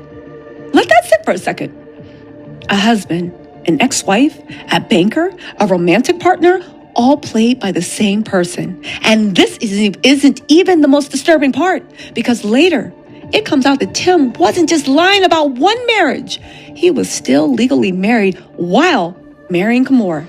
Red flag! This man was running amok. What happened? Sis, where were these women located? And he had done this before. Multiple overlapping wives, multiple jurisdictions, multiple lives. So when people ask, how did Kimora not know? This is how. She wasn't ignoring red flags. She was being managed by a man who didn't just... No. Sorry, Tisa. I'm gonna have to... Sorry, Tisa. No, I'm sorry. This is an accountability channel. We are very accountable. Listen, I will say this. The man was a scammer. That's undeniable. However, you believe in all the information he provided, that's where you went wrong, sis. I will say that. We got to take accountability for that. Listen, I'm tired of in 2026, listen, at the end of the day, men are trash, but we could also admit that we let the trash in. We could do that, okay? We could do that. So, in order for you to heal, you need to learn to be accountable. Stop always trying. I'm not saying some people can't be victims. Don't get me wrong. She's definitely a victim. That I know for sure she is, because she didn't know. But could she have done a little bit more? Made a little bit more effort to look into this person's background? Absolutely. 100%. She could have. She has a whole team of people. She didn't even have to do it herself. Red flag. You didn't even have to do it. You got money to get people to do it for you. That's why I ain't got no excuses for you, sis. I'm sorry. Lie. He maintained the lie. And once you understand that, you start realizing this wasn't a marriage that went wrong. It was a marriage that was never real to begin with. And once the illusion starts to crack, baby, it doesn't crack quietly. It explodes. Because next, we're going to talk about how this deception finally gets exposed. And baby, it is. If you think this is juicy, remember when I told you she had chapters and telenovelas? Baby, when that finally gets exposed, how the overlapping marriages come out and how Tim goes from dream husband to international embarrassment that was literally wanted by the feds almost overnight. Yeah. This was just the intro? Yo, how did you do this in 38 minutes? This is impossible for me. I need to do parts. I think I talk too much. I give too much detail because ain't no way. It got out of hand. A fantasy that... Does she read court records? Maybe collapse. But once you start naming names, once you line up the wives, their backgrounds, and the timelines, baby, you realize this is something much darker. This wasn't chaos. This was design. Let's start with the wife Kimora was never supposed to know about. Wife number 1, Judy Chan. Now, according to court documents and reporting, Judy Tan was Tim Leisner's legal wife at the time he married Kimora. Not an ex, not separated, not paperwork pending. So he has a type. Okay, all right, y'all. He like them little Asian. Legally married. And she was also the one that Kimora was talking to on email, or thought she was talking to. Now, here's the thing with Judy. Judy Chan comes from a wealthy, well-connected Hong Kong family. The kind of background that gives you social credibility, regional access, and protection inside elite Southeast Asian circles. Now remember, Kimora met Tim in first class on what? A nonstop flight from Hong Kong. Now this matters because, for one... No, it doesn't. So this is the thing. Another thing. Anybody could get first class tickets, y'all. Anybody. Scammers nowadays is not as exclusive as it used to be. So this is another thing, how you meet them. If you meet them somewhere where you're in transit, you better do your due diligence. It could be anybody. He could be doing a hit. We don't know. He could be a drug mule. Y'all ain't never see Locked Up Abroad? Y'all need to watch that damn show. It used to be called Banged Up Abroad, and then I think they changed it to Locked Up Abroad. Yeah, so many of them flying first class to jail. That's where they're going, okay? We have a lot of movies and examples. Y'all remember the movie Broke Down Palace with Claire Danes? They met that rich ass man on first class or on the flight, and he seemed like he was a well-to-do man. That's where all of the activities go down. It's the hotels and the flights. And when you're in transit, you can come up with whatever you want to come up with. All right, so I'm gonna be honest with you guys. Like, fraudsters can fly first class too. All right, let's be real. I don't know why this is such a big, like, oh my God, he was flying first class and he's a billion. No, he's just flying first class. That's it. Now, if he had his private jet, even then, remember that scammer? He had a private jet too. Hold on. It was the scammer with the private jet who was putting his business on Facebook, on Instagram. That guy, I forgot his name. Oh my God. It was the private jet guy. Let me see if I can find his picture. I forgot his damn name. He was a fraudster. Damn it. Let me see if I can find him. It was a brother too. Yeah, he was doing some scamming, y'all. He was scamming on that private jet. Had a whole private jet. Still a scammer. Okay, continuing. Judy wasn't just a spouse. Judy. You know, Kimora, you need to watch American Greed. I need you to watch American Greed, Banged Up Abroad, Locked Up Abroad. Same show, but they just have different titles. And you need to watch like some crime shows, okay? The forensic crimes, not the unaliving crimes, but the criminal, the white collar crimes. You need to watch them shows, okay, sis? Thank you.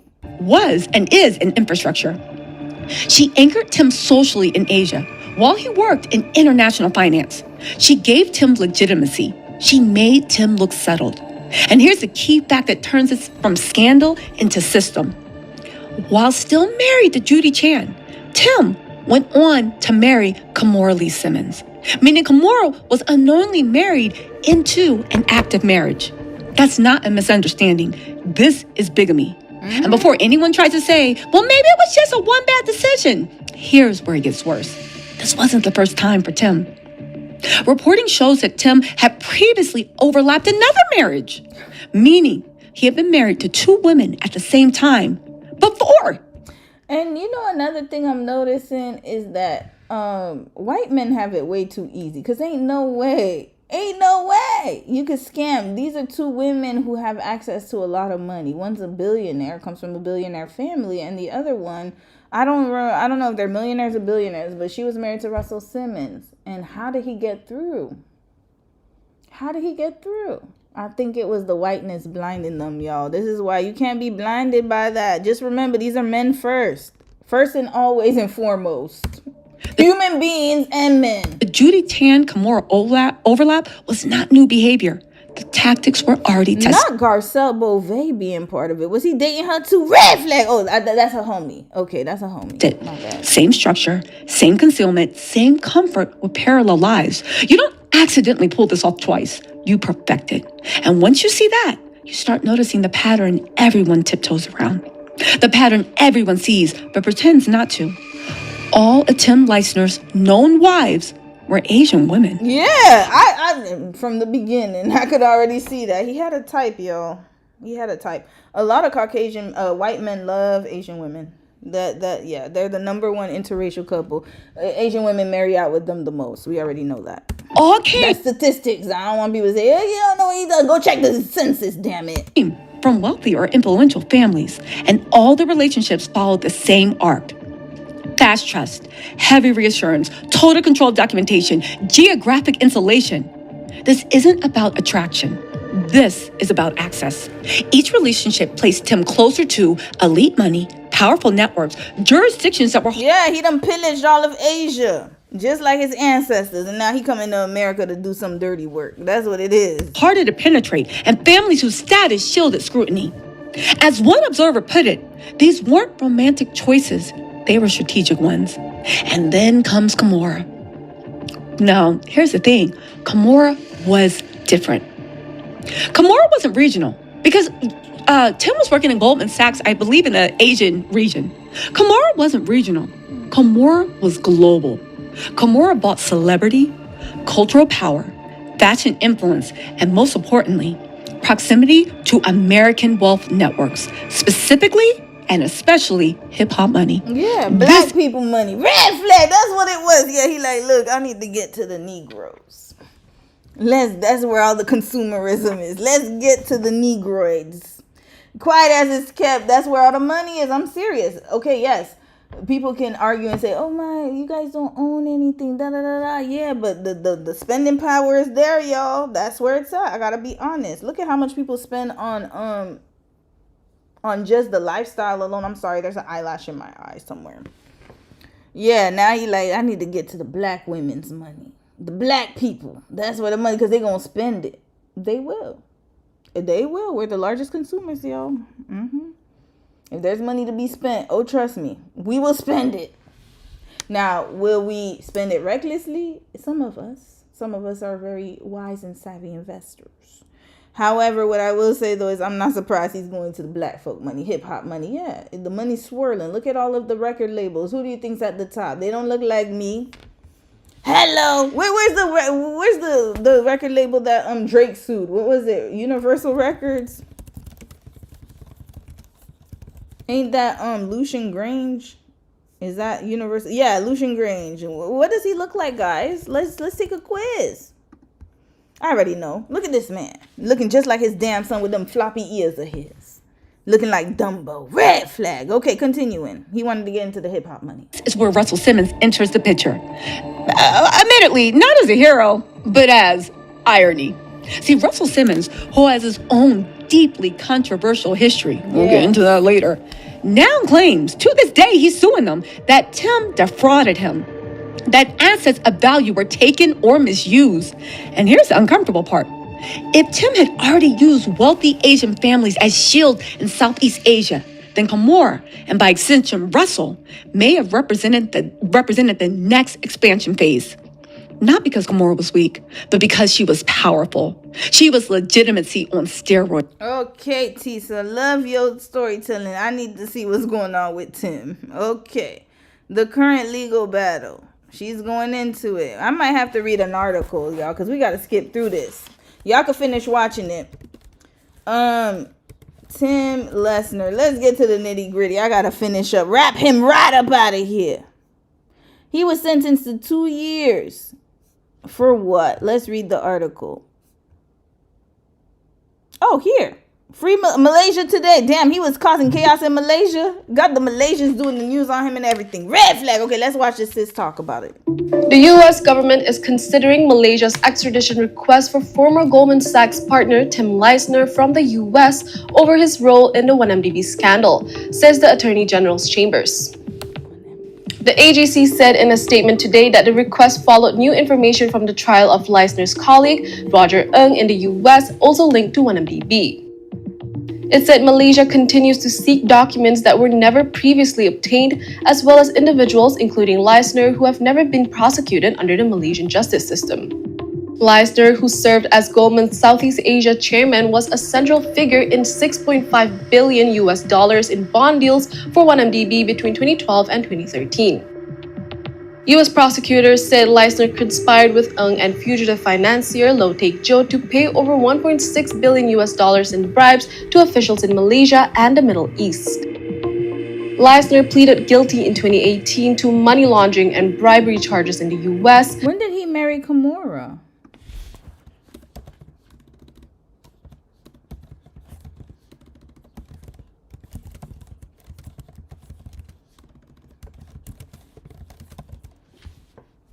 When did they get married? Oh, they were married in 2014. Okay. Oh, Lord. 4 years after she got married. Red flag! And admitted to receiving $50 million to $60 million in kickbacks and has been awaiting sentencing since then.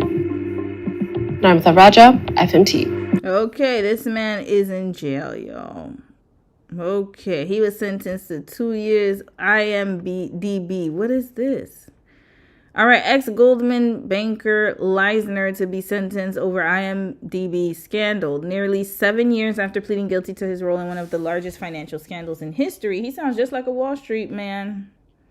Former Goldman Sachs Group banker Tim Leisner is set to find out on Thursday if he's going to prison. Spoiler alert, he went to prison for 2 years. He didn't get enough time in my opinion. All right, let's see the sentencing, y'all. He's sentenced. New York Post wrote, sentenced to 2 years. Where is he? Where in the U.S.? So he's in a good prison, y'all. They got him in the Martha Stewart prison. That's where he went. Leisner, who pleaded guilty in 2018 to conspiracy charges, admitted to working with fellow banker Robert Ng and Malaysian financier Joe Lau to siphon billions from Malaysia's sovereign wealth fund. Oh, I remember that. Them people was mad as hell. Oh, I remember that one. Let's look it up real quick, and then we moving on to another story. The sentencing delivered by U.S. District Judge Margot Brody in Brooklyn Federal Court marked a major milestone in the years-long investigation into the global bribery scheme that led to billions in penalties for Goldman Sachs and drew intense scrutiny from U.S. and Malaysian authorities. All right, the scandal which helped fund extravagant spending sprees and even the production of the Hollywood hit The Wolf of Wall Street. Oh, they funded that movie? Knowing damn well they was scamming. Red flag, not Leo DiCaprio being involved. Leonardo DiCaprio was also involved in fraud, y'all. Remember, he was with Praz. I thought that was the weirdest, this was the weirdest story, y'all. Was this part of it? Yeah, Leo DiCaprio, because remember, he starred in The Wolf of Wall Street, and then he had his own fraud experience when he was caught up in some type of scam with fraud, Praz from the Fugees. Yup. They were, oh, it was part of that fund. Okay, so that's so funny. Wolf of Wall Street, he starred in it, and he was also being a wolf, for real. Oh, they was all in the cahoots. Huh, interesting. Why is all these damn ads here? Can I just read this in peace? Damn it. Okay, let's go to CNBC. They usually don't have ads like that. Okay, so now he said, they said Leisner's conduct was brazen and audacious. All right. And then it did not make up for the harm caused by the corruption at the highest levels in several countries. Yeah, I remember that. Okay, let's see what he said. First and foremost, I offer my sincere apology to the people of Malaysia. Leisner, 55, told the hearing, his voice breaking as he read a statement. Shut up! Red flag! I deeply regret my actions. No, you don't. You've been scamming and scheming. You regret that you got caught. Shut the hell up. You're taking away from people's retirement. I hope they know that. It's taking away from people's money, y'all. Okay, how many years? He got 2 years. Leisner told the court he lost his freedom, family, and financial independence in the wake of the scandal. You wasn't thinking about none of that when you was bankrolling with Praz and Leo DiCaprio. You weren't thinking about none of that. You weren't thinking about your family then. Shut the hell up. We wrapping him right up out of here. I hate when people do that. I was just sorry for my family. You weren't thinking about none of that. You weren't thinking a damn time about any of them while you was doing it. You had so many times to stop. Shut up. Yeah, it was. I remember, y'all. Look at that. Damn, they made the U.S. pay for that? Oh, hell no. Y'all taxpayers' dollars. Oh, my American folks. I'm sorry for y'all. This is part of your tax dollars, y'all. That's where y'all money's going. Y'all should be angry. Justice Department repatriates $1.4 billion. When they say repatriates, that means it came from you. It came from y'all. Y'all. Whoever's living in the U.S. of A. That $1.4 billion included your tax dollars. Misappropriated 1 MDB funds to Malaysia. Oh, Malaysia was not playing. They're like, give us our money now. We ain't part of this. We gonna get China on your ass if you don't give us our money today. I want my money by 12 o'clock. By Monday, end of day, 12 o'clock. You better wire that damn money, the lost funds. This was when? June 13, 2024. The Justice Department announced today that it has repatriated an additional $156 million in misappropriated One Malaysia Development Berhad, 1 MBD, or DB, funds to the people of Malaysia. Oh, they not playing with y'all asses, bringing the total return by the department to approximately 1.4 billion.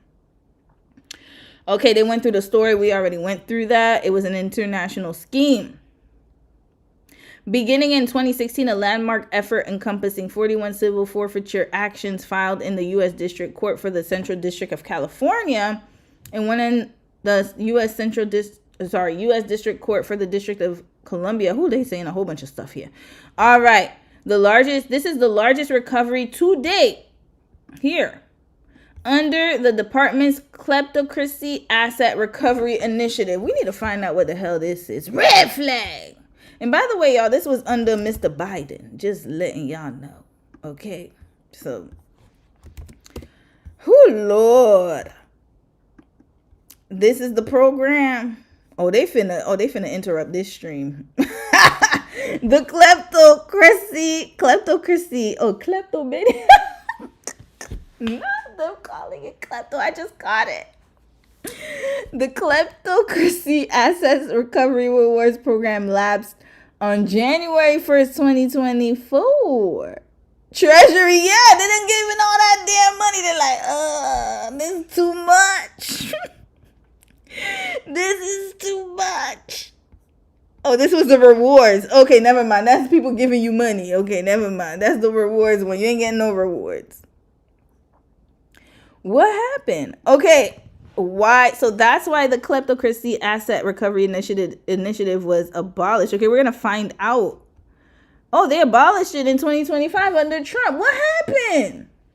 Damn, not Trump getting rid of the program. This is craziness. I thought he was part of it. Well, he couldn't have been because it was 2024. Okay, let's read this, y'all. This is interesting. Thanks to Alexis Lobes. March 26th lawfare post under Trump administration attack on the global effort to curb corruption has been revealed, buried in the I gotta stop with my periods. Okay, pause. Buried in Attorney General Bondi's February 5th memorandum, making the elimination of cartels and transnational criminal organizations the Justice Department's number one priority, she reports, is an order disbanding the department's kleptocracy asset recovery initiative. Okay, kleptocracy. Why? Okay, Loeb, I don't know how to say that last name, Lord, does a fine job of explaining what a loss is dissolution will be to the international fight against corruption, recounting its efforts to help nations around the world battle kleptocracy. Among its successes, initiatives lawyers forced notorious kleptocrat Nguema Obiang, Equatorial Guinea's vice president. Damn, Guinea got money too? To forfeit nearly 30 million in assets, and their efforts resulted in the return of millions stolen by Nigerian dictator Sani Abacha and former Uzbekistan's first daughter Gulnara Karimova to their countries. The blockbuster was one MBDB. I'm not saying all that. The Malaysian scam that Tim Leisner was part of, and Praz and Leo DiCaprio's old crazy asses. Greedy asses. With the initiative's assistance, Malaysia has so far recovered 6.5 billion in stolen assets. Bruh, Malaysia got a big pay. They were like, run us our money back. Because he was part of Goldman Sachs. That's why the U.S. was involved.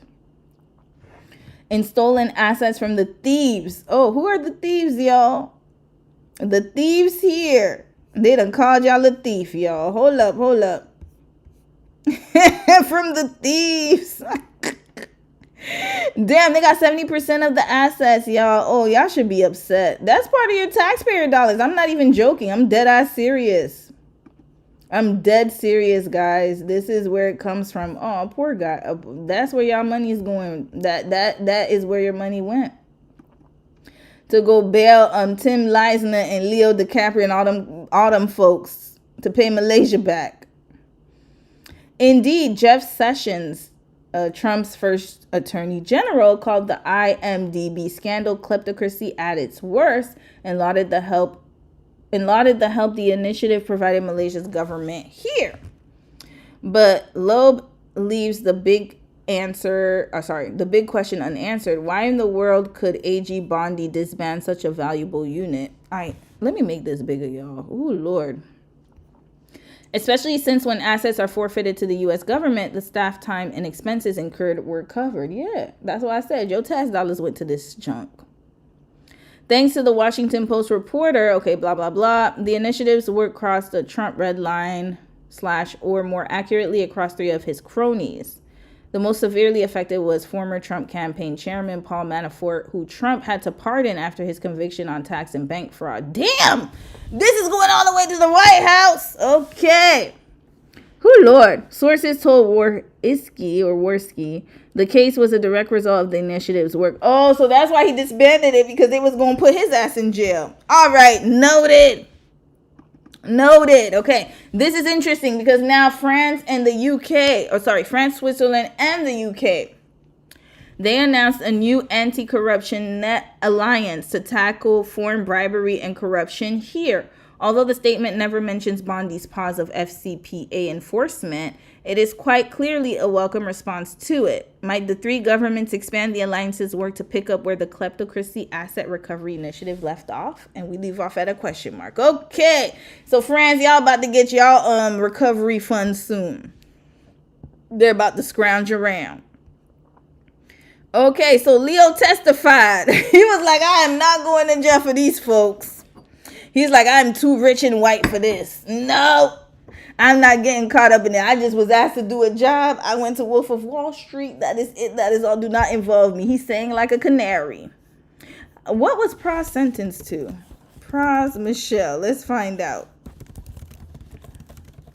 Did he go to jail? Oh, I put IMDb. Sorry. 1MDB. Oh, Lord. That's when you know I'm tired. 14 years.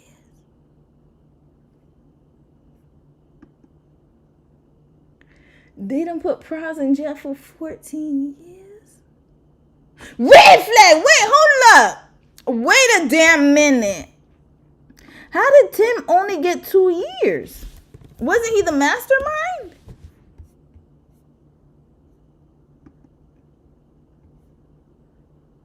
He got 2 years and the brother got 14 years. That don't make no damn sense. And he got sentenced for illegal lobbying? What did he do? Wait a minute. Oh my God. Why did he get 14 years and the other guy got 2 years? Okay, we got to read this real quick and then we got to move on to another story. This Kimora Lee lore is crazy. Ex-Fugees musician let me read it in Creole. Pras Michelle has been sentenced to 14 years in prison for using money to peddle influence in U.S. politics. Okay, but like, how did he get 14 and the others got 2? Did he not plead guilty? U.S. prosecutors have recommended a life sentence. Red flag. Wait, what? Life sentence for the Grammy Award winner. Oh, damn. They threw the book at this brother. After he was found guilty of corruption and other charges, including acting as an unregistered foreign agent and witness tampering in 2023. U.S. District Judge Colleen Kolar-Cautley. Oh, yeah. Who is this? Let's figure this out.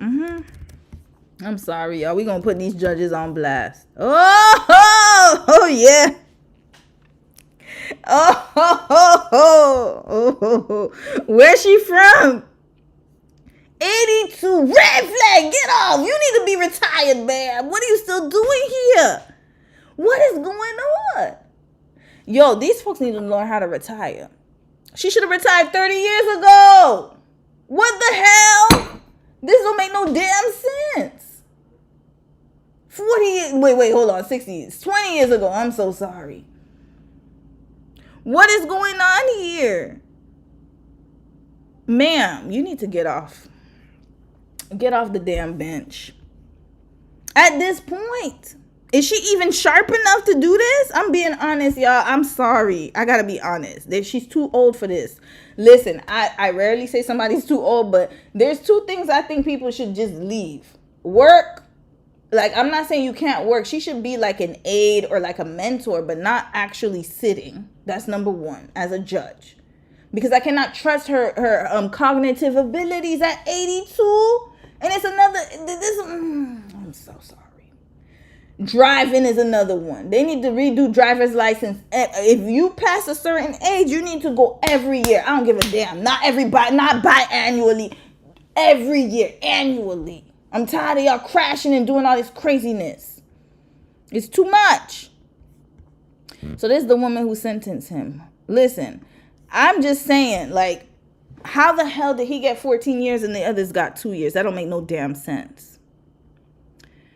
Oh, wait, I think I know why. Oh, wait. Okay, we wrapping it. What is going on today? What happened here? U.S. District Court. Okay, she handed down the sentence in the Washington, D.C. court on Thursday. Oh, sorry. I'm not laughing at the situation, but y'all gonna see what's coming up next. That's why I'm laughing. Michelle, 53, testified in his own defense during his trial, but declined to address the court on Thursday, the Associated Press reported. His attorney said the sentence is completely disproportionate to the offense and that he will appeal. I agree with him on that. I got to be honest. I do agree. I agree. It doesn't make sense. It really doesn't make sense. The musician, who was also found guilty of campaign finance violations lying to banks and has been accused of bringing the secret illegal foreign influence to bear between 2012 and 2017, spanning the time Barack Obama and Donald Trump were in the White House. Okay. He received more than 100 million, so 80 million pounds from Malaysian billionaire Joe Lau. That was used in 2 efforts to influence U.S. politics. I'm not saying he doesn't deserve jail time, but I'm just saying that they all deserve the same amount. Like, they don't make no damn sense. So he did 100 million. What about Tim? How much did Tim do? 4.5 billion. But what was his contribution?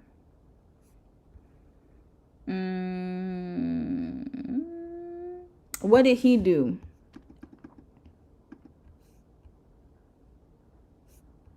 He made a movie, and then I don't see what his... Okay, he served as a key government witness.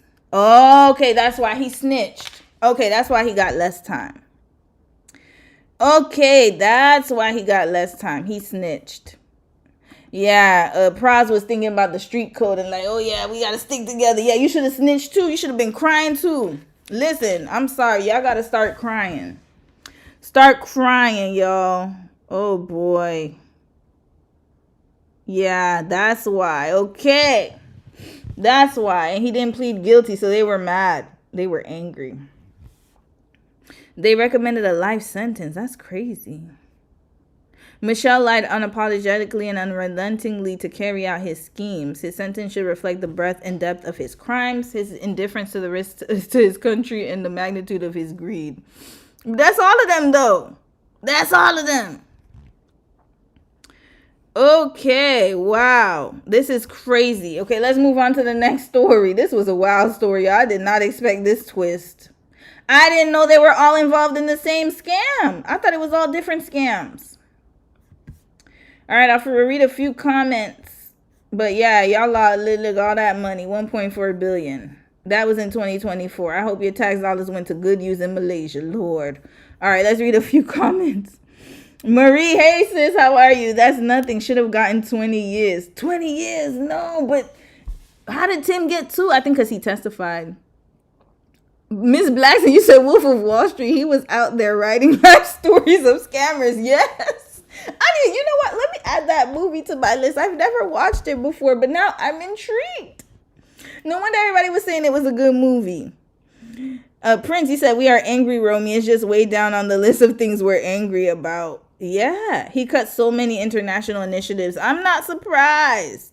Y'all should be upset. That's where your money went.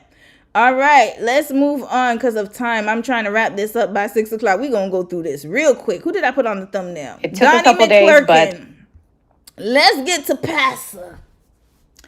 Pastor McClurkin. We get into his tea right now.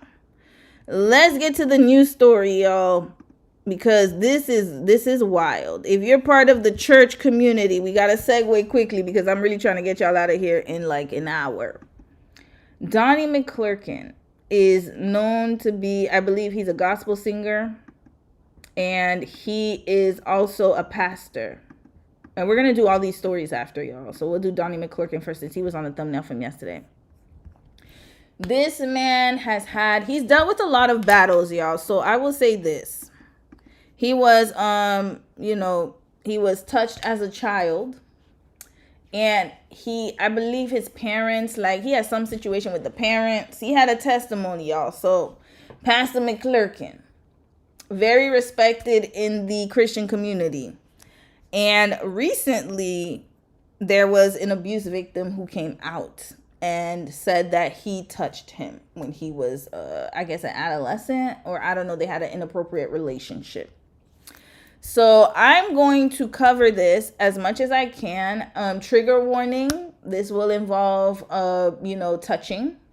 So if this is very sensitive for you, then I would highly recommend that you exit and come back later when I get to lighter topics. I will do a palate cleanse after this because, oh Lord, we need a palate cleanse after today. So from now on, the topics will be triggering because I'm going to talk about Donnie McClurkin first. And then I will get to this demonic man. This won't be too long though. This demonic ass man here who unalived his ex-wife. Okay. So we'll talk about those two topics. Those are going to be the sensitive topics of today. And then after that, it'll be a little lighthearted because we need a palate cleanse after today. There's a lot of fraud and scam and scheming. I'm going to try to end on a positive note. So we're going to watch the positive videos afterwards. Oh, and then we have this relationship video. Oh, Lord. But then after that, it'll be less triggering. Okay. All right. So let's get to Donnie McClurkin. He had a testimony. Let's watch his testimony. I'm going to put it at 1.2 speed. Where is he? Here, this is his testimony, y'all. 24 minutes. I don't know if we could listen to all of it, but we're going to try our best. So we're going to speed this right up because I'm trying to get y'all out of here to 1.4. Let's hear his testimony. This was, somebody posted this 9 months ago. All right. Before you come.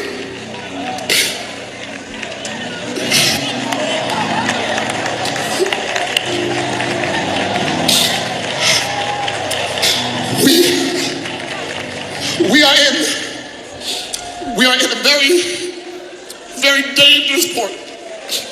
And our children are being lost. But they're being lost in the house.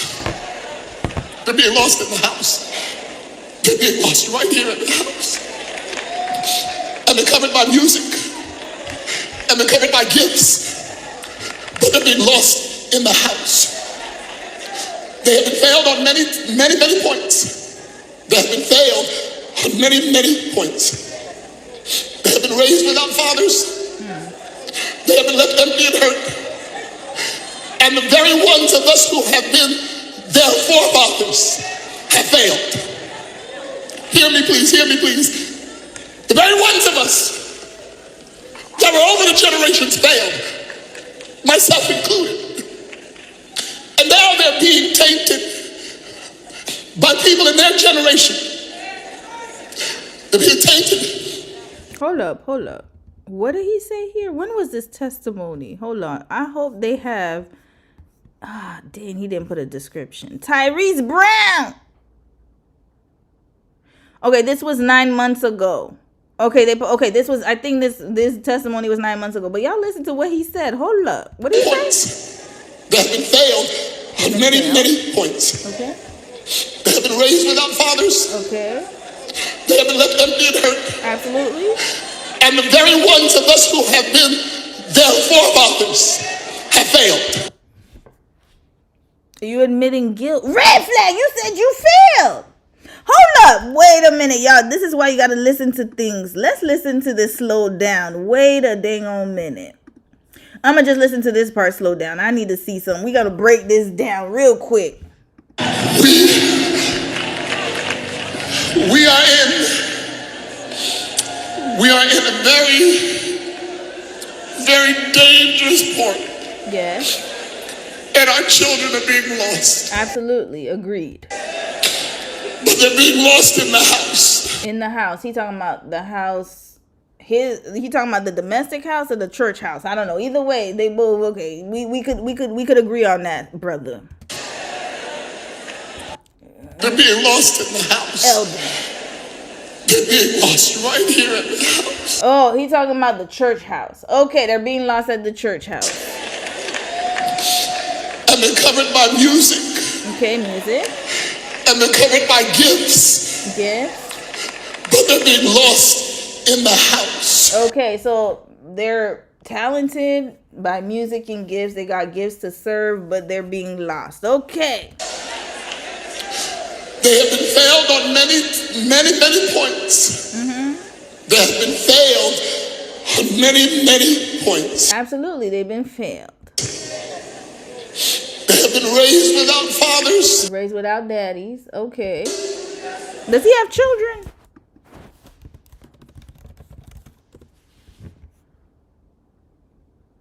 Okay, you got one child. How old is your child, Mr. Donnie? How old is his child? Okay, his child looks old enough. He looks of age. How old is he? Oh, he's handsome too. Okay, I don't want to show his kids. I don't like to show kids, so no. Okay, but how old is his son? His son looks like a teenager. Okay, 2000. Yeah, so he's not a teenager anymore. Now he's 25. Okay, he's not young anymore. All right. Let's get back to you, Pastor. What you talking about? They have been left empty and hurt. Left empty and hurt. And the very ones of us who have been their forefathers. Okay, the ones of us who have been their forefathers. Have failed. Have failed. Have failed too. Hear me please. Red flag. This is why I'm giving a red flag. I'm so sorry. I'm not admitting to failing if I'm not part of the cohort. I didn't fail nobody. I didn't. So what are you talking about here? Failed how? How did you fail? Okay, I hope he's going to take accountability. We're going to hear more. Okay, we're going to fast forward you a little bit more. I just needed to hear that part. Sometimes I'll fast forward, speed it up, and sometimes I'll slow it down. Okay, let's go. The very ones of us that were over the generations failed, myself included. Oh, I'm not including myself in that. I didn't fail nobody. I didn't fail. What you mean? Red flag. What you gotta tell us, Donnie, Pastor McClurkin? What you gotta tell us? And now they're being tainted by people in their generation. They're being tainted and they're being turned by people in their generation. We talk about the Tonei situation, and it is only turning their hearts further away from God and making them believe that such conversation is real when it is not real. It is not real. It is not real. It is not real. It is not real. God did not call us to such perversion. God didn't call this generation to such perversion. God did not call you young people to such perversion. Your generations have lied to you. Society has failed you. The only way you can really find real hope is in Jesus Christ. That's the only way you can find deliverance. I tell you on the truth of my son, No, you ain't gonna speak tongues up in here. No, we don't do the Rasha Macham. I done told y'all, I said that in my case study. I'm so sorry. We don't do the speaking in tongues here. I'm so sorry. If you speak in tongues, that's great. You're going to get a translator to translate. I don't want that in my house. No. Fast forward the Rasha Macham. Okay. So, he's saying that they failed them. The only way is through Jesus. And yes, I do agree. We have failed. Not we. Let me stop taking it. I'm not taking accountability for them. When I say we, I'm talking about like, they have failed. Let me start putting myself in there because I'm not included in that. I didn't do nothing. They have been failed 100%. So he believes Jesus is the only way. Okay, sure. He's pastor. He's a Christian. If you're a Christian, you would believe that 100%. Now my problem is, what's going on here? What's the tea? Because you got somebody coming out the woodwork saying that you did the same thing that Tyler Perry did, and that happened to you.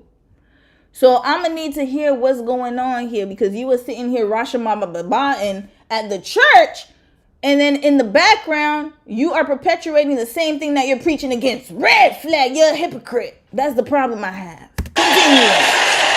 He is a deliverer. He is a deliverer.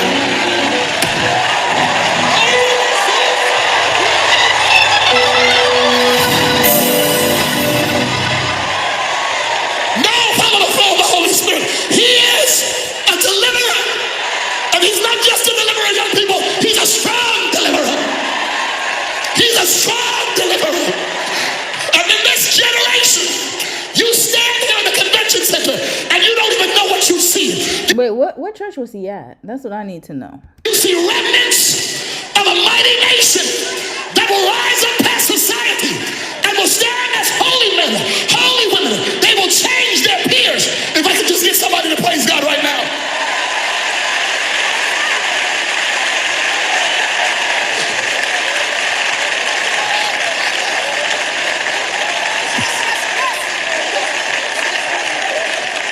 I stand here looking at young people that are not even comfortable. They talk about being real. They're not comfortable being real. I went to Mason's temple and I sat at the musicals.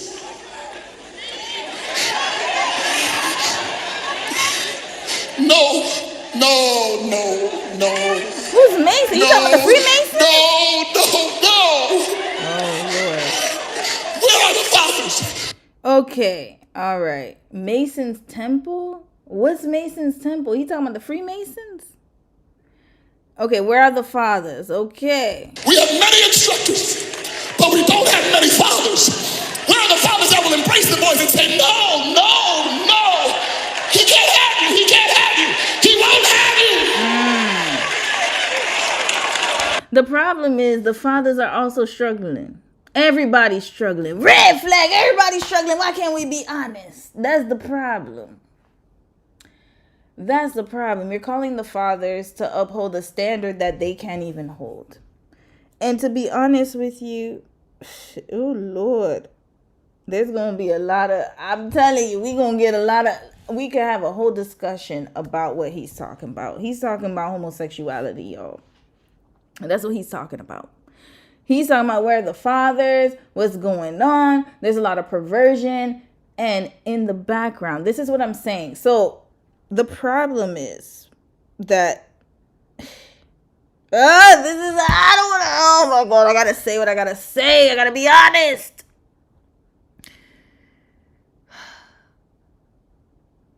You can't pray the gay away, y'all. Listen, my opinion. You can't. It's hard. I don't know what it is about him.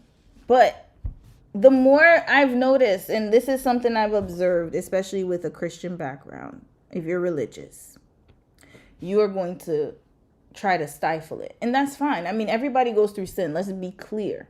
So there are a lot of sins that people commit or have committed according to if you're a Christian or if you're religious. 100% that you're gonna, homosexuality is not the only sin. There are so many in the Bible. So let's just be clear. Can you live an abstinent and celibate lifestyle? Absolutely. Can you not participate in extramarital or extra, like, not extramarital, but like, you know what I'm saying, like sex outside of marriage? Can you try your best to follow the rules and the laws that God has set forth? Absolutely. I don't think that is not achievable. My issue though is that we can clearly see that's your preference,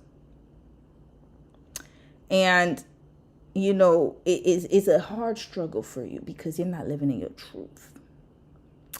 And this is a problem that I see a lot because he's crying and he's saying that it's hard. We're losing the young men. And then the problem is though that you're still engaging in that behavior in the background. This is the problem I have. And you're doing it without the person's consent is the problem I have. So then what at the end of the day, you're telling people to do something that you can't even do yourself. You haven't mastered it. You're not the person who should be talking. To be honest with you, a lot of the people that are talking, they have not mastered it. And they're not being honest about that. Because if you were honest, then here we go. Where's the accuser? Where he at? Where's the accuser? Hold on. Oops, I spelled his name wrong. Where's the... Damn, they got no... Hold up. They scrubbed this off the internet. What's happening here? Oh, I spelled his name wrong. Hold on. Donnie McClurkin. Hey, let's find it. Allegations, because here we go. Okay. Then there wouldn't be this. They didn't put it on YouTube. Damn. They must have cleaned it up real good, because here, it's all over the internet. And I'm not saying he did anything. This is all alleged, by the way. So I don't know. But where there's smoke, there's fire. And where there's fire, there's a red flag. So let's continue, y'all. I'm not going to play the whole thing. But I'm just trying to say that it's hard to tell people and to tell the kids and to lead the kids when you can't even do it yourself. You're hiding it. There's a big difference. And then you're sitting here trying to chastise the children, but at the end of the day, you can't even do it yourself. You can't. Where the Father says, I will not condemn you, I will not kill you, but I will nurture you. Psalms 34:11 says, come, ye children, come hearken unto me, and I will teach you the fear of the Lord. And today, I am overwhelmed in this holy convocation because I see feminine men. And listen, it's no, do not applaud like it's a bash. It's because we failed. It's not their fault. It's not the children's fault. Feminine men, what does that mean? What does feminine mean? That's another thing. And you know what? Like, what does feminine mean? Oh, we gonna talk about that. Listen, we're not gonna get too deep because I don't have time. But we gonna get on this subject one day. Look at this, y'all. What's her name? Jasmine. Jada Waiter's sister.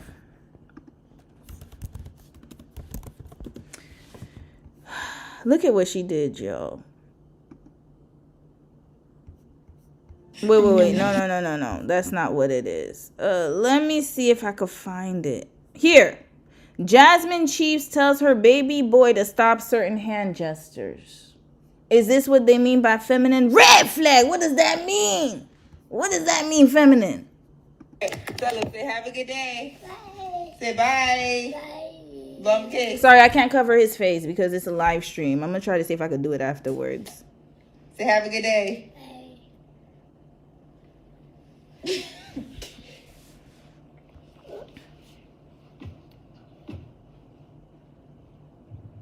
Is you cool? Who taught you that? He's a baby, y'all. He's a baby. Taught you that? Because I don't do no shit like that. You see, now he's thinking it's wrong to say hi. It doesn't matter. What? Say have a good day. Say have a good day. Say bye. Blow him a kiss. Say have a good day. Hey.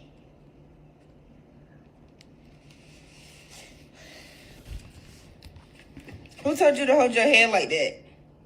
And this is another thing. Like, she's upset because he's showing his hand in a certain way. He's trying to say feminine behavior. But there's a lot of masculine men who out there doing it's not, and this is what I have a problem with. Like, what are we talking about here? There's a lot of masculine men who you would think would be manly, quote unquote, who do not look like, they're feminine or they don't wear tight jeans. They look like your favorite rapper, and they sitting here doing stuff in the background. Hello, Diddy. Come on now. Meek Mill. Y'all saw him in that pool talking about daddy. Oh, yeah, you like your daddy. Y'all don't remember that pool moment? What are we talking about feminine? This doesn't make sense. It's because we failed. We didn't father our children. We didn't cover our children. the seed, and we've been uprooted. We failed our boys. We failed our girls. But today, Bishop Blake said this is the convocation of the turnaround. Bishop who? Uprooted. We failed our boys. We failed our girls. But today, Bishop Blake said this is the convocation of the turnaround. Today, the tables are about to turn, and Satan is going to be destroyed over the lives of our young people. Listen to me, every one of you young people in this room, you will be free if you want to be free. Hallelujah. And this convocation and this youth meeting is going to be your deliverance. If you know God, I want you to praise him no matter where you are, no matter what you're doing. You may be bound, but praise him. You may be struggling, but praise him. And some of you parents need to get up off your duffs and praise God for your children. Yes, protect the children. I agree with that part, but wrong messenger. Wrong messenger. Wrong messenger. You don't even know their passwords. You don't even know their passwords. Yeah, he's right about that. Yeah, he is. While the enemy in secret has your children wandering places that will damn them, that will hurt them. Sitting up like vampires to the wee hours of the morning on a computer, and you don't even know while you're fast asleep preparing for work. But today is the day of the turnaround. Okay, we got the turnaround. So here, where's his testimony? Hold on, I'm gonna fast forward a little bit. Their friends and don't discern what's in them. Oh, that's just Johnny. That's just Sally. You don't understand what's going on right now. Katy Perry is turning the girls out. Talking about I kissed the girl and I liked it. You don't hear what I'm telling you. This is the funniest thing, y'all. Hold up. Let's keep going. Hold on. Just trying to feel love because I didn't have a man to show me what love was. And the only man that loved me and me. I know this is not talk you hear from the pulpit, but the young people need to know I walked and I tried to find myself through other men. Okay, that's in the church. In the grand old church. Oh, here he go with the tongues again. So he's giving his testimony. He used to try to find men in the church. That's what he said. He's delivered. And then he's speaking in tongues after. I have no idea how many times I gave myself away trying to find myself. Oh, yeah. A lot of us do. And that's heterosexual or homosexual relationships. You seek what you're trying to find. Now, Pastor talking about he trying to find people in the church. Now, the thing is that before you get on Katy Perry, and again, I am 100%, I believe what he's saying is that children shouldn't be exposed to certain things at a young age, 100%. 100%. But at the same time, we're not talking about the home. That's where it all starts. You know when your grandma or grandmama or mima or auntie used to have all your cousins gather around in the village, they used to watch you. When your uncle came to watch you and then he started inappropriately touching people. You know that one cousin who just likes to touch little girls? This is where it starts. I wish we had honest conversations about that. Because before Katy Perry even infiltrated my TV screen, there was probably somebody else in my family that would cause more harm to me than Katy Perry would. Hello. But you're worried so much about outside people when it actually starts inside. That's my problem. So why don't we talk about that? We don't talk about that, do we? We don't talk about the uncles, the brothers, the cousins, the aunties. Y'all saw what happened with Krishan's family? That young man, he was crying, talking about his auntie touched him inappropriately, assaulted him. His auntie, allegedly. They had a whole bunch of kids in that house. That wasn't Katy Perry's fault. That's what I'm saying. Like, if we're going to have a conversation, let's have the real conversation. It's not the outside that you should be concerned about. That's also concerning. But you need to worry about what's going in your house. And I'm not talking about the church house. The church house is also external. We worried about what's going on in the domestic house. That's where it starts. Hello. But then you talking about, the daddies need to be there. The daddies need to be there 100%. But the daddies don't even know how to handle their issues either. Trying to feel loved. Mama too. So that's what I'm saying. People raising kids, having kids, and they don't know what to do with the kids. Daddy didn't cover me. Just trying to feel love because I didn't have a man to show me what love was. And the only man that loved me lusted me when I was 8. And that's all I knew to look for. Yeah. So that's also problematic, y'all. He was touched at a young age, and that's very unfortunate. I feel very sad for him. It must have been a very confusing time for him. It's very tragic, y'all. He was, and that's where it started, at home. He had no guidance, nobody watching over him. But this is the thing, though. Like, now he's fighting, and he was exposed to something at a young age that he had no consent over. And the problem is that instead of him trying to, I don't know how he's going through life, but it seems like he has a preference. Not everyone who is touched. This is the thing that I want to make very clear, because we have to have this conversation. This is where logic comes into play. Just because you are touched by somebody of the same sex does not mean that you will naturally have an affection for that same sex. I hope people know that. There are people who have been touched by people of the same sex who go on to have a preference, or they end up being with somebody, or they're naturally attracted to someone of the opposite sex. So can I say that that is definitively what happened in his situation? I don't know.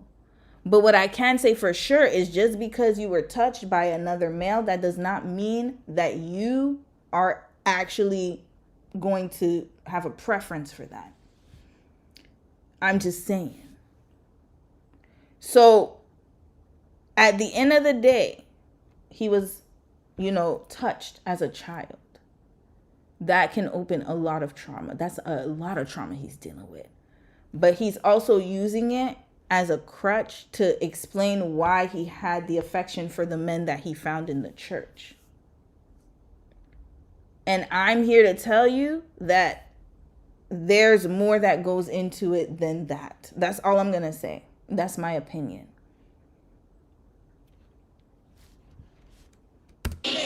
So playing the piano, speaking in tongues, but somebody seeing me on the piano and coming and saying, let me help you, only to make me twice the son of hell he was. You don't know what's going on with your kids. And you let your discernment go when you look at their friends and don't discern what's in them.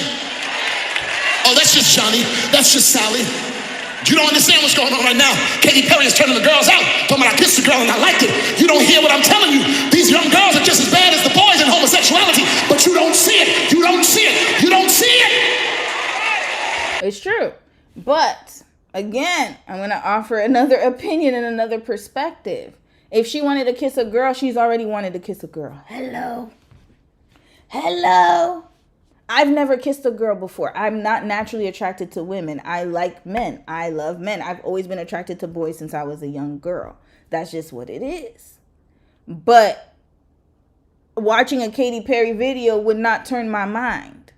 There are some of us who don't have that kind of mindset.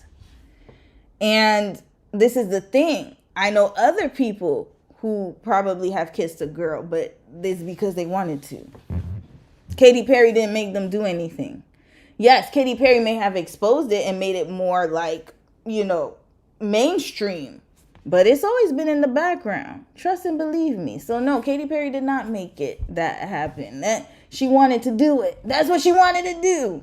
But today, hear me, every one of you young people. I've been there. But God said with loving kindness, not with condemnation. With loving kindness, y'all hear me? Not with guilt. With loving kindness have I drawn you. God said, I don't want your gift. I want your life. I don't want your talent. I want you. All right. Pastor said all that, y'all. Let's get to the allegations because we got to go. But y'all can watch this testimony here on Tyrese Brown. Okay. Whoo, Lord, let's get to the allegations, y'all, because it's a lot. There was, I'm not a lawyer, but I love her channel. She's on TikTok, too. Shout out to her. I think she's Kevin on Stage's sister-in-law, if I'm not mistaken. But let's read the allegations, y'all. This is an 8-minute video, so it's not too long. I finally got my hands on the lawsuit that was filed against gospel superstar Donnie McClurkin. Oh, wait. Hold up. Hold the line here. Hold on a second. It's not syncing properly, so I got to make sure it syncs properly. Wait a minute here.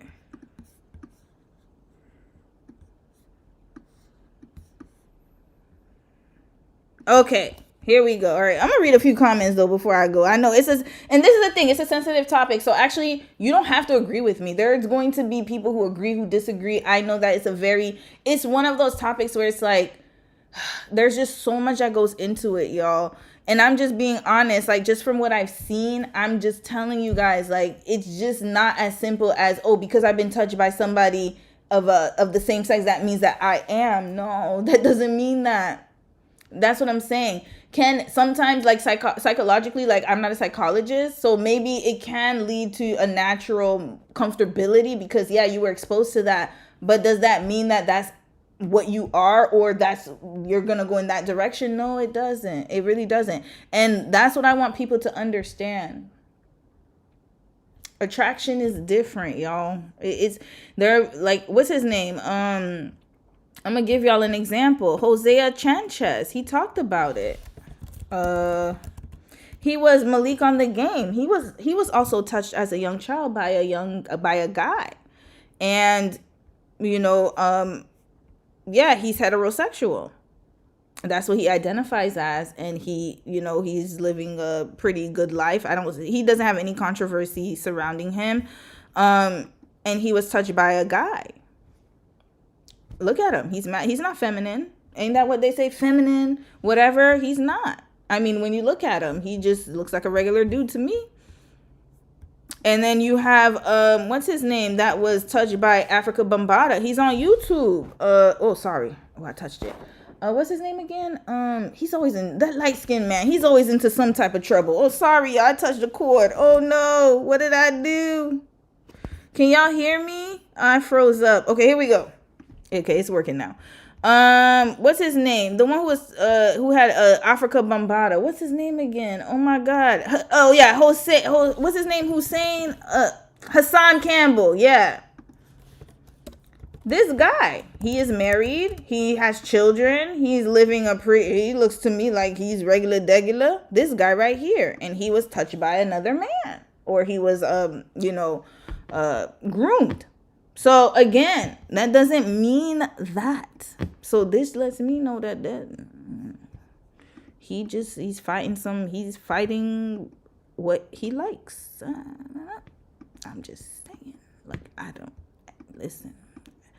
It's a sensitive topic, so I'm open to hear all types of opinions, y'all. This is too controversial. Shauna, let's see what you said. You said, Elle said, hold on. Woo, y'all wrote a lot here. Hold up, let's get back here. Miss Blackson, you said, I couldn't even get the at you messaging with you yet. This man gives sermons like he's auctioning off cars. Y'all stupid. Yo, for real, yo, he just talking, just yapping. But when they get to speaking tongues, I gotta cut that off. I'm so sorry. No, I don't know what spirit you letting in my house. Nope, I need a translator. Elle, you said, oh yeah, she over there yelling at that poor baby. Yeah, she is poor. I felt bad for that baby. Because he did this, that is feminine. No, he's just doing it. Like, I don't understand. That's not on Katie's parents aren't parenting. Exactly. That's not on Katie at all. That's why when people say, oh, the Beyonce, da, da, da. And I'm like, yeah, but who's, like, for example, people are watching Love Island. Y'all know Love Island season 8 had a whole episode where it was literally like a freak off. It was called, what was it called? That episode. Oh my God. It was like, I forgot, but it looked like a freak off, y'all. Everybody was touching people, and it was aired on Peacock. Kids are watching it. And then y'all want to blame Peacock when y'all the ones letting them watch it. Red flag. Come on now. Star That Fell, you said him being violated didn't make him gay. He needs to go to therapy and deprogram his mind because being gay is not perversion. There you go. That's what I'm saying. It's like there comes a point where we have to, and this is why I've always had a problem when I go to church. I had a problem with this part because it didn't make sense to me. Because in my mind, like, you know, I could go through a lot right there. I could talk about it because I see what it does, y'all. I see what it does. And this man, he's trying his hardest to beat it away, but it's like, sometimes it is what it is, yo. You have to figure that out, my brother. Mary, you said I had a church Jew say that homosexuality comes about through trauma, whether it's acknowledged or not. Like, that's not how it works, and that's the goalpost moving. Yeah, no, because they're trying to find a way to rationalize it. Because that's what I'm saying. If you're looking at the Christian mindset, and this is from somebody who grew up in the church, and I can tell you what the mindset is. They don't understand it. And then also they think that it's perversion, as like what sis said. Elle, you mentioned it perfectly. So when you have, especially in the Bible, where it says, like, it talks about homosexuality and it talks about, those type of things, but it's not the only sin. There are so many other sins in the Bible, but people hyper focus on that one. And so I understand it from that perspective, where it's like you are trying to rationalize, like, oh, something happened to you, so that's why you're like that. Okay, I get it now. Or what else do they say? Oh, you grew up without a dad, so that's why you're like that. When so many men have grown up without dads, and they are perfectly fine. And so this is the problem I have. The logic seems to, the logic is not there. It's not there. Logically speaking, you cannot get turned out if you didn't, unless you were touched inappropriately or without consent. My point is that Katy Perry did not make those girls turn out. Those girls turned out because they've been curious about it. And like I said, I grew up in a high school where there were a lot of girls who were bi. There were a lot of girls who would hold hands with their girlfriends. Like, it wasn't, like, in the school, it was very, it was a safe space, I would say. Even in 2004, when I grew up in high school, I went to high school from 2000 to 2004. I had a friend come out to me. She was bi. And I remember she came out to me and my other friend. And then we just looked at her and we're like, okay, well, I asked her, I was like, do you like me? She was like, no. And I was like, okay, so what we gonna have for lunch? I don't give a damn red flag. I didn't care. I was like, thank you for telling me. I appreciate you coming out to me. That took a lot of courage. But we still cool, because she thought we wasn't gonna be friends no more. And I was like, well, we're still friends. Are we going to eat lunch together or what? Like, I don't care about none of that. But, that's what it was like in school, right?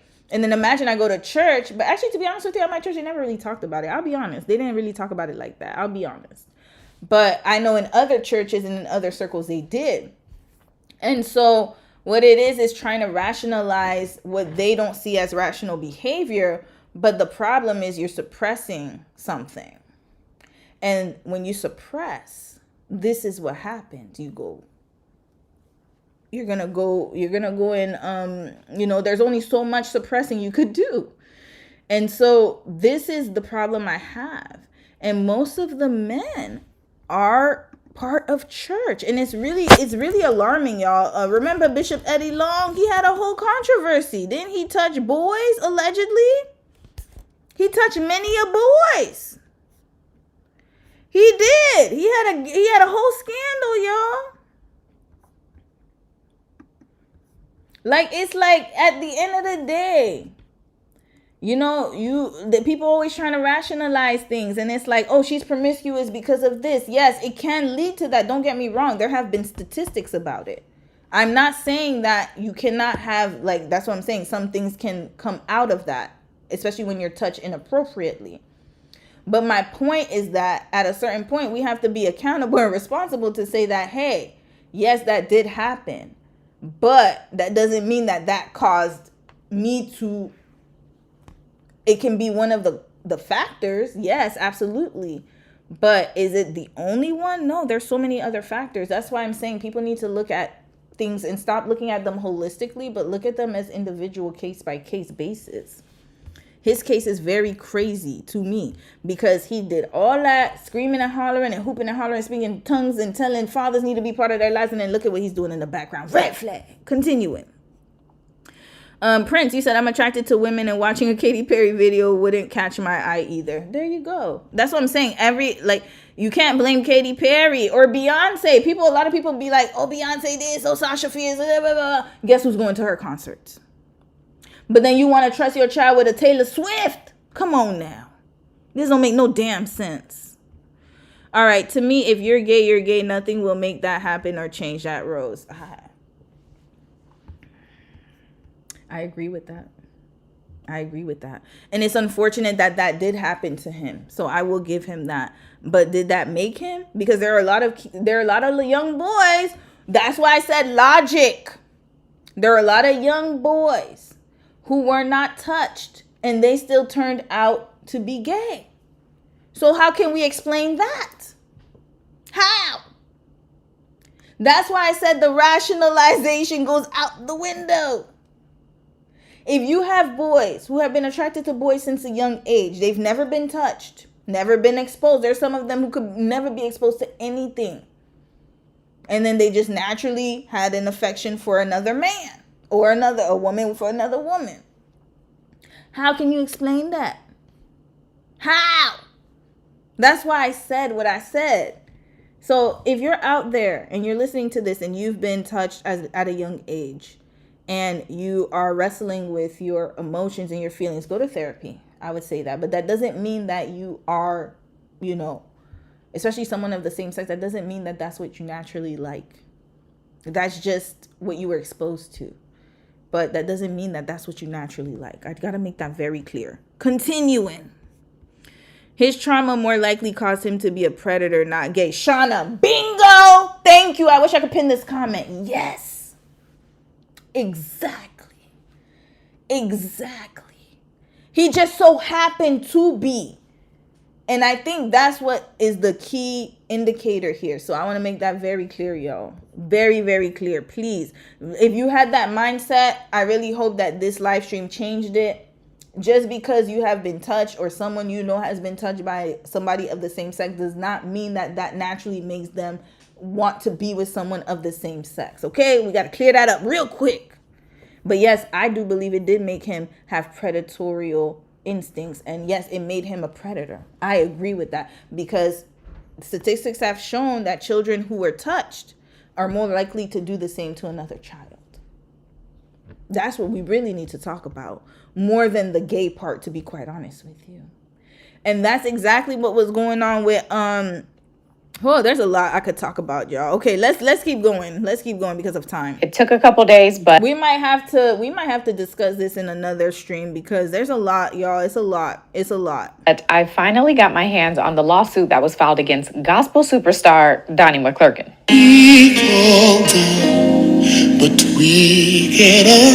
And I'm not a lawyer, but I read the 15-page complaint, so let me walk you through exactly what is being alleged. Trigger warning, this lawsuit contains allegations involving sexual assault, sexual battery, and coercion. So this is your warning. Okay, so the lawsuit was filed by a man named Giuseppe Corletto, and according to the complaint, Corletto first met Donnie McClurkin in August of 2003 when Corletto was 21 years old.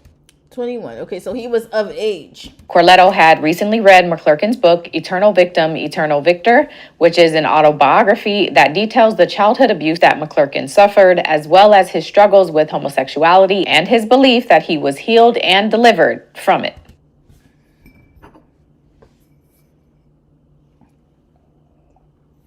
I have not met one person who's been delivered from that. I'll be honest. Listen, I'm gonna be honest. Maybe y'all could change my mind in the comments. They just know how to hide it better.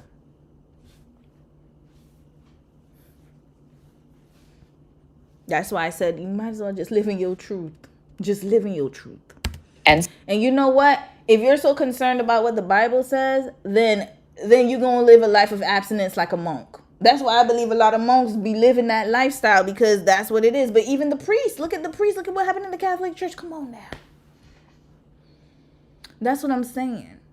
If you're so concerned about sinning and about hell and brimstone and about the Lord being mad at you and you not making it to Judgment Day, then just live a life of abstinence. That's going to solve a lot of problems. Not abstinence, celibacy. Celibacy. Live that life. But if you're trying to engage in relationships and you are deceiving a person because you're using women as beards, or women, you're using men as beards, then you have a problem. You might need to live in your truth or live a life of celibacy. I don't understand why that's not an option. If you're so concerned, that's my point. I'm not saying that that's what you have to do. I'm just saying if you're so concerned about it. Because people say, well, what about this? What about hell? Then stay celibate.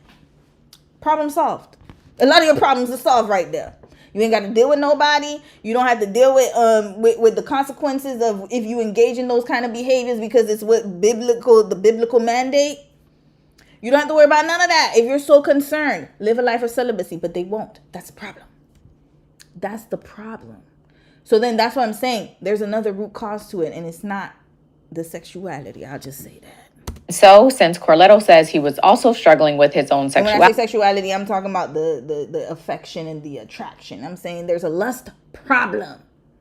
If you can't stay celibate, there's a lust problem. Lust is the problem. Okay? Then let's start with that first.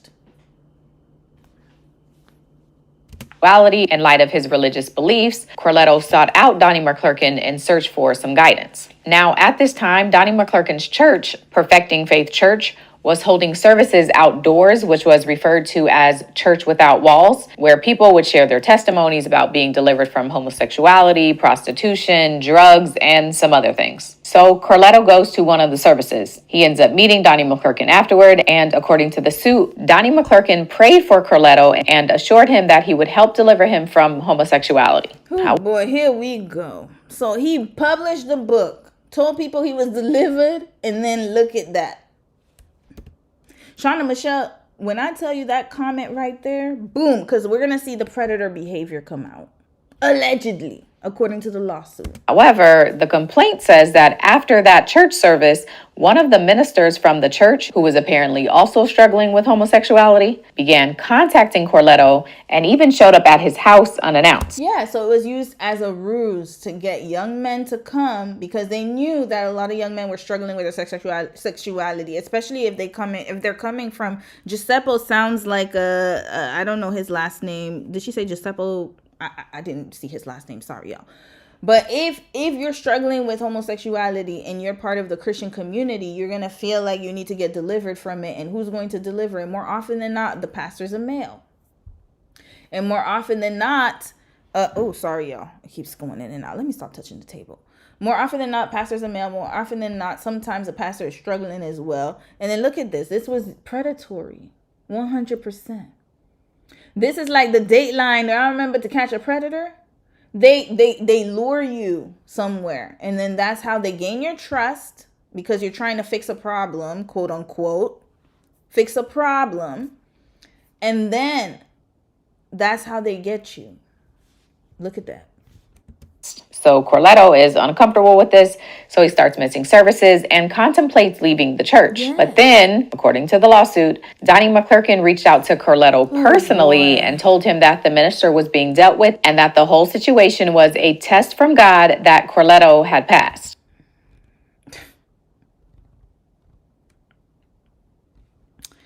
Oh, Lord. This is sad, yo. From there, Corletto and Donnie McClurkin develop a mentor-mentee relationship. That's how it starts. This is why I hate when people, and I'm sorry, I gotta be honest. I have to be honest here. When you use childhood trauma as a way to absolve yourself from any type of accountability, especially when you're doing things in the future or, past that. This has nothing to do with his childhood trauma. Yes, absolutely. Has he lived with it? Yes. Maybe it's undealt with. I will say that. He has not dealt with it. Yes, 100%. But this behavior is not because he's homosexual. This behavior is because he's predatory.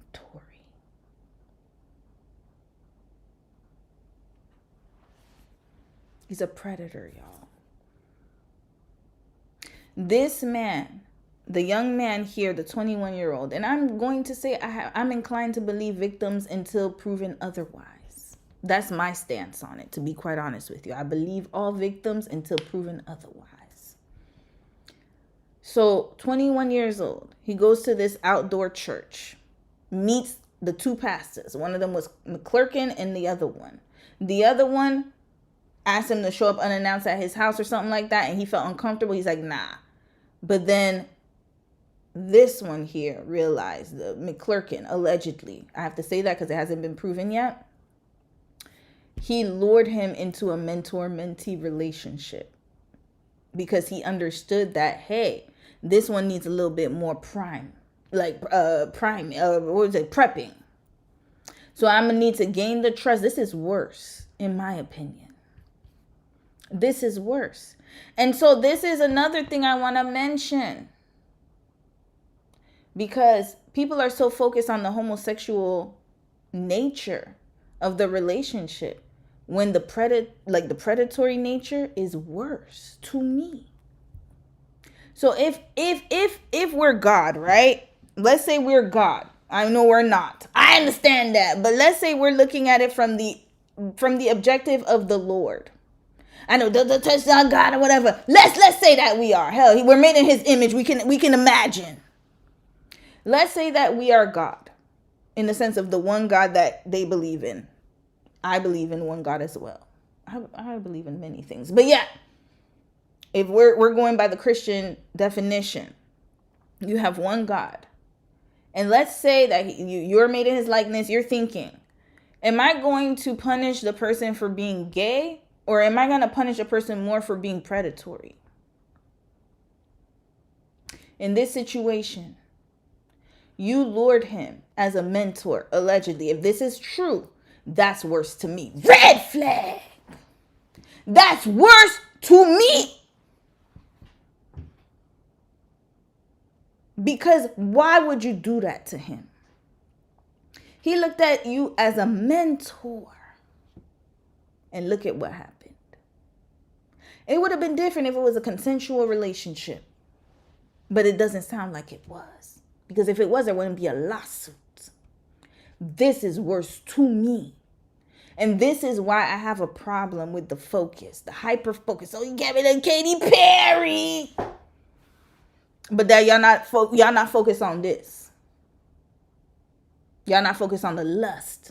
Lust, whether it's a man or a woman, whether you have sex with, whatever it is. It's lust. And McClurkin even hires Corletto to work as his personal assistant. And it's at this point, according to the lawsuit, that the allegations begin. The lawsuit says that while Corletto was working for Donnie McClurkin, they would have, quote, pray the gay away spiritual sessions. And during these sessions, McClurkin would allegedly touch Corletto without his consent. The suit also says that Donnie McClurkin would set up interactions between Corletto and other men and then frame these interactions as, quote, tests from God. As an example, the suit says during a trip to the Bahamas, Donnie McClurkin set up for a male model to go to Corletto's hotel room. And after Corletto was successful in resisting this model, Donnie McClurkin allegedly praised him and told him that he passed another test. And that's why I believe him, because that's how a lot of these deliverance sessions would go. When they would go to these type of MK Ultra type of places where they would send children. That's exactly what they would do, these kind of tests. And he was 21 years old. I don't know. I believe him. The story sounds pretty legit to me. I don't think he would bring forth a lawsuit without evidence. So hopefully he has the evidence to back it up. But I believe it because it sounds very plausible. The next incident that's detailed in the lawsuit is from a 2007 business trip to California. And the suit says that on this trip, Donnie McClurkin had actually brought his girlfriend at the time along with him. However, at some point during this trip, Corletto goes to McClurkin's room. Let me tell y'all something. His girlfriend in 2007, who was that? I think that was Nicole Mullen. We're going to get to her too, the gospel singer. When did they date?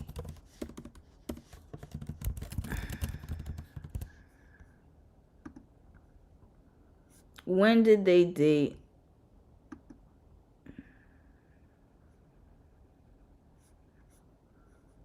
Oh, Lord. Okay, we'll get to that after. Let's go to that one. Where is it? Sorry. I'm not a lawyer, but here we go. And while he's there, McClurkin takes off his pants, exposes himself, and then pulls Corletto onto the bed, forcibly kissing and touching him. I'm not surprised. You know why? Because he has to let off his sexual frustration because his girl is there. So now this is the problem. He has to release. Again, a lust problem. So he has the woman and he's not attracted to her. But he has to really, once men get into it, let me tell you, if you ever been with a man with blue balls, y'all know what I'm talking about. They have to, you cannot start it without finishing. You can't start touching and then leave it alone. They have to release. So it's possible that the girlfriend was trying to get it in. They were staying in a hotel room. Please, let's be for real. More often than not, they was doing the hokey pokey. So they did the hokey pokey. He couldn't really get into it the way he wanted to, but he did enough where she was satisfied, or maybe midway. I don't know what happened, but he had to get his rocks off. I'm serious. This is what it is, y'all. Y'all already know. Oh, Lord. Corletto says he cried and objected and tried to tell McClurkin to stop, but McClurkin went on to orally engage with him. And then the lawsuit says that over the course of the next 6 years, incidents similar to that California hotel one continued to happen, including an allegation that Donnie McClurkin would secretly touch and grope Corletto before he would go up to preach. This checks out. This checks out. I'm telling y'all. I done told y'all about one of my youth pastors that had that got one of the girls in my youth group pregnant. Had a whole damn affair, and he was married. His wife was in Haiti, though. He talking about his wife died. And then come to find out, no, she didn't. We don't believe she did. Everybody did a whole, they didn't have GoFundMe at the time. We did a whole effort and then gave money, everything. And then come to find out, he got her pregnant. I remember my daddy came to me and my sister. He was like, did he touch you? I'm like, Dad, that man would get his ass whooped. I'm being honest. At the time, I was like 16 years old. I was like, hell no. Somebody going to jail, and it's not going to be him. It'll be me because I'm going to beat his ass. And my dad was like, yeah. Because I was like, no, he did not touch me. I was like, no. But yeah, that's what happens, y'all. They be having these little inappropriate relationships and stuff. So I'm not surprised. And look at Bishop Eddie Long. We might have to go into a deep dive into that situation.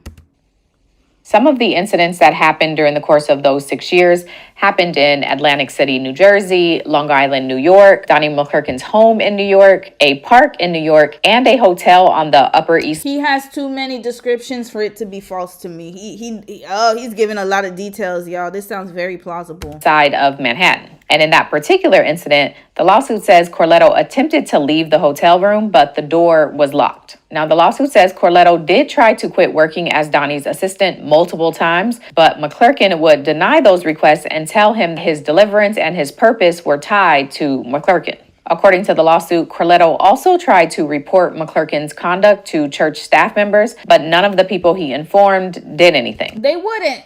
Red flag. No, they wouldn't. Because remember, we saw 2 stories last week where sis was talking about her husband was having an inappropriate relationship with one of the staff members of the church, and then they dismissed her. Remember, she went all the way to the executive church pastor, and they dismissed her, kicked her and her, packed them right up out that church. It was a Diamond Sparks or Starks. I don't remember the last name. And then remember the other pastor who got married to the woman who impregnated her, left her, and then he went back to the church talking about he gonna take a break to fast, and then he gonna be back in February. Church is all right behind him. Please.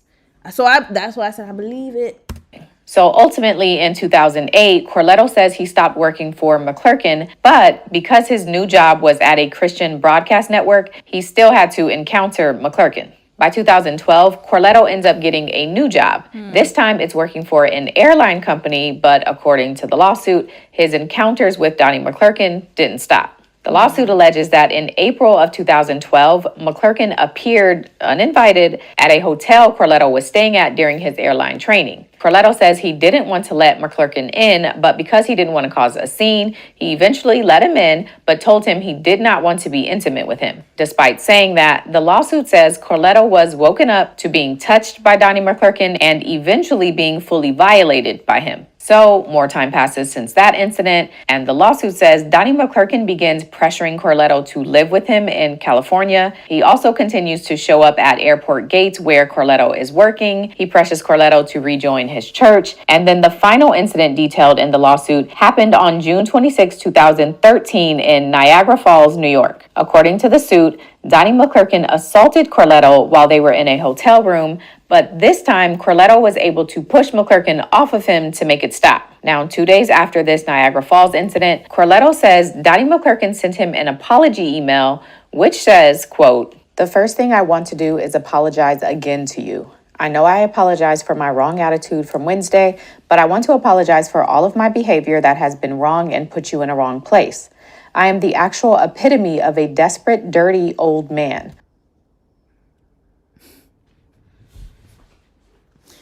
Oh, Lord, red flag. What is going on here? And you know why I believe this is him? Let's go back. Oh, we going right back. But we're not playing the whole thing. Look at this. We're not playing the whole thing, y'all. I'm not going to subject y'all to this. Children are being lost. But they're being lost in the house. They're being lost in the house. They're being lost right here in the house. And they're covered by music. And they're covered by gifts. But they're being lost in the house. They have been failed on many points. They have been failed on many points. They have been raised without fathers. They have been left empty and hurt. And the very ones of us who have been their forefathers have failed. That's why I believe it.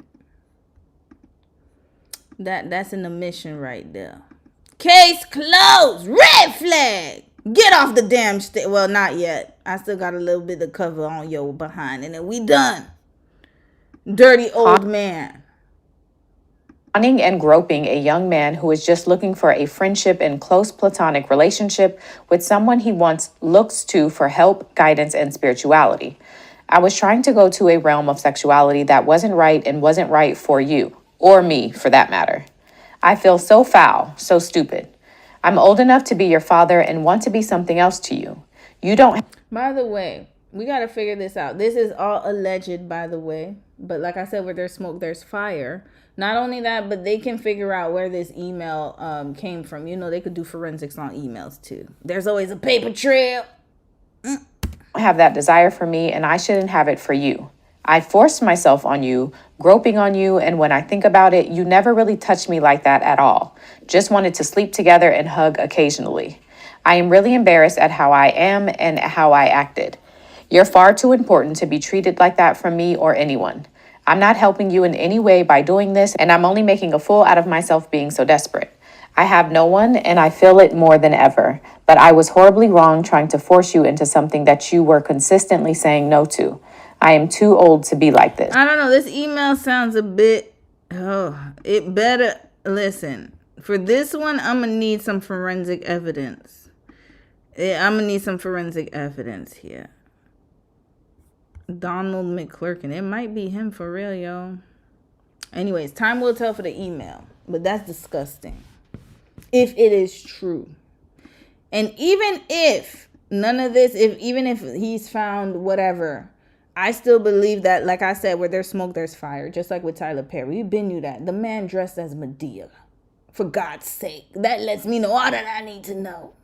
I feel so foul, so stupid. And not because he's dressing like Medea. That's not... Okay. I want to make sure. Listen. I got to be honest. He was very comfortable playing the Medea role. It's like he wanted to be a woman. That's all I'm going to say. So, yeah. He was... Tyler Perry, I believe what the young man is saying. We could tell. Come on now. Like, just by his when I say behavior, I mean the way that he always like demonizes, especially black women, makes black women look like angry, bitter. When you have that much vitriol towards women, I already know what it is. I'm just being honest. That's like the DL code. Right? I'm old enough to be your father and want to be something else to you. You don't have that desire for me, and I shouldn't have it for you. I forced myself on you at how I am and how I acted. I'm not helping you. I'm not full out of to force you and come back for this. My loneliness is mine to deal with. My desire for you is not right in the way that I'm feeling and handling it. I will be a friend to you and pastor if you'll allow me. But I won't be this broken old man so desperate for you that I violate my purpose in your life and become this. I love you and want you to become who you're supposed to be. I will work on me. I hate being lonely and alone, but I have to go through it, and not like this. Let's move on from here. See you later this or next week. Pastor.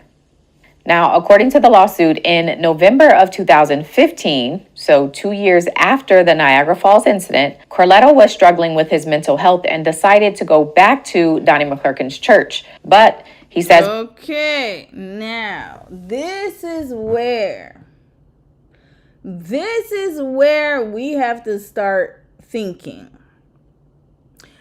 I'm starting to believe either he has Stockholm Syndrome or they were in an inappropriate relationship and something happened, y'all, and he's exposing him.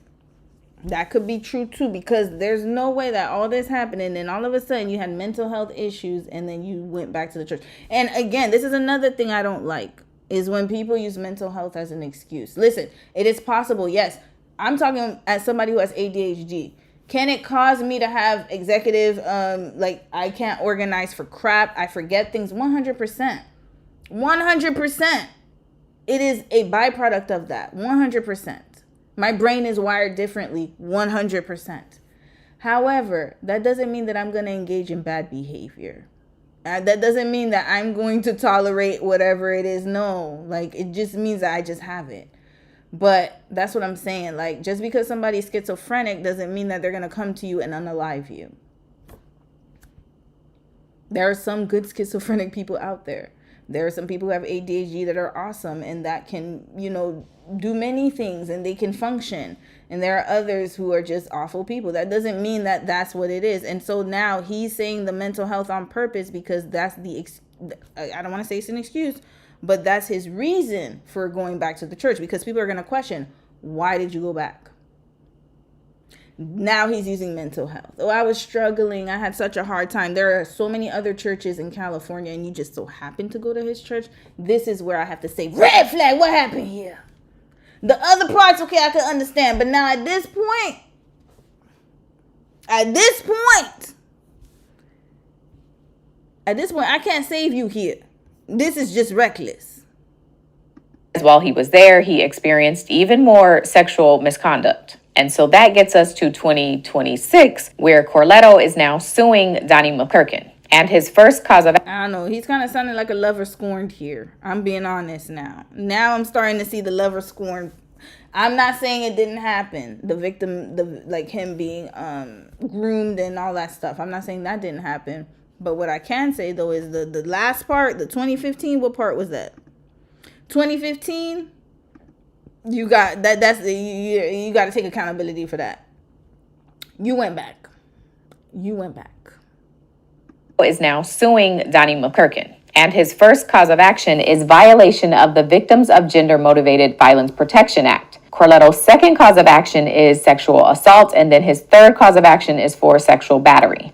And this again is for all of the incidents that he detailed throughout the lawsuit where he says Donnie McClurkin violated him. Now, Donnie McClurkin's attorney has publicly denied these allegations, calling them categorically false and saying, quote, "At no time did Pastor McClurkin engage in any form of sexual abuse, assault, or sexual coercion of Mr. Corletto." The claims set forth in the lawsuit grossly mischaracterized their interactions, which occurred over a decade and some accusations over 2 decades ago. Donnie McClurkin, of course, will have to file a formal abuse assault. Okay, thank you, sis. I love her channel, by the way. Y'all follow her if y'all want to look at her, because she goes through cases. Now, they said, listen to the wording. He did not engage in any form of sexual abuse, assault, or coercion. So that means this was a consensual relationship from his end. Y'all, I believe they were in a relationship. If the first part isn't right, if he wasn't victimized, then I told y'all, where there's smoke, there's fire. Okay, so they were in a whole relationship while this man was going on a press tour, telling people to take care of their kids. That's what was going on, y'all. All right, we're not. Do we have? Okay, we're gonna listen to a little bit of this. Just a little bit Denied because all we of already these have the details, but I want to hear the why the blogs. Hold on, let's see. Oh, she got chapters. I need to do chapters too. Why aren't the blogs picking it up? Yeah, that's what I want to figure out. Power dynamics. The harm of pray the gay away. Okay, we're gonna just listen to two parts: the why the blogs aren't picking this up, and praying the harm of praying the gay away. I think this is gonna be a good one. Okay, we'll listen to those two parts because time. Blog sites are not picking up the story. Okay, one of the major ones has not picked up this story. And I think allegedly they're, I'm gonna just say it. I've not seen this story on the Shade Room. Maybe I missed it.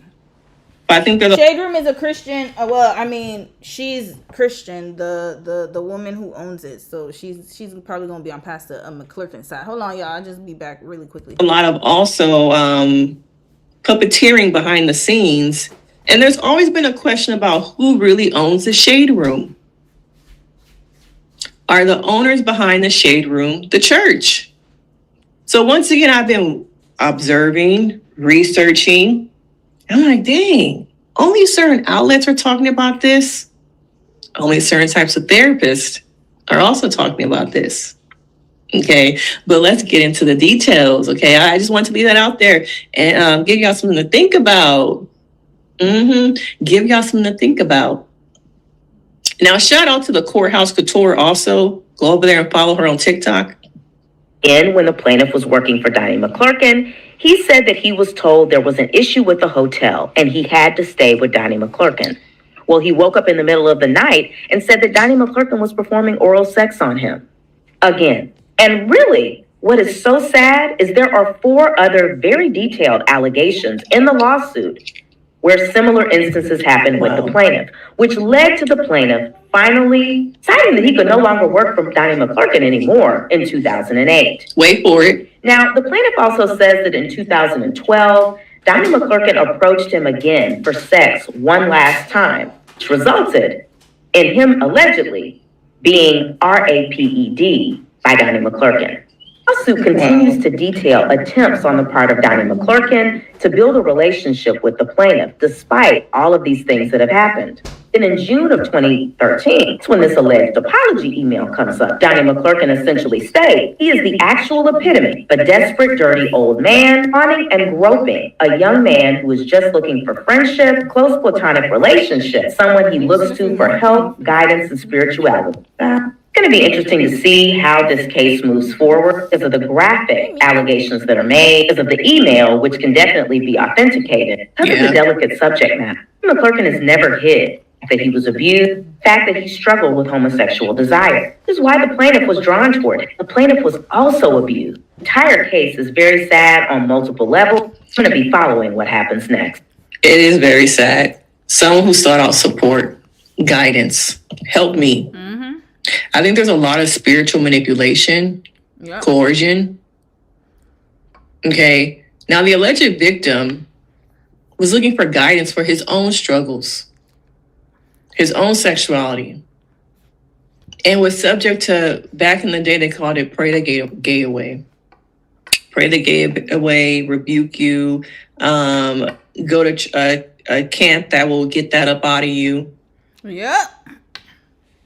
This type of... I didn't have that at my church. I will say that. I haven't been in a church that ever has had that, and I'm grateful for that. But I have known of other churches that do those conversion therapies. Conversion therapy can be emotionally manipulative and psychological damaging. Okay. I wonder how many people watching this video has had similar struggles. I can't be gay. Then what would the church think about me? Have you been told to pray it away, pray the gay away, pray the depression away, pray the anxiety away? It's okay. True. My spiritual well-being was left in the hands of an abuser, allegedly. Okay. To know that I kept trying to walk away. And then it was detailed in the lawsuit that the alleged victim eventually quit working for him, went to go work for an airport And allegedly, Donnie showed up at the airport where he worked. He did. And this is the thing, though. I will say that there's definitely... we're going to wait for the case to come out because there's a lot of information that I need to see. I need to figure out why he went back in 2015. That's the problem I have with the whole story. But again, you know, I understand there's some people who maybe they want to go back to the scene of or go back. I don't know. I have no idea, but my only thing is that's what I need an explanation for. But everything else I do actually believe that happened. I'm gonna read a few comments. Let's get to his ex-girlfriend, y'all. Wait, before we read a few comments, let's get to his ex-girlfriend, Nicole Mullen, y'all. Nicole Mullen is a gospel singer, and she had a very popular song called I Know My Redeemer Lives, or I think it's called My Redeemer Lives. It's a really good song. And she was with Donnie McClurkin, y'all. So we're going to hear their engagement situation. That was 8 years ago. 2017. All right. Let's play this one. Okay, so the story about the engagement. Yes, okay. Well, Donnie was on TBN, and of course, you know, Matt and him were just doing guy talk. And I guess they had talked about he and I dating. Well, he gets on the show, Matt gets on the show as the host, and he's like, you know, everybody, Donnie's getting married. Well, Donnie and I had talked about marriage. We've talked about marriage for a while, you know, because we were both very clear. We're not looking for, like Donnie was like, I'm not looking for a girlfriend. Like, I'm looking for a wife, you know, that's what, you know. And so we had conversations according to that. Like, that's not what he was really looking for, sis, but that's okay. That's okay. Well, he gets on the show, Matt gets on the show as the host, and he's like, you know, everybody, Donnie's getting married. Well, Donnie and I had talked about marriage. So wait, if they're getting married, this was in 2017. I think she was the girlfriend, y'all, that was in the Bahamas. I believe she was. We've talked about marriage for a while, you know, because we were both very clear. We're not looking for, like Donnie was like, I'm not looking for a girlfriend. Like, I'm looking for a wife, you know, that's what, you know. And so we had conversations according to that. So he and Matt were talking, and Matt was like, Donnie's getting married. He kept telling the audience, Donnie's getting married, Donnie's getting married. So everybody's like, yay! So then finally he's saying, so Donnie, who is the one you're going to get married to? And so Donnie at first is like, you know, Halle Berry, blah, blah, blah. Okay, now. And he's like, you know, he's like, no, Nicole C. Mullen. And so, you know, as far as like, because we've talked about, you know, we didn't say we were engaged. Anyway, when it comes out the next day, the Christian Post, I think, had printed that we were engaged. Not that we were getting married, but we were already engaged. So it hit the fan, and so we were like, oh, man. So we were like, well, it's going to blow over. Just give it a minute, it'll blow over. Well, it started blowing up instead of blowing over. So we had to finally address it in little ways here and there on our, you know, social media. Just to let people know, you know, we are headed toward that position, but there's protocol, you know. Mm-hmm. He hadn't met my dad yet. He hadn't spoken to him at that point, you know. Afterwards, he had spoken to my dad, and he had, you know, asked my dad, and my dad laid hands and prayed on us both, you know, or prayed over us. So so protocol had to happen and has to happen. There are other things that he and I are still working toward that we're like, we want to make sure we do due diligence on this side. Are we going toward marriage? Absolutely. You know, will we be married this year? Good chance. Oh, that was 2017, sis. She didn't get married to him, y'all. You know, so but I mean, but like, what was the reaction? Be married this year? Good chance. You know. Okay, reporter of the interview. I don't know why she made that facial expression, but okay. So, but I mean, but will it be like a public wedding? Hey, listen, it's what suits you both. If it's a private thing, there's family members. Hey, yeah, so we'll see. So we'll see. But we're excited about what the Lord is doing in our hearts, in our lives, in our families. And we're moving forward to honor him. What would be your advice to couples who are on that way to getting married? Oh, first of all, I'd say commit it to the Lord, you know, and pray over it 1,001 times as we do. Number 2, keep it pure, you know. To where you're being honorable with each other. You're being honorable to the gift that God has given you, you know, and you can do it with a pure heart, you know. You can still have fun. You can still love on each other. You can still be affectionate, but you can still keep it clean, you know. And so that's something I think is very, very important, and that's something that he and I are, you know, walking in. And I don't know, enjoy it, you know, enjoy the process. get good counsel, wise counsel from every side. And that's what we're trying to glean from, so that we can build a sturdy house. You know, we can love our children. You know, he has 2 children, I have 3 children. And it's very important to us, you know that they're loved, that they have their position still in the family, and that we model this thing right. Y'all, she didn't end up marrying Donald McClurkin, and guess what? She had an ex-husband. Sis has trouble choosing. I don't know. Her pattern is not good, and I hope she's gotten therapy for it. Prayer is not only gonna work, sis. You need to go to therapy, because let's see who this is. Her ex-husband, y'all. This is her ex-husband, and she does not have a good radar of choosing men who are quality. She was married to David Mullen from 1993 to 2014. And then in 2017, she was about to get engaged to Donnie McClurkin. Okay, so she couldn't have been the girlfriend in the hotel room, because that was 2012. So my bad. I didn't mean to put that on you, sis. But yeah.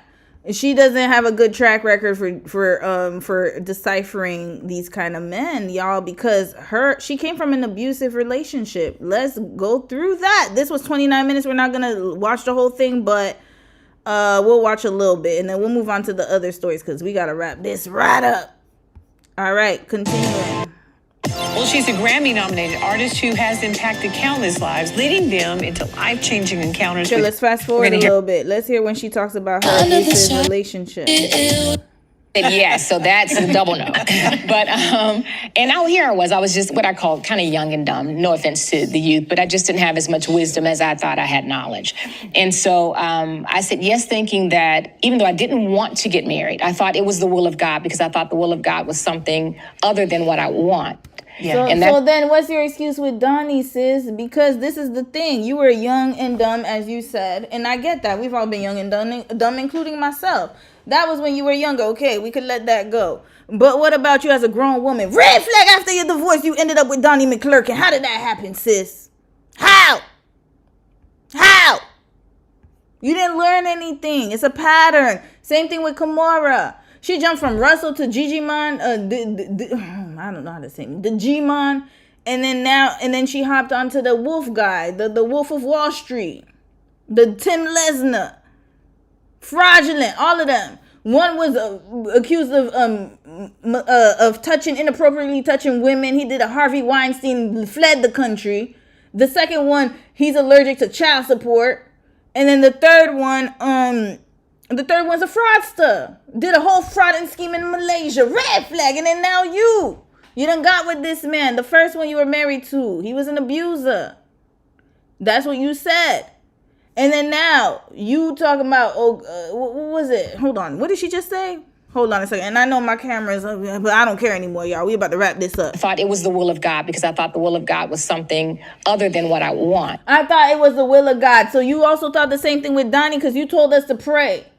If you got a relationship like me and Donnie, you gotta pray, you gotta pray, you gotta pray. Obviously, you cannot hear the will of God properly. I'm glad you took a break. I hope you took a break after Donnie, Lord. Yeah. And that's kind of, we have stinking thinking sometimes. It's not what's always taught, but what's caught. Yeah. And so I thought, well, for me to say yes would be what God would want. So I said, okay, yes, but not now. Well, not now came about 6 months later. But your mother said. And I told my mom, I said, Mom, hey, I met somebody. And I said, yes. And Mom was like, no, this is not God. And she was like, your father and I, we call it your name every morning. My parents, we got up every morning. We prayed. Yeah, Mama knew. Mama was like, What did Mama say about Donnie? I need to hear. A family of 5 a.m. growing up. So I come from a praying family. She said, this is not the Lord. And so because of my pride, and I wanted to prove that, hey, I'm now grown. I have all this knowledge, no wisdom. Right. Now I'm going to show you that I can hear from God the same way. Yes. And so by the time the wedding came, I didn't have the heart to tell them he had already hit me the first time. Oh, and so in my mind, I was going to make it work. That was Tell me about. Very sad, y'all. And this is the thing, like, she keeps attracting these predatory men, abusive men. I mean, if allegedly Donnie, because that's the story we heard, red flags of men. Now, we could, like I said, the first husband, okay, you were young. What's your excuse with Donnie? It means it's a pattern, sis. Your radar is bad. You have a bad radar. You're talented, very beautiful, but your radar sucks. You keep choosing men who have abusive tendencies, predatory. And you say you have praying parents. What's going on, Nicole? About that first time before you got married that he hit you, what happened? It was, I think we had a disagreement. He didn't like, I guess, my side of the story or my opinion. And so he had grabbed me, by the neck and he had smacked me in the face. And it was one of those kind of, and I thought I'd never been struck like that. We grew up, we got, whoopings, which were, glorified spankings with the song and the dance. Did not tell you not to. Yeah. There's no hatred involved. You know what I'm saying? Yeah. My dad never called us names. It was just like the Bible says, and this is what we do. And it was So it didn't come from her household. This is another example of when you come from an overly religious household. And that happens a lot. She is naive to the predatory nature of men. She wasn't taught. I can already tell. Everything is a prayer and a song, but not teaching and instruction and action. This is the problem. And a lot of us have not been taught, myself included. I had to learn on my own. But the problem is when you learn on your own, how are you supposed to know what you're doing or your radar's right? Her radar's still bad years later. Red flag! So we're not going to continue the whole interview. I feel bad for her because of time purposes. But yeah, she was in an abusive marriage prior to meeting her husband. Prior to meeting Donnie. Who is this? Hold up. Is that Brandy? Brandy, not Brandy Norwood, but the other Brandy from Love and Hip Hop. Hold up. Who is that lady? Hold up. No, that's not her. I think it's just a lady that looks like her. And that was... Hold on. Who is that lady? The other sister on the other side. She looks very familiar. Okay, I'll figure that out after. Yeah, so Nicole Mullen and Donnie McClurkin, y'all. All right, I'm going to read a few comments. We moving on. I'm looking for a beard. Sylvie, what? I hope not. Sophie said, really, it's a sin. I love gossiping. What? What happened to gossiping being a sin at Nicole? LOL. Hell, I'm not... Listen, gossiping... I'm telling the news. That's what I tell people. We don't gossip. We tell news. Gossiping is if you're talking about somebody behind their back without them knowing. I don't know. I'm speaking publicly in front of millions of people. They know. That's what it is. But yeah, gossiping. They said gossiping was never a sin, to be quite honest with you. I think that's just what people made it. But yeah, I think what it is making up false news about people. That would be considered malicious. But hell, if I'm telling the truth and I'm telling a story, I don't see the problem with it. I could share the news. I'll share it. I'm still going to share it. It's news telling. Sylvia, you said he looks a little suspect too. Who you talking about? The man? Yeah, he was. She said he abused her. Now, let's remember, Gay doesn't have a look. Oh, y'all talking about her husband? Her ex-husband. Let me see. He just looks like a F-boy to me. I don't know. I don't know if he is or isn't, but he looks like a F-boy. Did she got married? Again?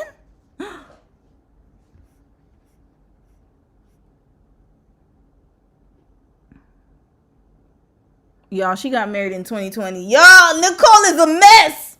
Hold up. We might have to add her to the gospel case studies because ain't no damn way. Hold on, y'all. Look at the timeline. This is craziness. Hold up. Nicole Mullen. I never thought that I would have to add you. I love your song. I have 2 of her songs that I like. Y'all, hold up. So, I hate this thing. This thing is annoying me. She got married from 1993 to 2014. She ended her marriage, got a divorce. Y'all, that's a long time to be married. Had 3 children within that union. Then she got divorced, got with Donnie McClurkin. By 2017, they were talking about getting married. That's not even 3 years later out of an abusive relationship. Okay. And remember, that ended in 2014. We don't know when the divorce was finalized. 2017, she's already trying to get married to Donnie. And then in 2020, she done found a man. Red flag. What happened, sis? That's too fast. In 2020, she tied the knot with her sweetheart. Who is this sweetheart? Lord, who is he? Who she married to, y'all? Okay, we finna find out. She finally got married in 2020 to who? To this brother right here. Okay, this is the first one. This is her first man, y'all. Yeah, she has a bad radar. I don't think she's fixed it, y'all. She didn't have time. She's hopping and hopping. Then she was with Donnie McClurkin, and now she's with this dude. Oh boy. Okay, we need to find out more about him. At least, I mean, he looks more appropriate, but man. So she cited, hold up, announcing the good news. She said, okay, so she announced the good news that she's getting married. I said, yes to him, to the will of the Lord, to the preparation of a new life adventure, to being chosen by the one I had prayed for, hoped existed and would come. Y'all, she's a Capricorn, by the way. Y'all capping Capricorn's gonna have to take a L. What is going on here? Red flag. This time it's not the Scorpios. Capricorns have come to the fray. If it's not a Taurus, today it's earth signs. I got my Tauruses and my Capricorns. What's going on with y'all? What is happening? What's happening here? She has been married twice. During her first marriage, she endured physical and mental abuse. Yeah, this is a second marriage. To who though? I need to find out more deets on this man. Maybe they got it here. Sis is not letting up. She got the ring. She got what she wanted. She's very gorgeous, but my goodness. Hold on a second, guys. Hold on. The jovial, okay, we saw the post on Facebook, but who is this man? Harper, who this? Who? They all look the same, y'all. She did not heal. Sis! I'm disappointed. I knew she wouldn't have stayed single the way she was talking. That's the 2 kids she had with Mullen. With the guy. She said she had 3 kids. I only see 2 kids. Oh no, so all right. Look, here they go. Okay. We're gonna just hear a little bit, y'all. I did not expect this. 41 minutes, we're not listening to all this, but I need to hear a little bit more. Y'all stay with me just a little bit. Half an hour more. I'm gonna run through the other stories. The other stories are not that long. To collide, and we'll talk about the details. The unknown. God was still at work, absolutely, behind the scenes doing great things, and so we are proof of that. Yeah. And so, in the midst of the shutdown, and this is why I get upset a little bit. Not upset a little bit. This is why I get upset, because when people talk about homosexual and homosexuality, they blast that, but then they don't talk about this. This is craziness. What's going on, sis? Hopping from what are we talking about here? We gonna brush that away. Yeah, congratulations, sis. And then for the other stuff, no. This should be just as bad. Sis, you need time to heal. I wish people put that much more emphasis on healing instead of focusing on specific things. What is going on here? The category. You need to heal. Okay, let's go. Let's hear how they met. They met during COVID. Okay, what happened here? you know, when we weren't, everybody wasn't doing their norm. I wasn't off doing 1,000 dates, and he wasn't off doing 1,000, academy sessions. Yep. God allowed us to. Notice she said I wasn't out doing 1,000 dates, and he wasn't doing academy sessions. Red flag. She's trying to find the next man. That's what I'm saying. She been doing this, y'all. She been hopping. But they're not talking about that. As long as you're married, it's okay. They're not talking about the behaviors. This is, oh Lord. All right, sis. Let's go. Let's hear more. I'm gonna stop stopping here. This is crazy. Collide, and we'll talk about the details later on. I'm gonna ask you that question. We'll talk about that later, okay? Y'all want to rest, okay? There's no way to get that. But my point is that in the middle of it all, God still showed his faithfulness to us. But actually, he shows his faithfulness to everybody. Yeah. If you really look back, and there is a blessing out of that pandemic. Ours might be a little more evident than others, but there is a blessing. There's a blessing, even though how many people passed away during the pandemic? Red flag, stop it! Stop it. I don't like this. Oh my God, it grinds my gears today. That's why I don't like to talk about religious stuff. It pisses me off sometimes. How dare you say that?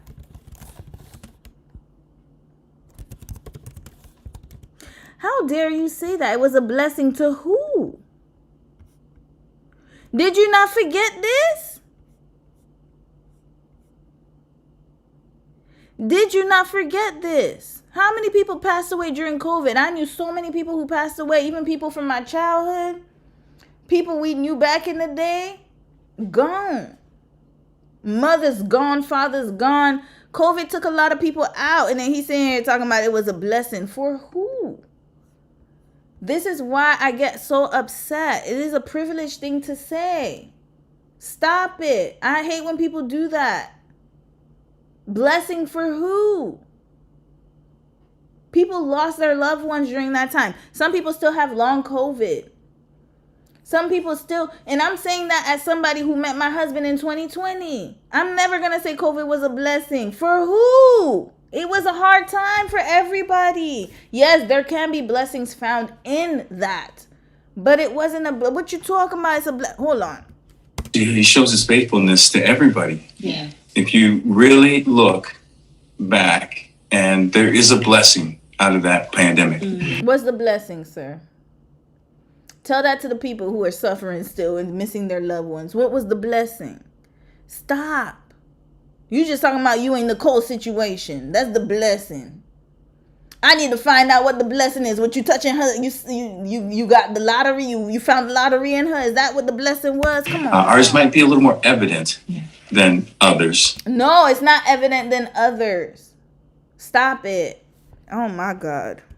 But there is a blessing. And that's what I would pray that people would seek for, the blessing through that. Yeah. So, and we have a blessing. Absolutely. Yeah, that's what he's talking about. He's not, stop saying COVID was a blessing. Just say that we found ourselves and I found her. That was the biggest blessing of that time. But don't say, oh yeah, if you look back on the COVID, everybody looking back, we could find a blessing in what? Living a love redemption story. Thanking the Lord for that. Okay, so let's talk about that. Let's get right to that. Let's get that out of the way, because I know that the listeners are going to want to know, oh my God, how did we meet? So tell us your love story and how it all unfolded. We love a good love story. Okay, look. Okay, I know I do, but look, we can only tell you pieces of it because the rest of it, I'm telling you, you got to sign up for that course. You got to. Yeah, of course. Oh, that's why he said it was a blessing. Yeah, you got your pockets filled. You're part of this whole thing, so you hear all the details. However, and we'll be writing about it. My patience is running thin, y'all. I'm just going to hear how they met. We wrapping them right up. But I'll say this, and you can expound Tuesdays. But really, we were both doing the work of the ministry in different sectors. Mm-hmm. You know what I'm saying? So, like, I was like Ruth. He was like Boaz, taking care of business, doing. She's fantasizing this, Lord. Okay, so you know how secular girls, so girls outside of the church, they have the Cinderella story, right? You gonna find your prince. In the Christian church, it's Ruth and Boaz, y'all. Didn't they do a whole Netflix series on them? Red Flag. What's going on here? Not saying their story's not good. It's a beautiful love story. But not everybody's a Ruth and a Boaz, okay? I need to stop doing that. Stop it. We were called to do. And it was as if God allowed our paths to collide. Yeah. Mm-hmm. And he allowed us to meet. And I kind of see it as, when God was making Adam, he put Adam to sleep. Yeah. And then he formed the woman, and then he brought the woman to the man, and then he woke him up and said, okay, you can wake up now. Yeah. It was kind of like this brother here was asleep. Exactly. I'm good. Thank you, Lord. Yes, exactly. That would be very well and so, but this happened twice before, Nicole. This happened to you twice before, sis. You were somebody's rib 3 times, almost 3 times, 2.5 times. I'm tired, guys. Okay, how did they meet? Let's get to it. Come on now. Exactly. But God, we had both gone through a lot of stuff. Yeah. Y'all know I've had some just hurtful relationships. I've gone through, abuse and betrayal, and he has too. Absolutely. You know what I'm saying? And so, but I found that in order for me to move forward, there was healing that I had to receive from Christ first. Yeah. There was work that I had to do first. There was counseling I had to do. Okay, good. Thank God. Oh, Lord. Okay, I'll give her that. Thank God. Thank goodness. But sis, the timeline is still not timelining though. You got married in 2020. You were just talking about being engaged to Donnie in 2017. When did you meet this dude? When did y'all get married? Hold up. When did you get married?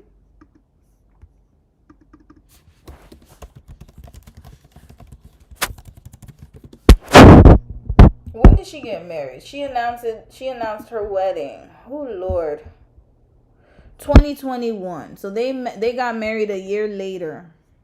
She was gonna marry Donnie in 2017. I don't know when they broke up. Let's check. When did they break up? Oh boy.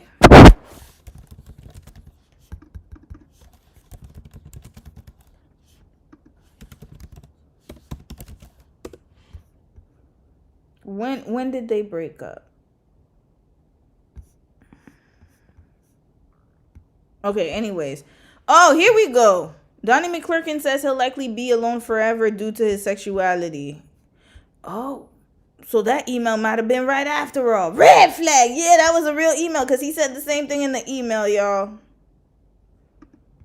I've messed up more than I've had good. Okay, all right. We done with you, Donnie. Let's get to Nicole again. And so I started working on me. And before I even knew him, Stace, he was working on himself too. He was going through counseling, letting God heal him, being obedient to the word, being faithful to be under a church and pastors. But it's when I had to allow myself to do that. And most people think, they don't get it. I didn't date. I didn't see anybody. As a matter of fact, I was thinking about that. Yeah. I was thinking about the therapy that I was in. I was going through some therapy myself, some Christian therapy, and I was also seeking the Lord. And after a while, it wasn't about a woman or a mate. It was more about Christ. And then when you get to that point, Christ can now say, now you're ready. You're seeing the things that I want to see. So when I bring somebody like this to you, you'll be able to recognize it. And not only will I be able to recognize it, but she'll be able to recognize it. Yeah. So, but I will tell you this. You want to know this story. Trust me. You want to know this story. But let me just tell you, it is probably a fraction of a second of life.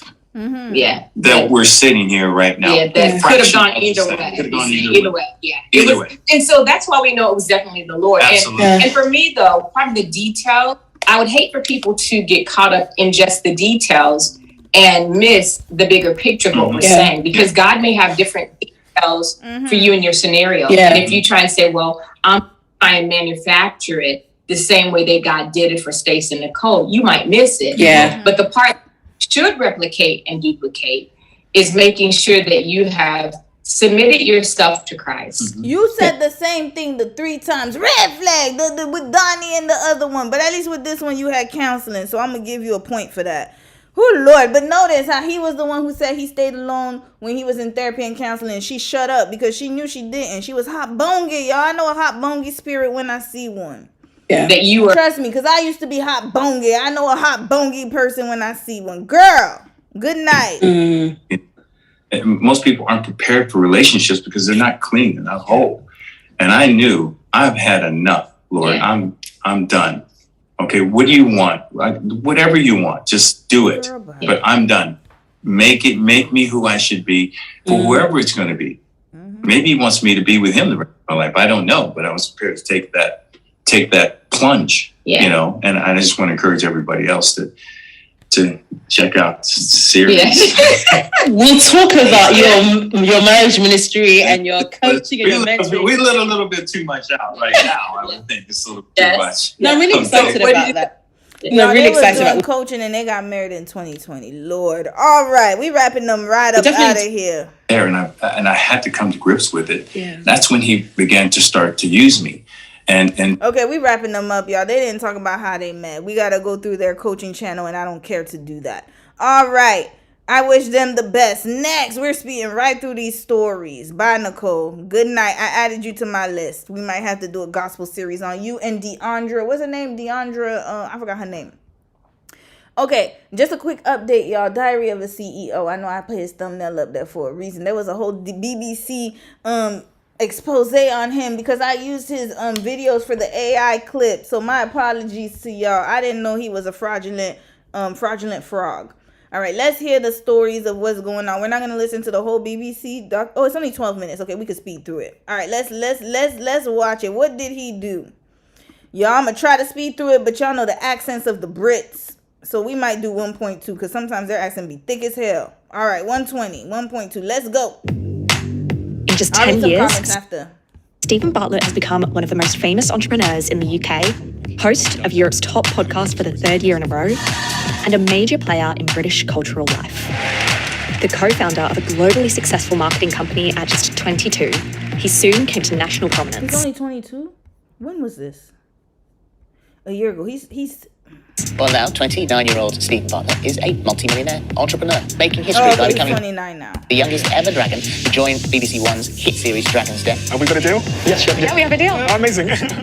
And as host of the hit podcast, The Diary of a CEO.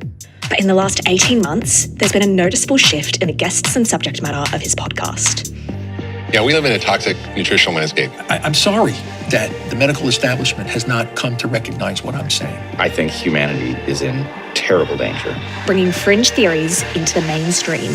And it's raised concerns amongst leading health experts. A lot of these podcasters put out there like, oh, we're just giving people information. No, you're not. You're giving them misinformation. Wait, what did he do to get them people mad? They done did a whole expose on him. Red flag. Why is it so sensational? BBC, get out of here with this. What did he do? Because I remember, just kind of going from... Stephen Bartlett's #1 podcast, The Diary of a CEO, first launched in 2017, is known for its in-depth personal interviews with high-profile figures. Isn't that Richard Branson? Oh, It's consistently been near the top of the UK and international podcast charts. The podcast content, made into videos for his YouTube channel, has grown to over 8 million subscribers over the last 3 years. They also resigned today. For the first few years, it focused on business and success, with guests like the former CEO of banking app Monzo and celebrities like influencer Molly May and the late singer Liam Payne. But earlier this year, a viral clip from Bartlett's podcast came up while I was scrolling on my phone. From everything I know now, I've reluctantly come to the conclusion that the COVID vaccine introduction has had a catastrophic net negative effect on society. In the full episode, Bartlett doesn't pick up on this bold claim, instead referring to his own experience with COVID. I've never experienced anything quite as bizarre as the symptoms that I had when I got COVID. Later in the episodes, he seems to justify hosting Malhotra on the podcast. Some of those amazing people you talked about, like Martin Luther King, and I don't know whether it's the suffragettes or Gandhi or whoever it might be, their ideas in their time were received equally horrifically. Cecile Simmons is a health disinformation researcher. Oh, that's why, because he was talking about the vaccine. Interesting about, I think, Stephen Bartlett's tone certainly is that he's quite amenable to his guests. I don't think he asks a lot of challenging questions. It's quite a friendly environment, and certainly when he has profiled people who have spread misinformation, I haven't seen a lot of contextualization. Okay, now I'm gonna have to give a red flag. I can't believe I'm defending this man. God, y'all got me defending a man on my damn channel on Sunday. This is ridiculous. Okay, I'm defending this man, Steven, whatever his name is. She said that she wishes that he was more like, he would kind of like dispute misinformation. And I agree with her, but at the same time, it's his podcast. If you want to do that, why don't you invite the folks over there? That's the thing. Like, I want people to understand that it is his podcast. He can ask questions, and I understand that. To you, it is missing. We know that. You're a scientist. You know what you're talking about, just like me. There are many people who have been on shows, even on televised networks, and they're spewing garbage. Look at Fox News. That's all you need to do is look at Fox News. I cannot ask them, hey, stop broadcasting that, because they are well within their rights to talk. There can always be a opposite side. Hello. I understand that the rhetoric is dangerous. That I will say.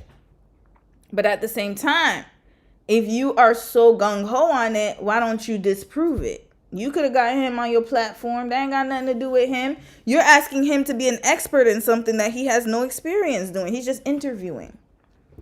So, yes, I do agree that, yes, there needs to be some type of like pushback against misinformation. But at the same time, that is his podcast. So if you want to combat the misinformation, then you gonna have to come up with your own podcast and invite that person over so you could talk to them. Why can't you do that? I don't know. But anyways, they made a BBC documentary out of it. So let's go. Of who these people are. I recognise a lot of Bartlett's guests as known spreaders of misinformation. Some of the guests do give legitimate Even the AI one? hold on. I gotta check the AI one. The AI one sounds pretty legit though. Advice, but it seems like a departure from the previous tone of his podcast. Over the past 6 months, nearly half of the podcast episodes have featured guests focused on health topics. Yeah, because he saw the engagement. Hello. Listen, the two sisters here. Do y'all not understand how social media works? It's engagement. He looked at his analytics and he's like, oh, this one had a lot of views. Then we gonna change the trajectory. Let's make this money. That's what he's thinking about, okay? That's it, that's all. Sensationalism. Why is this moving like that? Red flag. Don't tell me I have to restart my camera again. Why has there been such a definitive shift? What we're seeing is that health-related content tends to do really well online. It's a very health-related clickbait content. I tracked the podcast over the last 18 months and noticed the uptick in health-related episodes. Then, I fact-checked 15 full episodes from April to November with the advice of 4 medical... Well, that little girl don't got my bra in her mouth. I know dang on well she ain't got my bra. Mimi, give me my bra. Hold on, I'm gonna be right back. Let me let this play. Experts. We found an average of 14 harmful claims, not backed up by scientific consensus, per episode. We defined harmful claims as advice that, if followed, could lead to patient harm. Let's play here. Dr. David Robert Grimes, cancer researcher and science communicator, and Professor Heidi Larson, public health researcher and director of the Vaccine Confidence Project, checked out some of the clips. Is a distinguished naturopathic physician.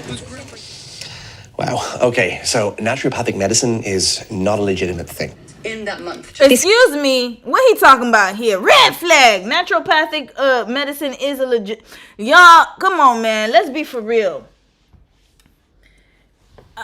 This is the problem I have with all of this this medical stuff, is that this is why I said she could have had him on she could have had that same person on her podcast if she wanted to debunk some things. Naturopathic medicine is like, you know, it works for some people. Yes, I have used a naturopath before. They will dig and see the root causes. There's a place for everyone. We even have benefits with naturopathic medicines here in Canada because it's legitimate to us. I don't know. In other parts of the world, I don't know why they're saying it's not. You can mix a blend of traditional medicine with modern medicine. I don't know why it's such a hard thing to correlate. It is. I can go to a holistic medic. I could do whatever I damn well please. Red flag. Let people make their choices now. Are some of the decisions stupid? Absolutely. I got my vaccine. Yes, I got all of them and the boosters. Yes, I did that with COVID. I was taking no chances. There are some people who didn't get a vaccine and they still ended up fine. Like, it's all a decision at the end of the day. Yes, do I believe that people need to be informed? Absolutely. Do I believe that everyone, that people should listen to misinformation? No. But at the same time, it's like, you know, we have to come to the conclusion that I hate when people say naturopathic medicine is not real. Who said that? Says who? And now she got my hanger in her mouth. But at least she got my hanger and not my bra. Okay, I'll give her that. Oh, God, she chewing everything up. Okay, y'all, we got to hurry up. Guest, known as the Glucose Goddess, where her daddy at? Claimed to help women reverse polycystic ovary syndrome. In my second book, I ran a study. 3 females who were in the program and doing my hacks for just a month got their period back and were able to get pregnant in that month just with my hacks. 3 is a huge sample. With her hacks? What's she talking about? Just joking. You know, one disease like Dr. Mark Hyman is a functional medicine doctor. Here's what he says on his episode of The Diary of a CEO. Gluten can cause everything from osteoporosis to autism to schizophrenia to rheumatoid arthritis to anemia to hair loss, alopecia. I mean, it can cause a million things, and it's one inciting event. After he claimed gluten causes autism, this is what we next hear from Stephen. Was there any person... Hold on, you see, she only picked that. He didn't only say that. Hold up, red flag, look at this. Here's what he says on his episode of The Diary of a CEO. Gluten can cause everything from osteoporosis. He said osteoporosis. Gluten can cause everything from osteoporosis To autism. To schizophrenia. To schizophrenia. To rheumatoid arthritis. To rheumatoid arthritis. To anemia. To anemia. To hair loss. To hair loss. Alopecia. I mean, it can cause alopecia.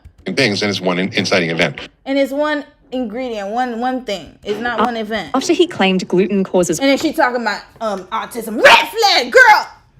No, if y'all gonna do this, do it properly. Do it properly. Do it properly. Autism. This is what we next hear from Stephen. Was there any personal experiences that made you more drawn towards focusing your life on health and helping people? Okay, now I see where they're coming from. He's not even responding. He's just like, okay, what's the next question? I need to get my money. Listen, that's his podcast. People listening to it. Okay, I guess, but this is the thing. These medical experts want regular people to respond like medical experts. It's not going to happen. So yes, he could have followed up with, what do you mean by that? Like, how does it cause that? Like, I need to hear more information. But he talking about, okay, next question. He on cue. He like, all right, he done said that. Next question, I need to get my money. We need to get the ad revenue up this month. That's what he thinking about. He thinking about money. His name is Diary of a CEO, for God's sake. So now, does gluten cause autism? I don't know. Who knows? I'm not a medical professional. Go ask your damn doctor. But what I do know is a lot of the food that we have, it's poisonous and toxic. That is indisputable. Red flag. Stop it. And you're in the UK, so you could talk about it because you're from the European Union. As the Americans, we know what it is. Now, am I saying that is the only cause for autism? Absolutely not. Hello, it could be genetic. Hell, half of the damn parents are autistic and they're in denial. But we don't hear people talking about that. We need to get the parents diagnosed too. You know what they need to do when they do the autism test? Get the parents diagnosed too. I can promise you they're on the spectrum as well. But people don't want to talk about that. Oh, it's the food. It's the vaccines. And the whole time, daddy looked damn near autistic. Excuse me, I gotta be honest, man. I'm tired now. Let's keep going. Dr. Grimes had a different reaction. Gluten can cause everything from osteoporosis to autism to schizophrenia to rheumatoid arthritis to anemia. No, it can't. That is absolutely false. Autism, for example, is a condition people are born with, right? And it's not caused by their parents' diet or what they have somehow ingested. No, but it could be. Is autism genetic? Let's find out. Let's find out. Can it be? It might not always be. Yes! A majority of autism cases are linked to inherited genetic mutations that run in families. ADHD too. Hell, when I got diagnosed, all we had to do was look at my damn daddy. Look at my dad. We always knew something was off. And then once I got diagnosed, my sister and my brother were like, oh, yeah. Oh, yeah. Oh, yeah. It's genetic. I didn't need to have further testing.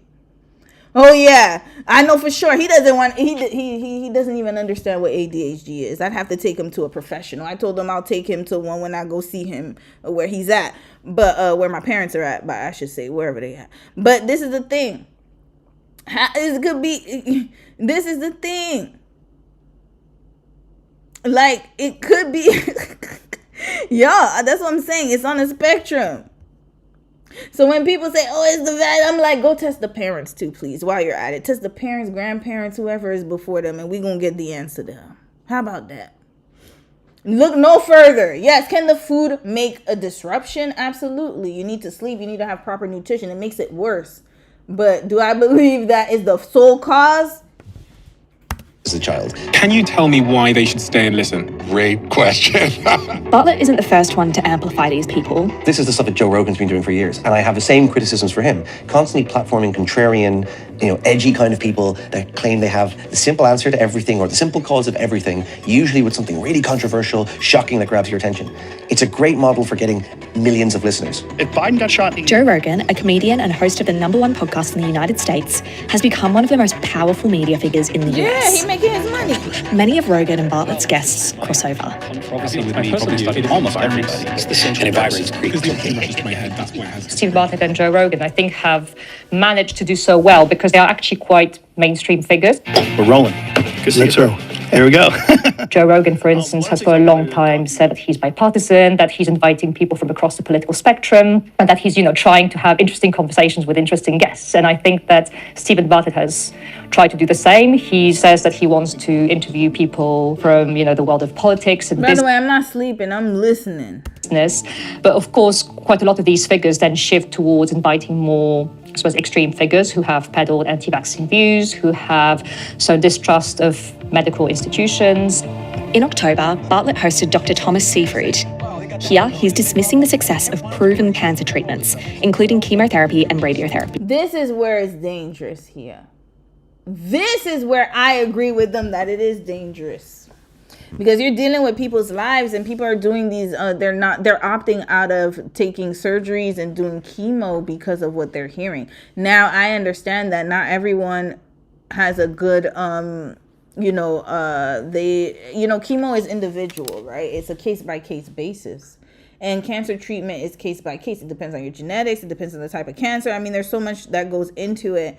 So just because it might have worked for you not having chemo doesn't mean it's going to work for the next person. And I wish people would know that. And I think this is where we need to talk about it. Absolutely. We do need to talk about dangerous misinformation. But at the same time, this is not illegal. And so how you can combat that is you do have to educate people more. But unfortunately, we're in a society full of people who don't think. And so sometimes they just believe whatever they want to believe. They don't research. With medieval, I call it medieval approaches to this. Are you kidding me? What they're doing to cancer patients? Cancer survival has never been better in human history, and that is because of dedicated cancer research around the world. Then he claimed the ketogenic diet, a diet low in carbs and high in fat and protein, was a treatment solution without chemotherapy. To manage cancer without toxicity is to simultaneously restrict the two fuels that are needed to drive this dysregulation. But you know who they also said was a problem? Dr. CB. That's what I'm saying. Like, I don't know. People just look for answers where they can. I can't fault anybody for going any route. If you know you only have 4 months to live, what are you going to do? If you've been told you only have a certain amount of time to live, you're going to make decisions. So that's why I try not to touch cancer, because I understand it's a very high pressure, high stress time. And you're basically given like a deadline. Seriously. So I can understand why people go the holistic route. They're going to do anything they can to try to preserve a semblance of normalcy and not to have to go through chemotherapy or radiation. I say do whatever works for you. Personally speaking, for me, I would do a blend of both. That's just me, though. Regulated growth, while transitioning the whole body off to a fuel that the tumor cells can't use, which is fatty acids and ketone bodies. At no point in the episode does Stephen challenge the suggestion that the keto diet could treat cancer. When we next hear from him, this is what he says. So what can we learn from our ancestors about cancer? How prevalent was cancer? If you were... He's just asking questions. He's a journalist. Sis, why are you trying to make him be like a doctor or something like that? This man is just a CEO who has a podcast. Red flag! Listen, I'm glad y'all did the documentary to debunk him, but at the end of the day, it's his podcast. If y'all want him off, then hell, he ain't doing nothing illegal. So y'all gotta make it illegal to have fake news or something like that. Make a law about it, and then he'll stop talking. There you go. That's how you could do it. Do it through the laws. Petition. I don't know. Make it. I don't know what you gonna do. Use your privilege to get to make things happen, make things shake. But he's not like. He's well within his rights to do it and to ask whatever questions he wants on his podcast. Or a cancer patient who took some of this advice and maybe changed your dietary patterns and became very restrictive when you were undergoing treatment, you could potentially and very realistically get very, very sick and have a much worse health outcome than if you followed recommended advice from your oncologists. Yeah, but people don't care about that. They know the information's out there, and yet they want to hear what they want to hear.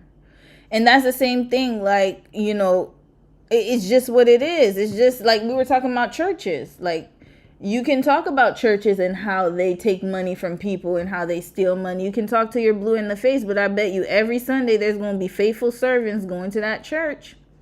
You can expose the church all you want to, and it's going to make people want to go there more.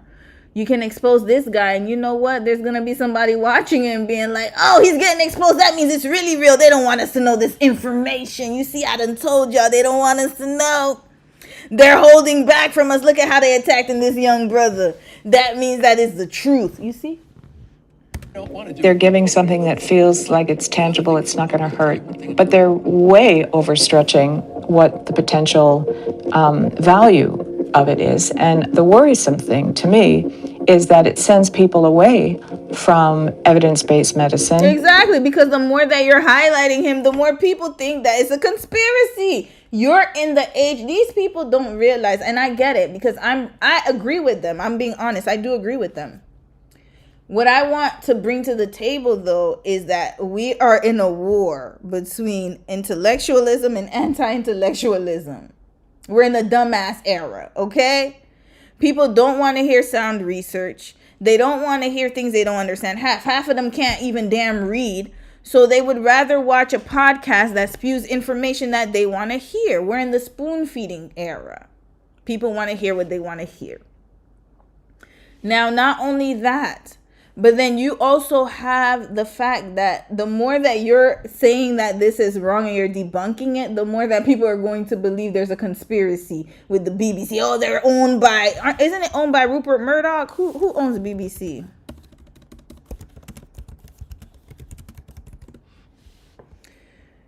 Okay, it's not owned by the government, but ministers are involved in choosing the BBC share. Okay, BBC is owned by, I don't know. I guess it's with independent organization that, okay, here, let's believe Reddit, because Reddit do be having the tea. I've heard that the UK has BBC, blah, blah, blah. Okay, what's the answer? Okay, got 82 upvotes. Without being a hair splitter, the BBC is not state-owned. It is an independent organization that very basically gets a grant from the government via a license fee, but it also has a commercial arm. In contrast, Channel 4 in the UK does have the government as its shareholder, even if it runs itself. There is a big difference between state-owned and state-controlled. That was the issue in Poland under the old government, where it became the states, or more accurately, one party's propaganda machine over something like YLE, which is more of a public service, often meant to support local culture. So it's the same with us, like in Canada, CBC is owned by the government, or controlled. For us, it's controlled by the government. So now BBC, they said it's like not state owned, but you know, there's a commercial arm and kind of like some other thing here. So people are going to be like, oh, it's a conspiracy. It's a conspiracy. They don't want us to know this stuff. They're trying to get us to do. That's what I'm saying. So it's like, damned if you do, damned if you don't. Good that you're giving us this information, but y'all not gonna stop the hustle until there's laws against it. There's nothing you could do about it. I'm just being honest. This advice can affect people's lives. In comments, people seem to believe the guests. Bartlett's popularity brings fringe theories to a new audience. They promote a lot of talking points that used to be confined to very fringe forums. But, watered down and turned into this more, I suppose, seemingly moderate discussion can give sort of intellectual credence to very pseudoscientific ideas. Podcasts are becoming one of the largest platforms we go to for news and information. It's becoming increasingly difficult to pretend that people don't know what the impact of their podcast is. Ofcom, the broadcasting regulator in the UK, says on its website, in cases where the content is harmful, broadcasters must ensure the audience is adequately protected. But currently, podcasts are not covered by these regulations. A spokesperson for Flat Studio, Stephen Bartlett's production company, said that The Diary of a CEO is an open-minded, long-form conversation with individuals identified for their distinguished and eminent career and/or consequential life experience. They said each guest is thoroughly researched, offered freedom of expression, and they hear a range of voices, not just those Stephen and The Diary of a CEO team necessarily agree with. They said the BBC reviewed a limited proportion of guests out of the nearly 400 broadcasts to date. Dr. Asim Malhotra said he completely accepts there are still some people who disagree with his views. He said that does not mean they've been debunked. Thank you for joining us this morning, Doctor. He was on BBC News to speak about heart medication early January 2023. He went on to make misleading claims about COVID vaccines. The BBC said it should have been better prepared to challenge Dr. Malhotra, particularly given his past comments about the vaccine programme. The BBC apologised. Dr. Thomas Seyfried said he stands by the statements he made in the interview. Jessiane Chopé, known as the glucose goddess, said that she sees reversal of polycystic ovarian syndrome as remission of the condition. She also said she ran a survey-based pilot experiment for her methods with nearly 3,000 participants and did not claim it was peer-reviewed. Dr. Mark Hyman didn't respond to requests for comment. It just worries me in the sense that it undermines trust in evidence-based medicine, which we need more than... No, that's not what undermines trust in evidence-based medicine. Hi, honey. Welcome back. It doesn't undermine trust in evidence-based medicine. You want to know what undermines trust in evidence-based medicine is the professionals that are administering the care. We're going to get into that conversation another time. It's when you go to the hospital and they dismiss you. When you tell them something's wrong with you and they don't want to take your blood pressure, they let you sit in the ER for 8 hours and let you die of a heart attack. Y'all think I'm lying? This is what's leading to the distrust. This man, 2 children, waited in a hospital room in Edmonton for 8 hours, y'all. Hold on. 8 hours ER wait time, Edmonton. Hold on. Let me put man dies, because maybe that'll give me that. This man waited. He's an accountant. He had a heart attack. Blood pressure sky high. Here we go. This just happened just last month. Alberta orders review after man passes away, waiting in Edmonton Emergency Department. This man right here, beautiful family, was in the ER for 8 hours. Red flag. Blood pressure going up and up, and then they sitting here talking about, oh, you're not an urgent. You're not urgent. Passed away right in that waiting room, y'all. 8 hours. Complained of chest pain. Hold on. Here, they had his blood pressure, abnormal blood pressure. His blood pressure kept climbing. And he passed away from cardiac arrest soon after the triage. This is in Canada, y'all. This is why people are distrustful and they're believing these people, the fringe that you say. Is because they know that if they go into medical professionals, sometimes they're not going to get the answers that they need and they don't get the comfort. They get told, hey, you got to do this, you got to do that, you got to do this. Okay, that's it. I know best. I'm the doctor. So this is why. Why don't we get to the root cause instead of trying to say, oh, it's these fringe people? No, the reason why is because people do not trust the professionals that are administering the care. So yes, you can have the best cancer treatment in the world, but if your employees are crappy, they don't listen, they do not take people seriously, they don't want to administer the right care, they don't have any type of empathy, then people are going to go the holistic way. That's just what it is. It is what it is. All right. So we're not going to watch this right here. We already done seen enough. What else did I have on the thumbnail? That'll be next week. Okay. Did I have anything else? We got to do a palate cleanse. Damn. I wanted to go over these stories, but it's already getting late, y'all. I spent way too much time on Christy and whatever. So how about we watch 2 more stories and we wrapping this right up. We got to wrap it up. I fed her, honey. No, I know. Oh, okay. She pooed? Yeah. Okay, I'll pick it up. Where does she poo? On the pee pad? She's running. That's why she's comfortable right now and she wants to play. Okay, y'all. 20 more minutes. Give me 20 minutes. We speaking right through these stories. All right, let's watch this one quickly. Y'all, there was a case here. And I'm going to read the comments after. There was a case here where there was an Ohio couple who got unalived 2 weeks ago or 3 weeks ago around Christmas time in front of their children. And it was very sad. Their coworkers called, like, they had people who loved them, y'all. And they were like, and again, the 911 operators, dismissive as hell, condescending as hell, red flag. This is what I'm talking about, the professionals. This is why people do not trust the system. This is why. So now, there was the friend, so many people called. A lot of people called, tried to get help. They did not even go to do a wellness check. You want to know who did the wellness check? One of the coworkers had to end up going there and doing the wellness check himself, and then he found the bodies. Imagine. And then when he called 911, said, hey, I went to my friend's house. Oh my God, oh my God, oh my God. And she's like, oh, was it the same one that we've been getting phone calls from? Duh, dumbass. Why didn't you send somebody over there? Red flag. They done told you. They didn't see these people. It's abnormal for them. Go to the house to do a wellness check. Nope. Don't want to do their damn jobs. This is the problem. Now let's see what happened with this couple. There's a reason why I'm showcasing them. Listen to this, y'all. Listen to what happened. Hold up. Maybe I should do this one. This one's 150. Hold on. We need more information. Okay, here we go. Hold up. Here we go, y'all. Okay, we're going to watch this one first. An arrest has been made in the double murder of an Ohio dentist and his wife. They were killed inside their home. Monique and Spencer Tepe were discovered shot to death in their Ohio home. Hold on. It's not syncing properly again. Ugh, I hate when this happens. All right, let's do this. Y'all gonna hear why we telling this story. There's a reason why I'm showing this story, and it's very sad. Whew, boy. This is why decisions matter, y'all. And it's sad to say that. And I'm not going to victim shame her. That's not her fault. Just before the new year, their 2 young children, they were inside the house. Fortunately, they were unharmed. The 10-day manhunt is now over. Police have arrested a suspect. News Nation's Marcus Espinoza is here with the details. Marcus, a lot of new information. Y'all want to know who the suspect was? Coming out in the last few hours. What are we learning? A lot right now. There's so much to this story here. A tragedy here really taking place. The ex-husband is involved, accused of this initially. He's also a former or current vascular surgeon as well. There's a lot of history into this case here. So let's break down and get into it. He was arrested and taken into custody Saturday on 2 counts of murder. Officials saying it was the first piece of surveillance video taken. Look at him. Just walking like it's a regular day in the neighborhood. Red flag!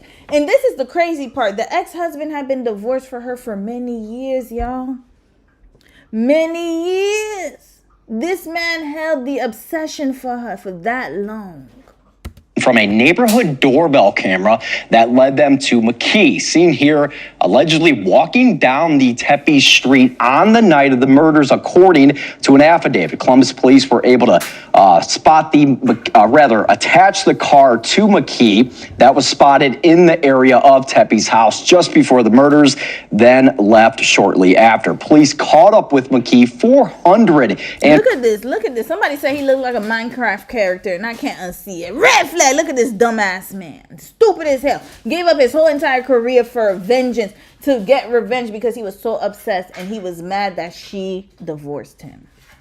Moved on. Got married. Had 2 kids with the next man. Didn't even have kids with this man. He waited 9 years to get revenge. This is somebody who needs to be locked. No, he doesn't even need to be locked in the jail. We need to take him out of here. Pack him right up out of here. And 50 miles away in Rockford, Illinois, the 39-year-old was taken into custody without incident Saturday. Drove from Illinois to Ohio. So he had time to think about this. This reminded me of the sis who went from New York, took a flight from New York to Fort Lauderdale to go unalive that beautiful young girl because she blocked her. Because she was she didn't know that this man, the man that she was dealing with, had a whole crazy ass baby mama. This is the same thing. These people are crazy. Police say mentally he unwell. This is really mentally unwell for real. But that's not an excuse. This person is just an evil person. Monique Tepe were married in 2015 and divorced 2 years later. As of now, police do not have a motive for the killings there. McKee is set to make an initial court appearance in Illinois on Monday, so he has not been extradited back to Ohio yet at this point. What are we learning about? So, why is Mimi with the slipper? Oh my God, y'all! If y'all hear noise in the background, that's her finding the slipper. Okay, let's keep going, man. This story is really sad. About the deceased couple, what are their friends and family members saying? Yeah, so a lot of folks obviously devastated there. There were people who lived next to the accused as well that are speaking out, that are shocked by that. But the Tepe family issued a statement shortly after McKee's arrest on Saturday. It read in part, quote, "Nothing can undo the devastating loss of 2 lives taken far too soon, but we are grateful to the city of Columbus Police Department, its investigators, and assisting law enforcement community whose tireless efforts helped to capture that person involved. As for those close to the Tepe's News Nation affiliate, WCMH spoke with some of the Tepe's neighbors who said the arrest makes them feel a little bit safer in their own homes." This is very sad, y'all. She just made one decision and married the worst person she could have married. She actually realized this 7 months after she married him and got a divorce. Everything was amicable. And then once she moves on, y'all, she got married in 2020. They got 2 kids. It is 2025. Or 2026, sorry. She got unalived, her and her husband, in 2025. This man held on to that hate for that long. And then this is why when people say you should get over it, what do they say sometimes when you say, oh, get over it, da da da da, when you know somebody did you wrong? I understand getting over it. Like, what I'm trying to say is this. When you know somebody did something like this man right here, he held on to that hate for that long. And some people, they cannot get over, especially men, with that type of behavior. I can't even say men, because women too. That woman from Brooklyn. It's not so easy to get over it. At 9 years, this is craziness. He needed to see a mental health specialist. It's not normal. But he was obsessed. This is what obsession does. So now she's moved on with her life and thinking that, oh yeah, like everything's all good. And then look at this man plotting on her because she moved on. So sometimes when somebody hurts you and they're exhibiting these type of possessive behaviors, you got to pay attention. Just because they're quiet doesn't mean that they're not plotting to strategize. Trust and believe me, they are plotting. NTV is following a major update in the murders of a Columbus couple. Couple. 11 days ago, Columbus police found Monique and Spencer Tepe dead inside their home in the Wineland Park neighborhood. Tonight, Columbus police tell us that Monique Tepe's ex-husband, Michael McKee, now faces 9 murder years. charges accused in their deaths. Thanks for joining us tonight. I'm Colin Dorsey. Now, They're about since to throw this him right happened, up December under the 30th, jail. Police asked for any video or photos which could help them piece together what happened. Then, police got a hold of a surveillance video changing everything. 10 TV's Chris McFarland joins us live from Columbus Police Headquarters with the latest. Colin, yeah, we know that this case has gained attention nationwide, and it took a major turn 11 days after the murders. Now, records say police were able to identify the ex-husband, Michael McKee, through that surveillance video, ultimately leading to an arrest. 39-year-old Michael McKee was booked into jail on Saturday. She really didn't think she could do better. Look how beautiful sis was, yo. I don't understand. She was so beautiful. Hold on, here we go. Look at her. How did this woman end up with this monstrous looking ass man? How? Red flag, how? Charged with 2 counts of murder in connection to the deaths of Monique and Spencer Tepe. Monday, investigators released this video showing a person walking in an alley near the couple's home in Wineland Park. The first piece of digital evidence shared with the public. On Friday, Columbus Police Chief Elaine Bryant addressed the video. We released a video of the person of interest that we're looking for, the person that we know that was in the area at that time. According to investigative records, that person walking in the alley is believed to be McKee. Of course, look at his block ass head. You could see it in the hoodie. Detectives say the video links him to a car seen arriving shortly before the shooting and leaving moments afterward. The car was later located in Rockford, Illinois, where police confirmed McKee was the registered owner. Records show McKee holds a medical license in Illinois. Divorce filings show Monique Tepe and Michael McKee ended their marriage almost 9 years ago. 9 years ago, y'all. 9 years ago. So when people say, oh, like, what do they say? They usually say that, like, oh, like, you know, if somebody did something to them or if somebody has shown obsessive behavior, toxic ass relationship, they break up and then they think everything's all good. Oh, he's moved on. Don't worry. He got a new girl, all that stuff. No, it doesn't matter. If they're obsessed, they're obsessed. They don't care. 9 years later. He was jealous of that man. Look at that. Oh, sorry, wrong man. Rest in peace to that one. But he was jealous of him. Look at that. And this man had people who really vouched for him. He was a good pillar of the society. He was a mentor. He was a good father. And then look at what this man took away. All because he couldn't handle his rejection. Ugly ass. This is why you can't date down physically and mentally. Like, just look at that man. He should have never had somebody. His block-headed ass. I don't understand what the attraction was. In June 2017, McKee is expected to appear in a Winnebago Look County at that. I'm sorry. I got to be honest. Sometimes you got to go through. Look at that. How? He was mad because she married up. Like, she married somebody who looked better than him. That's all that was. I'm serious. Like, he was better than him in all categories. What is going on here? Room on Monday. How did you end up from that monster? That's why you got to know your worth, man. I don't care if he was a neurosurgeon or not. Look at that, man. He looked crazy. Now, we know this arrest was a joint effort involving Columbus Police as well as other agencies, including those in Illinois. Colin. Yeah, and Kristen, we also learned through public records that Michael McKee has family from the Zanesville area. What can you tell us about that? Yeah, earlier today, we drove to Zanesville to try to make contact with the family. We were unable to reach them. They hiding.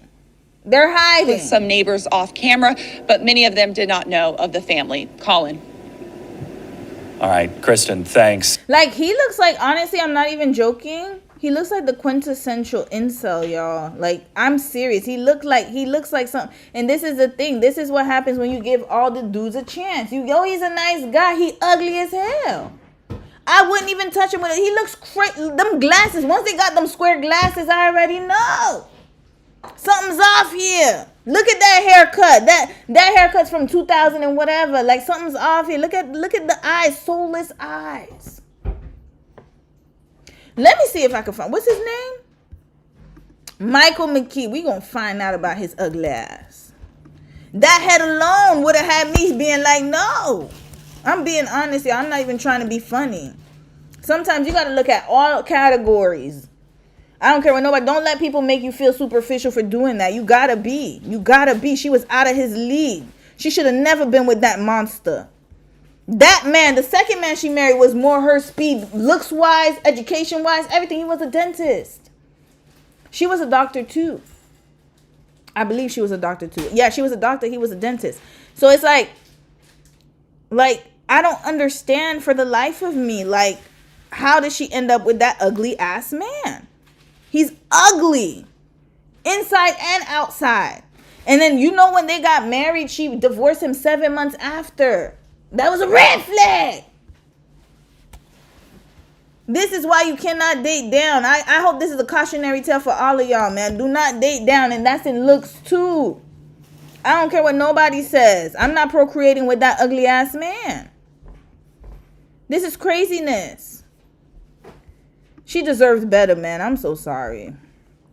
I'm sorry, sis. I wish you were my friend at that time. I would have been like, nope. No, the hell you won't.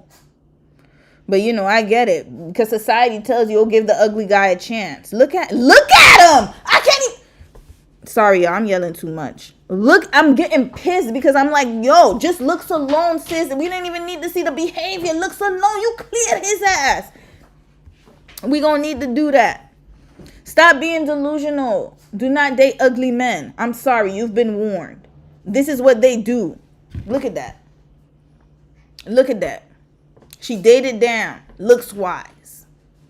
Look at what happened to her. Stop giving these men a chance. And then he looks, like I said, he looks like he's on websites. Like, he looks like the type. He didn't even keep up with his appearance. Got them old ass glasses. That's what I'm saying. He's not even trying to, like, you could. Anyways, you know what? I'm gonna shut up. I'm gonna shut up. I'm being too much right now. And then not only that, but I told y'all about the ears below the eyes. There's a whole research about it. Let me show y'all. Ears under eyes. There's a whole research. I'm serious. Do not date men with ears under the eyes. You've been warned. You've been warned. Low set ears. Let me see. Low set ears.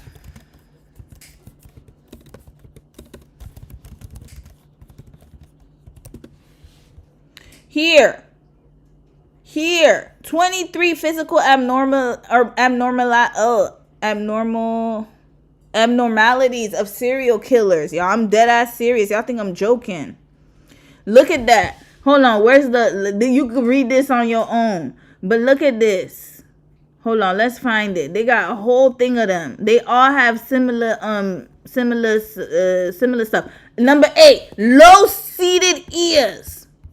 The top point where the ear joins the head is lower than the corner of the eye and the nose bridge. Red flag. Lower by 0.5 centimeters or greater than 5 centimeters. Look at this crazy ass man. When you see a man with ears, look at the eyes right here. If it's below the eyes, you've been warned. I done told y'all that. You've been warned. And then look at him. His ears are out like this. Okay, I think I'm joking. Let's look at low set ears. Here. All of them. Look at this one right here. Let's do a whole thing. Look at that. Low set ears. Y'all want me to keep going? Let's keep going, because no, this is gonna scare y'all straight. Stop dating these dudes. Stop it. Criminals with low set ears. Let's go.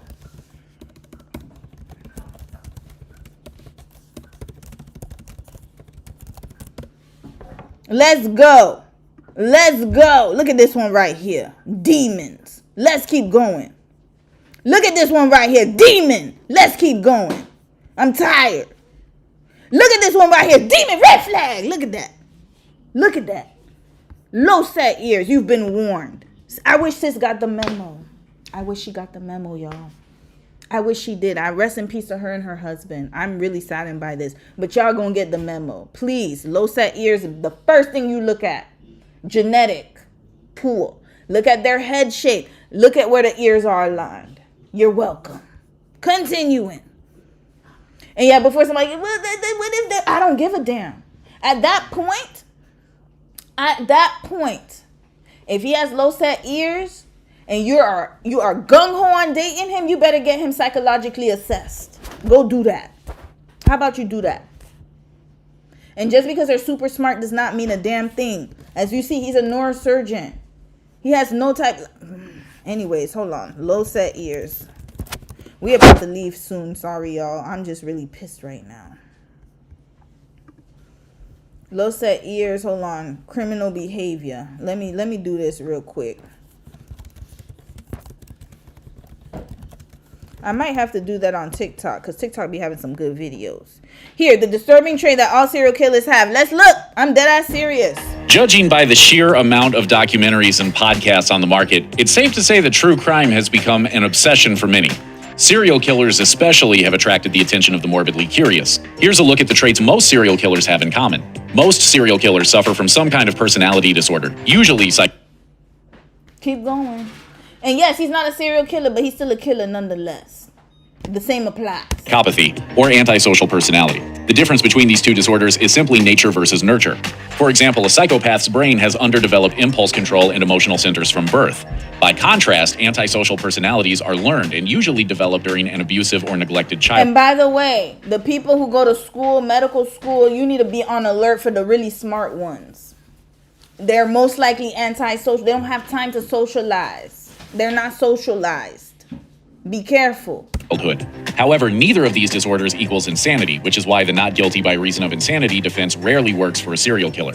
Killers deemed criminally insane are not mentally able to discern right from wrong. Serial killers, however, know very well how evil their actions are. They just don't care. In his book, Real Life Monsters, criminal investigator Stephen J. Giannangelo calls the calm, purposeful behavior of a serial killer predatory aggression, comparing Didn't he look like did y'all not see? Y'all seen how he walked? Hold up. Stephen J. Giannangelo calls the calm, purposeful behavior of Look at how he was walking, and then look how the other dude was walking. Hold up, we finna get to him. Look at the video. Look at the video of where they caught him walking. Here we go. Does that not look similar? Seen arriving. Does that not look methodological? Whatever that damn word is believed to be McKee. Detectives say. Does that not look similar?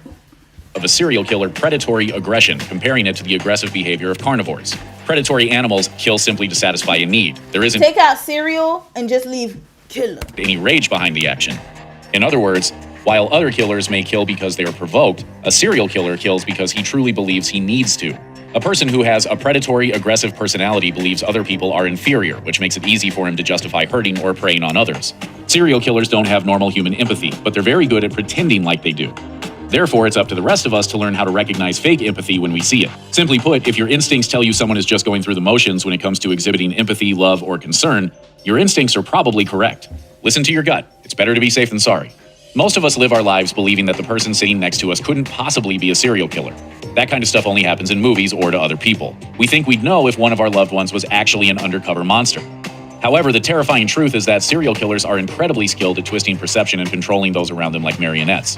They prey on the insecurities of those closest to them and masterfully manipulate loved ones to never suspect them of any wrong. Look at that. Lower set ears. Keep continuing. That's why the families and friends of serial killers are always shocked to discover the person they thought they knew is evil and Lower set ears. Hold up. He almost there. His little tip goes up a little bit. He's still ugly as hell. This can't be. I keep shaking my head saying, how can this be? Because he had lots of friends, very good student in school, a very normal, active boy. According to Psychology Today, Jeffrey Dahmer's father simply accepted his son's lies at face value because it was Look at him with them damn glasses. easier for him to believe the lies than to admit to himself that his son was a monster. But even those of us who aren't already emotionally invested in a relationship with a dangerous person can be manipulated. Generally speaking, if someone appears to try and bribe you or distract you from flaws in a story using flattery, flowers, or gifts, you should definitely keep your guard up. All ugly ass men. And it doesn't matter if they're handsome too. Ted Bundy was handsome to some people. To me, he's still ugly. But still, They all have a certain type of behavior. Look at his ass. Look at him. Look at the eyes. Look at the beady ass eyes. Oh Lord, I'm gonna read a few comments. We moving on from this, man. I feel bad for them. Rest in peace to this beautiful couple. I'm sorry, sis. You should. Oh man, it really pains me when I see that happening, y'all. I feel so bad. She didn't know any better, y'all. And look at this one right here. Moments afterward. Yeah, earlier today, we drove to Zanesville to try to make... Okay, we saw that already. All right, rest in peace, y'all. Okay, so, I think that was it. Oh, this one. Okay, let's see this one real quick. Or maybe I should save that for next week. I don't know. Y'all put red flags in the emoji. No ducking away. Neurosurgeons are often psychopaths. We're going to do that. We need to do a case study on that. Them and police officers, firefighters, military. Ooh, so many. The subsets of careers. Please pay attention to people with low empathy. Absolutely. 100%, Rosa. I agree with you. He's a vascular surgeon. Yep. It's sad, y'all. Mary, you said the cut to his swarmy smile gagged me. Ted Bundy looked hella... Yeah, that's what I'm saying. People were talking about he handsome. And I'm like, he got them beady eyes. He looked crazy as hell. But you know what? He was, maybe he was charming. I don't know. Maybe, there are some men who know how to talk to women and stuff. But hell, I don't know. I don't see him as handsome at all. To me, he just looked like he had beady ass eyes. AJ, you said back from the dispensary. What did you miss? A lot. We talking about serial killers with low set ears, pastors. Yes, all of them. Red flag. All right. We're gonna finish off with. Okay, this one we'll do real quick. It's a short story. It's not that long. Give me 10 minutes of your time. We gonna rush through this. Just 2 more. And then a palate cleanse and we out of here. I think we've done enough damage for tonight. Lord. All right, 2 short stories, y'all, and then we gonna save the rest. I really wanted to do this one. I think this was on my thumbnail, so I have to do it. Friendship ends behind a man. We gonna listen to it in its entirety, and I'm gonna give you guys my commentary. Y'all let me know what y'all think. Friendship over a man. I'm gonna tell you the story. So the way it works out is her birthday, their anniversary, Christmas, my birthday, New Year's. So right around this time of the year, we're chatting a whole bunch. Girl, what you doing? Girl, what you doing? Da, da, da, da, da, da, da. Y'all, so this year, no different. Hit her up. Let me set this up because I need my hands up. I'll tell you a story. This is literally what I said. Where did y'all go for y'all anniversary? And she goes, oh, we just went out to dinner. He got me flowers and some jewelry. And I was like, and she was like, don't start. And now I'm going to start. And we all need to start starting with our friends who are accepting low effort shit from the men that they're with. Now let me preface this by saying he's a man of means, okay? I sold this man his 3rd property when I was in real estate. I've seen his pay. This man makes well into the mid to high 6 figures, okay? And you are the type of person that likes to travel because we bonded over that. We've traveled and taken trips together before. It's just so minimal to me what he does for her. A birthday, flower, dinners, a gift. Anniversary, flowers, dinner, gift. It's the same shit over and over and over and over again. And I'm like, girl, you deserve better.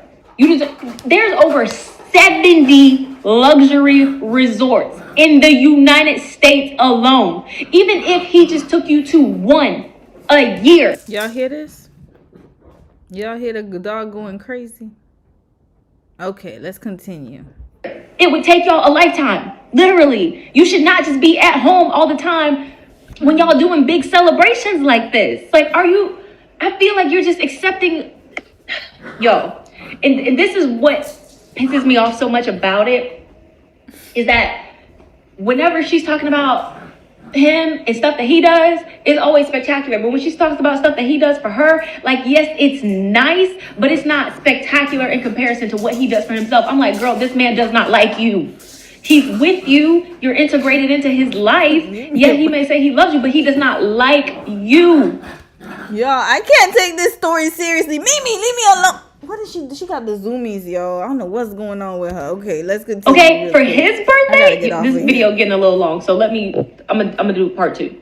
My friend. Okay, so do I think she's wrong? No, absolutely not. And it's so crazy because a lot of women I saw the takes on TikTok. I was shocked. I was like, what's going on here? They was beating on sis, talking about she's too invested.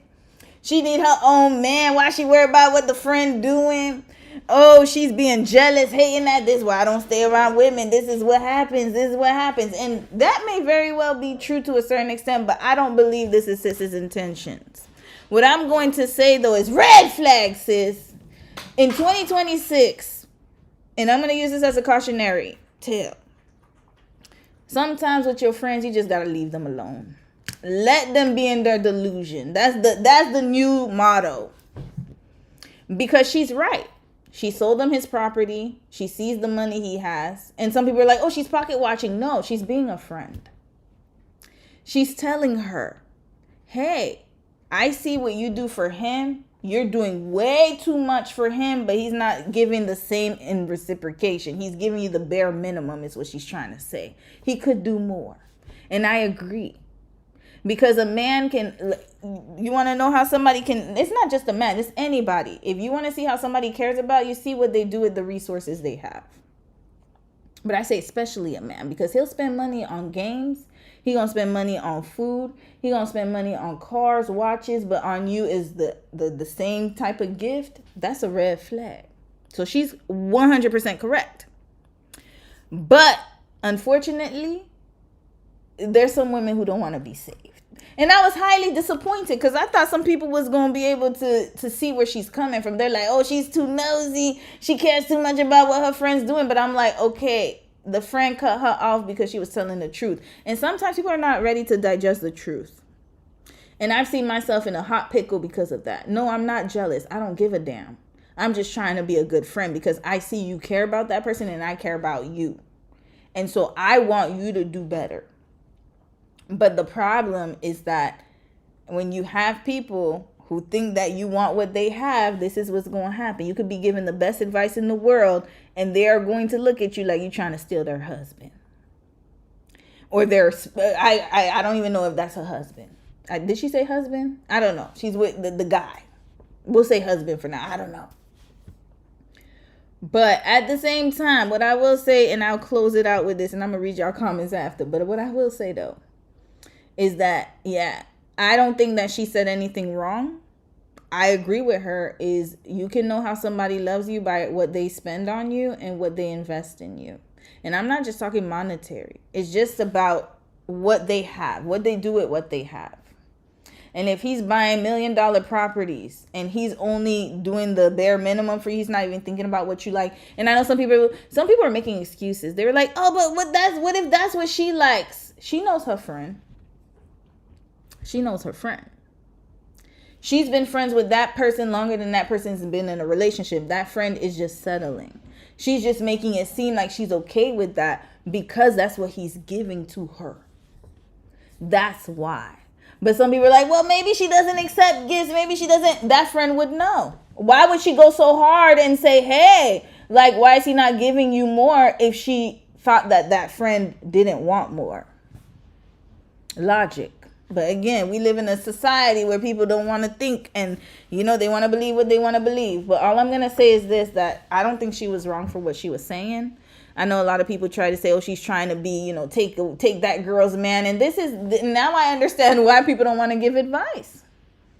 This is why some people are like, oh, this is why married people only hang out with married people. As if married people can't sleep with your husband. Red flag, you're stupid. Do you know how many married people sleep with other married people? Come on now. Are we that dumb? But no, what it is they don't want you to burst their bubble. That's what that is. And they don't want to face the truth. If your friend is coming to you and she's telling you, hey, he's not giving you the same energy. And my problem is, okay, if you want to stay in that relationship, that's fine. Then don't tell people about it. Just stay quiet. Zip your lips. You ain't had to tell her nothing. She wouldn't have known. But you gonna go share with her all these things, and then obviously she's going to give you your opinion because you're talking, you're yapping.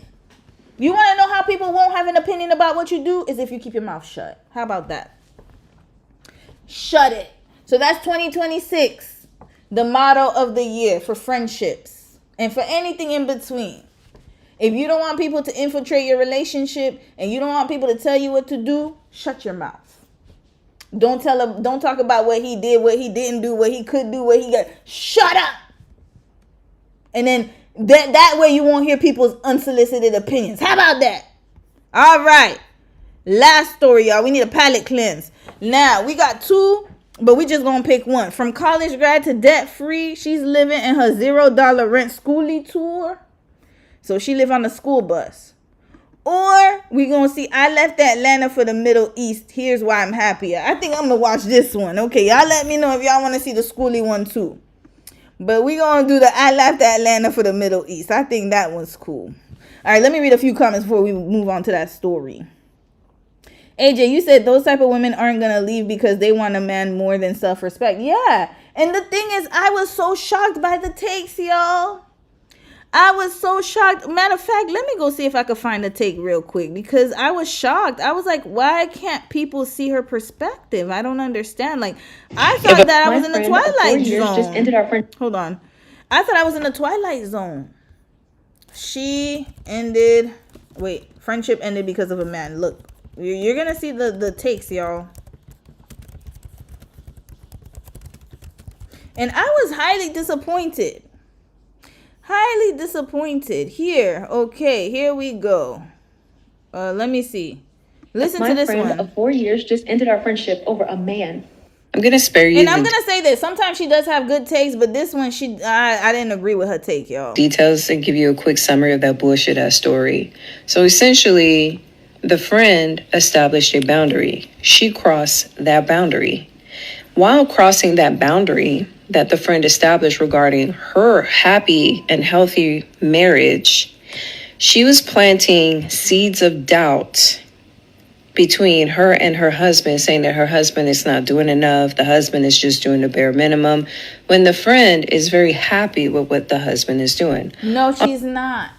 And this is where we need to be honest, y'all. We need to have an honest conversation. If she was happy with what the husband did, then she wouldn't have a need to share it. Why is she telling that friend her business? If she knows that, because remember, the friend said, don't start, because she knew that's the type of friend.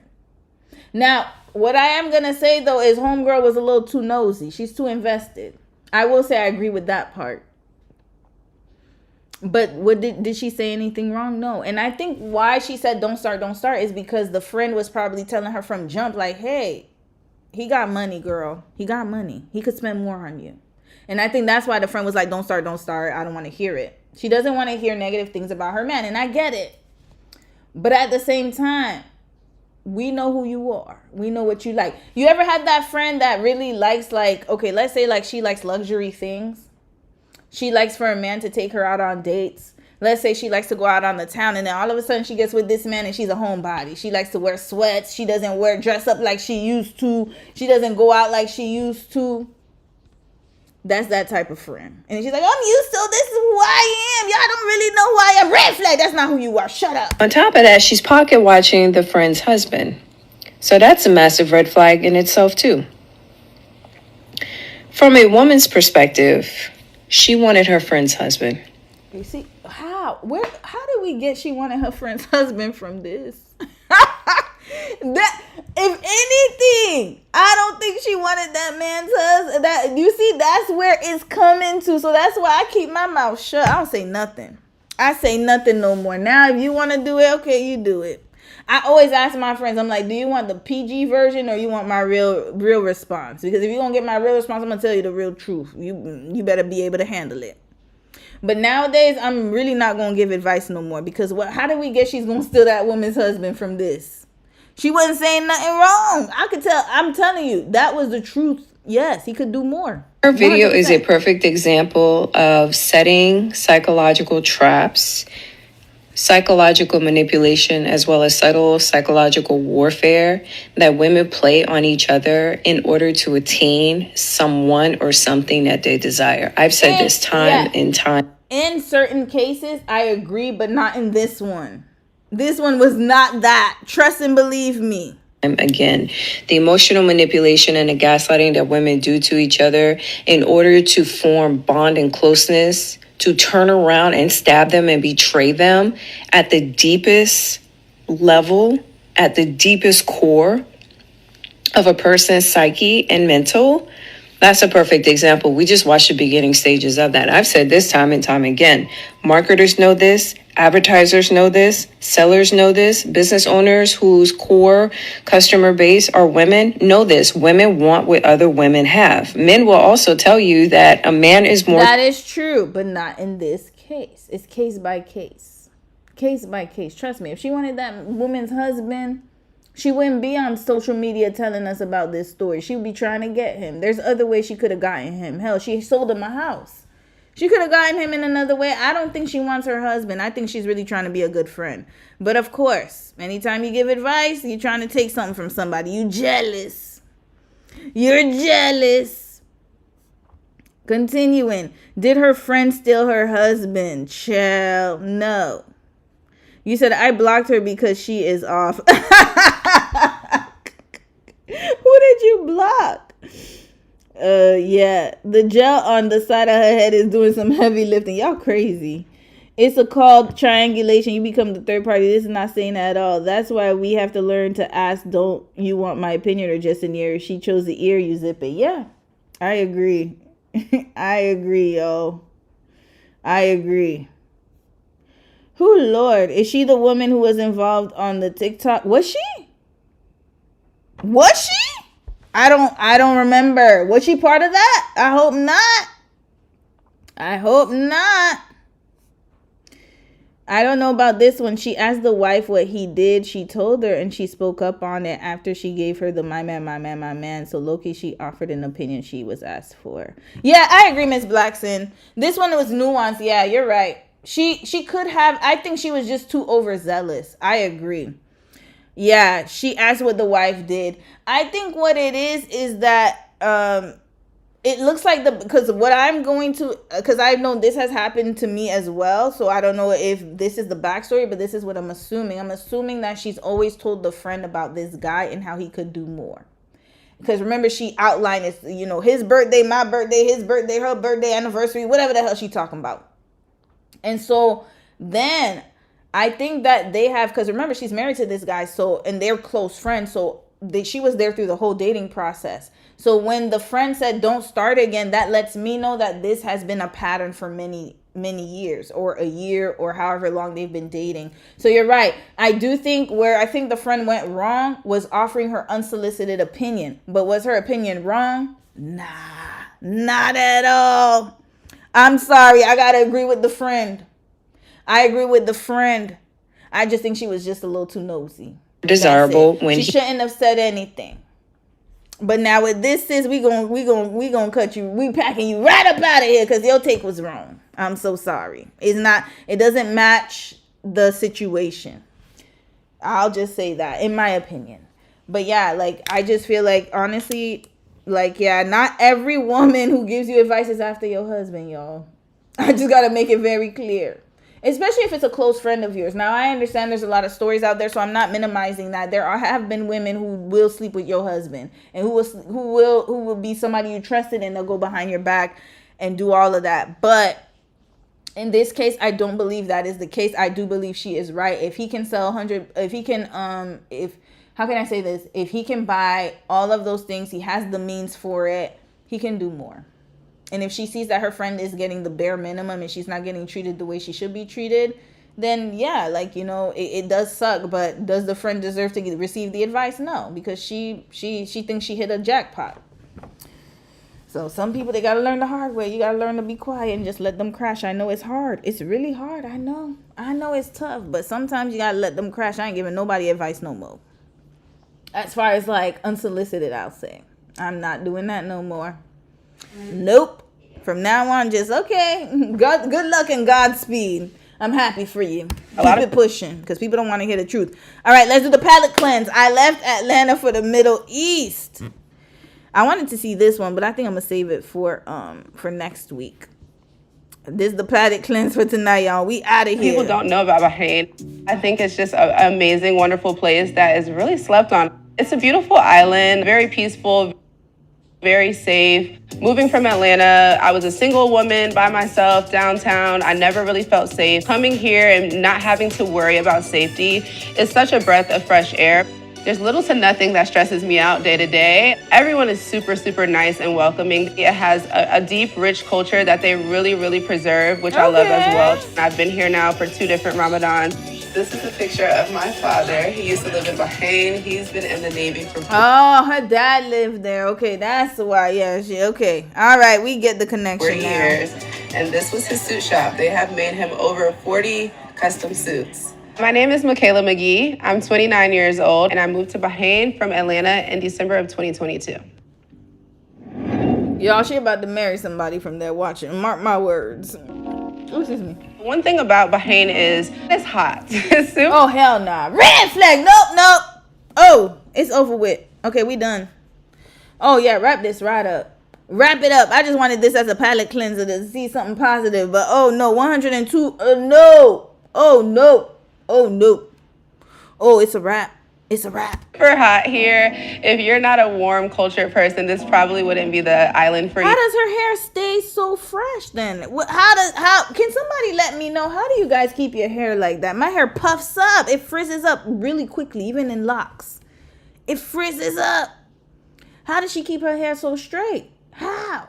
Even with the relaxer, my hair fuzzed up and frizzed up. Ain't no damn way. Oh no. 102, I'm out. But I still want to see a positive story though. And I might play a little bit about the van girl, just a little bit. I'm curious to see what it is. But I love warm weather. I would say probably the hottest day this summer was about 113, 114. And she's walking around with that fresh hair. How? Maybe 115 Fahrenheit. Here you can order ice for your pool. That's how hot it gets. Bahrain and Dubai are like cousins, I would say. Girl, don't go to Dubai. Please don't get the sweetie treatment. Please do not go to Dubai to get pooed and peed on. Please, thank you, sis. You're too beautiful for that. Sorry. Bahrain is about maybe like 20, 25-ish years behind Dubai. Very similar in culture, very similar in nature, very similar in weather. It's beautiful. Now Bahrain is trying to catch up. They're building a marina right now. They're building a bunch of things to, draw in tourism. I'm a military brat. Both of my parents are U.S. Navy. Growing up abroad, life was moving around from military base to military base. She's lived abroad before. I always knew that I wanted to live outside of the U.S. The first time I went to Bahrain was in 2020, I believe, and I actually came to visit my parents. My dad was stationed here in the military. I knew nothing about Bahrain before visiting the first time, but the moment I came, I became obsessed. It's one of those things like, if you know, you know. And it felt like home. I met so many great people. As soon as I got home, I started planning on how I was gonna move. I moved here in December of 2022. Initially, I was on a tourist visa. I initially moved in with my parents. They had a 3-bedroom. I just kind of wanted so they had a house there. Okay. to test it out, see how I liked it before I got my own spot. And I stayed there maybe 6 months, and then I moved out on my own. First couple of weeks were definitely lonely. Even a lot of the people that I met when I initially visited in 2020, they were gone by the time I moved here in 2022. Bahrain is such a small community and culture. Everyone knows everybody. So you meet one person, they're gonna introduce you to the rest of the island. And I think probably by week 3, I pretty much knew everyone already. So it was really easy to make friends, to get acquainted with the island. Anything that you would hear about the Middle East, especially coming from the US, we have a lot of negative propaganda. I really did have a bunch of preconceived notions. I had no idea what to expect, but it was nothing like what I expected. I'm trying to see the expenses, sis. Get to the expenses. At all. The culture shock was actually that things were better, not worse. It wasn't anything negative. Yeah, that is true. When you go abroad, it's so crazy. Like, yeah, you'll find that a lot of things are better in other countries. That's why I always advise people to travel. You don't have to live abroad, but travel at least once in a while. Negative. I haven't experienced any xenophobia, any type of racism here. You almost rarely ever see the police. You won't see them pulling people over. You don't see them just patrolling because this is such a safe country. I think I went 6 months before I ever heard a fire truck or an ambulance. You don't see any of that. It's so calm, it's so peaceful. There was never a time where I didn't feel like I fit in or like I was standing out as an expat. Every culture shock was a positive one. Hi everyone, welcome to Bahrain. We are in Manama, but specifically at Leah. How does she keep her silk? I need to know. And welcome to my home. Let's go inside and take a look. House. This is the living area of my home. Inside of here, we just do all of our hanging out, playing cards, watching TV. As you can see, I've already decorated for Christmas. And then as you go into these double doors, this is where the kitchen is. This is probably my favorite part of the house. I cook quite a bit, so I love having a big, spacious, open kitchen. This is the main bedroom where I sleep. Again, a lot of windows, a lot of natural light. Yo, I'm gonna need to get some perfume from the Middle East. I heard their the perfume game is. And there's a lot of closet space. That's the main reason why I chose this house. Oil. And then also in this corner is my work from home station. So a lot of times I do work from coffee shops just to get different sceneries. But if I want to work at the house, this is kind of where I come to this corner. It keeps me focused. There's no TV in here, no distractions. So this is the pool area, which is nice to have because the temperatures get pretty high here in Bahrain. In the summertime, it's great to be able to come out here, just get away from the sun, relax, and enjoy friends. This is a 3-bedroom, 4.5 bathroom with a laundry room and a private pool, 1-car garage, and it is fully fenced in. I work as a senior performance marketing manager for a B2B SaaS company. A typical day in my life is backwards for most people since I do work Eastern Standard Time. Of course, she works in America. A lot of people do, a lot of expats do, by the way. So they'll work in their home country and then live abroad. I mean, it's like a digital nomad. Usually my day starts around 6 p.m., which is around 10 a.m. Eastern. And I'm wrapping up between midnight and 1 a.m. That's not bad. Basically, in my role, I run and manage and own all of our paid media budget. So that goes from paid search to paid social, display, YouTube ads, etc. They're fully remote. It's an international company. That was my biggest thing when looking for a new role, is finding a place that would let me live anywhere, that would give me the it's possible, y'all, and that's why I show these stories. It's not necessarily to make you move abroad, but it's to make you think of different ideas in different ways, y'all. So she found a fully remote company. So it's possible. I know it's competitive, but it's possible. Now, I don't know if she used connections to do it, but she got one. Sorry, I got to take off my earrings. Oh, Lord. Flexibility to work across time zones. During the day, it's me time. I usually take the mornings to go work out, do anything I want to do for myself. People ask me, how do I manage that time difference? It's very easy for me. I wouldn't be going to sleep before midnight or 1 a.m. anyway, even if I wasn't working. It's not bad, though. The time difference is not that bad. My annual salary is $140,000, and I... Wait, what? Time difference is very easy for me. I wouldn't be going to sleep before midnight or 1 a.m. anyway, even if I wasn't working. Sis. What company you said again? Hold up, we gotta go run this back. What she do again? From between midnight and 1 a.m. Basically, in my role, I run and manage and own all of our paid media budget. So that goes from it's around 5 small B2B SaaS companies with a laundry room and a private pool. I'm sorry, I gotta go back. I heard the Sally. I was like, wait, fully what? Fenced in. I work as a senior performance marketing manager. Senior performance marketing manager. Okay. For a B2B SaaS company. Senior performance marketing y'all, that's marketing management. YouTube ads, etc. They're fully remote. It's an international company. That was my biggest thing when looking for a new role, is finding a place that would let me live anywhere, that would give me the flexibility to work across time zones. During the day, it's me time. I usually take the mornings to go work out, do anything I want to do for myself. People ask me, how do I manage that time difference? It's very easy for me. I wouldn't be going to sleep before midnight or 1 a.m. anyway, even if I wasn't working. My annual salary is $140,000, and I am paid in USD. So although I live in Bahrain, I still make a US salary, and I still pay US taxes as well. Yeah, if you live abroad, you do have to pay US taxes. I feel bad for y'all for that. My boyfriend did not split everything down. Oh, your boyfriend. Oh, wait, hold up. Hold up, sis. Hold up. Wait a dang on minute. Is he from Atlanta too? $40,000, and I am paid in USD. So although I live in Bahrain, I still make a US salary and I still pay US taxes. So and she, but still it's minimal though, because she's still able to live. You know, the cost of living is cheaper over there, so she's still able to have a lot more. Me and my boyfriend do not split everything down the middle at all. He is a true provider male. He pays majority of it. Good. A lot of my paycheck goes to savings. Between where your man at though? My regular high yield savings account, and then I also opened up an individual Roth IRA. I also have a 401k with my job as well that I have an allotment going to. Healthcare in Bahrain is free if you are a resident. I have health insurance through my job, so even though I'm abroad, I could still bill my insurance and they would reimburse me. I think I probably buy groceries like every 2 to 3 days because there's no preservatives and things like that in the food. Your groceries do go bad a lot. Yeah, faster. That's how it was for me in Korea. I am in Manama, Bahrain, currently in the Middle East, and I'll add a little map somewhere over here to show y'all exactly where it is. A lot of people have never heard of it before. Once I moved to Bahrain, that's when I got serious about content creation. I realized that a lot of people never heard of this country. So I just started doing day in the lives. I did a few YouTube videos answering questions. I know the misconceptions that I had, so I could only imagine what other people are thinking and believing about a country like this. Because I love it so much, I hate when people think the bad or think the worst. So I'm like, it is my duty to make sure that Americans know how great this country is. I just started doing like question and answering videos. I did a day in a life, and I started doing like spend a day with me, like how much money would I spend in a day, maintenance videos, things like that.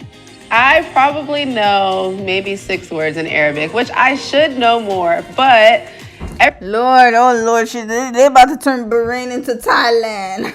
She gotta be careful with that. But then again, I guess the plan is to get like some, to be like a coach, not a coach, like a travel guide or something, whatever they say, the moving expert. Everyone here speaks English. They make them take English from their very first year in school. So even when I first got here and I was trying to immerse myself and learn Arabic, I'm like telling my Bahraini friends, like, teach me Arabic.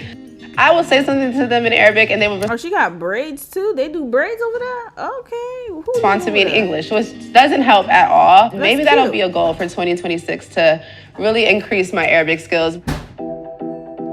Okay. I definitely would say that my life is 10 times better here. My happiness has skyrocketed. Even the weather alone. Damn, 140K though. That's has good. Increased my mood because I just like to be at the beach. There's not a lot of chaos. There's not a lot of unknown. There's not a lot of me turning on the news and this is the breaking news of the day. I do plan to buy real estate here. Even if I don't stay here long term, I think it'll always be a great place to have real estate. I think I'll always want to have something here that she's not gonna stay there long term, y'all. She's trying to wait the time. come back to that I can call my home. Bahrain felt like home from the she's waiting for the time, y'all. Time to pass. Day I got here. So in order for me to leave, another place would need to do the same. All right, I think we're gonna wrap this up tonight. Who she's waiting for? I don't know. She's barking at someone? Did she see a ghost? Is somebody by the door? I don't know. I didn't order anything. Uh-oh. All right, y'all, hold on. I'm gonna read a few comments. Hold on. What about this sis right here? She gonna take us on a tour bus of her school bus. Who she live with? All right, I think we're gonna wrap this right up. This is gonna be done in like 2 minutes. Hold on. And clothing there. There goes, and yep, this is the bus's original battery right here. I have painted the bus. Clearly, it was yellow before. I didn't do a great job, but I tried my best. That's okay. So we have my windows here. I decided to keep all the original windows, and for the places where I didn't want any light to come in, I put a little vinyl. Hold on, I just have to go fast forward a little bit. I have...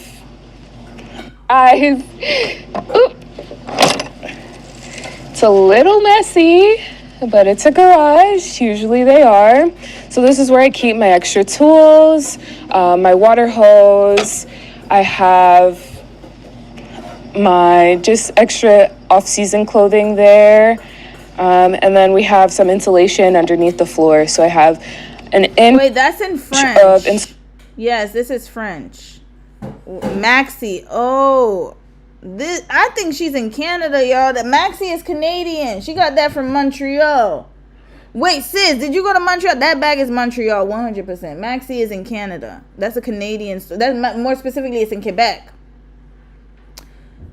Sis, where you from? Where you living at? Insulation, followed by plywood, followed by vinyl plank flooring. On this side, Well, I think she's insulation, American followed though, by but plywood, I could tell you that bag is definitely from Quebec. followed by vinyl. New Jersey. Okay, yeah, she went to Quebec and got that bag. I don't know where she got that bag from. Plank flooring. That's so interesting. On this side, we have my shore power inlet. It's a 30 amp shore power inlet. Yeah, take me to Bahrain, sis. I love you. I'm sorry. I love all my sisters, but take me to Bahrain. I'll take the 102 Fahrenheit. Take me to Bahrain. If I'm going to choose between them two, Bahrain. Up here, I kept the bus pretty original, the driver's area, just because I wanted a little piece of But I'm glad she saved up her debt, and she's debt free. That's what matters. Whatever extra storage I can find right now. Over here, I needed a little privacy, so I have some curtains that I use at nighttime. So one thing about this bus, what's really great is instead of the big school bus arm, it is entirely battery powered, so I can open the door like that. This is a Chevrolet Express Duramax diesel engine. I got the bus on Facebook Marketplace. I found a guy who is a mechanic, and he resells the buses. It was a really sweet guy. I need to figure. Okay, I think I need to do this to my mic because I be having my mic up to my mouth like I'm damn about to eat it. That's probably why my sound be a little off. Guy, he's actually on I'm a next case study video, not the one coming out, but the one after that. I'm gonna put my mic like that. Ran away from his community. I don't know if that's too much information. But yeah. Okay, we fast forwarding a little. Frozen goods. On top, we have this countertop space, which I thought I would need extra countertop space, but to be honest, I don't really use it as to 3 separate pieces. I think that's as far as it goes. Yeah.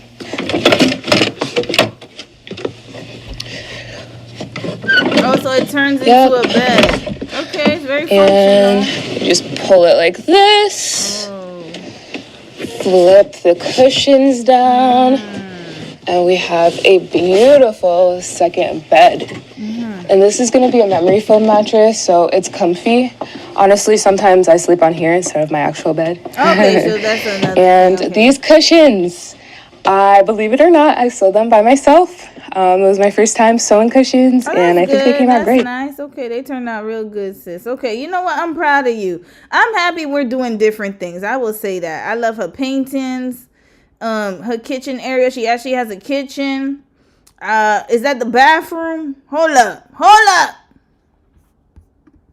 And then there's a urine diverter for the pee in the front.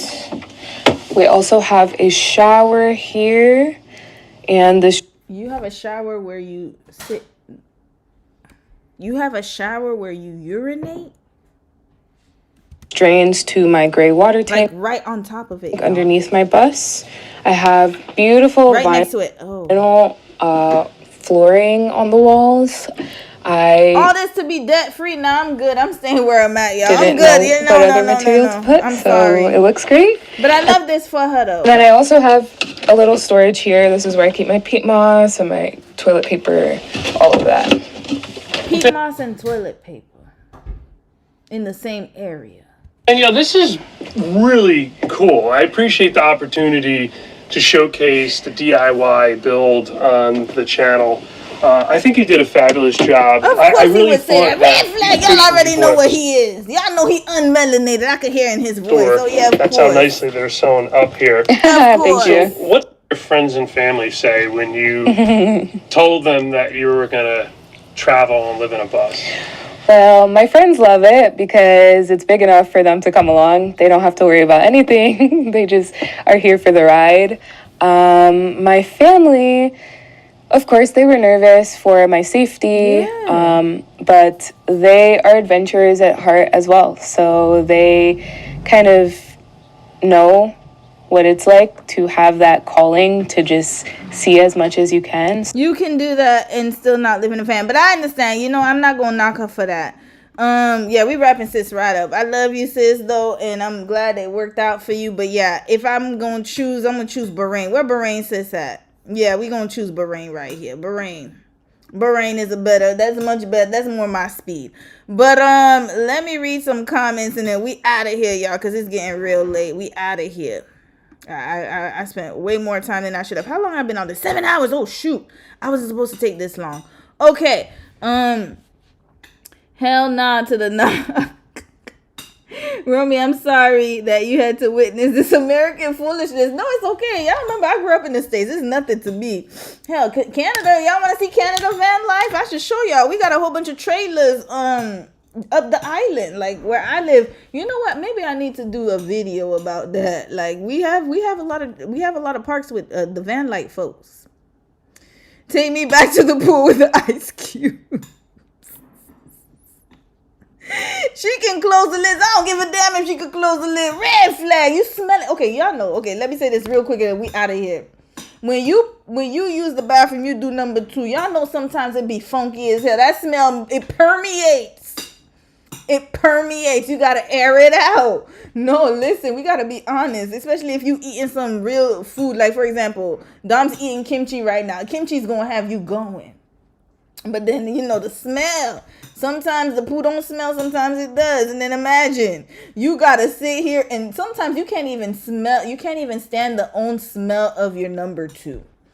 And then on top of that, you gotta take a shower right where you just did it. Like, I understand our showers are kind of separate a little bit, right? So like, you could leave and exit and then come back in. So like, let's say it's too much. Sometimes it'd be too much. I'd be sprung like, and then I leave the room and then I come back, let it air out.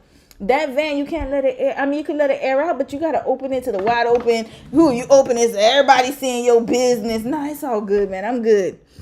But yeah, good luck to sis, though. I'm happy for her. I'm really happy. I'm happy for her. Good luck to her. And I'm glad we had the palate cleanser. Actually, I'm going to take down the other sis's name. We might watch a few more of her videos. I'm curious to see the TikTok video she has next time. And, yeah, and I might, whoever sent me messages on the Discord, we're going to do the videos next week. Anyways, have a great week, y'all. I know my camera's freezing up, whatever. Have a great week. I shall talk to y'all this weekend. Look out for the case studies and the members-only case studies. And have a great night, y'all. Good night, good night, good night. And see you next weekend. All right, bye, y'all. I got to get going, and I know y'all do, too. Good night.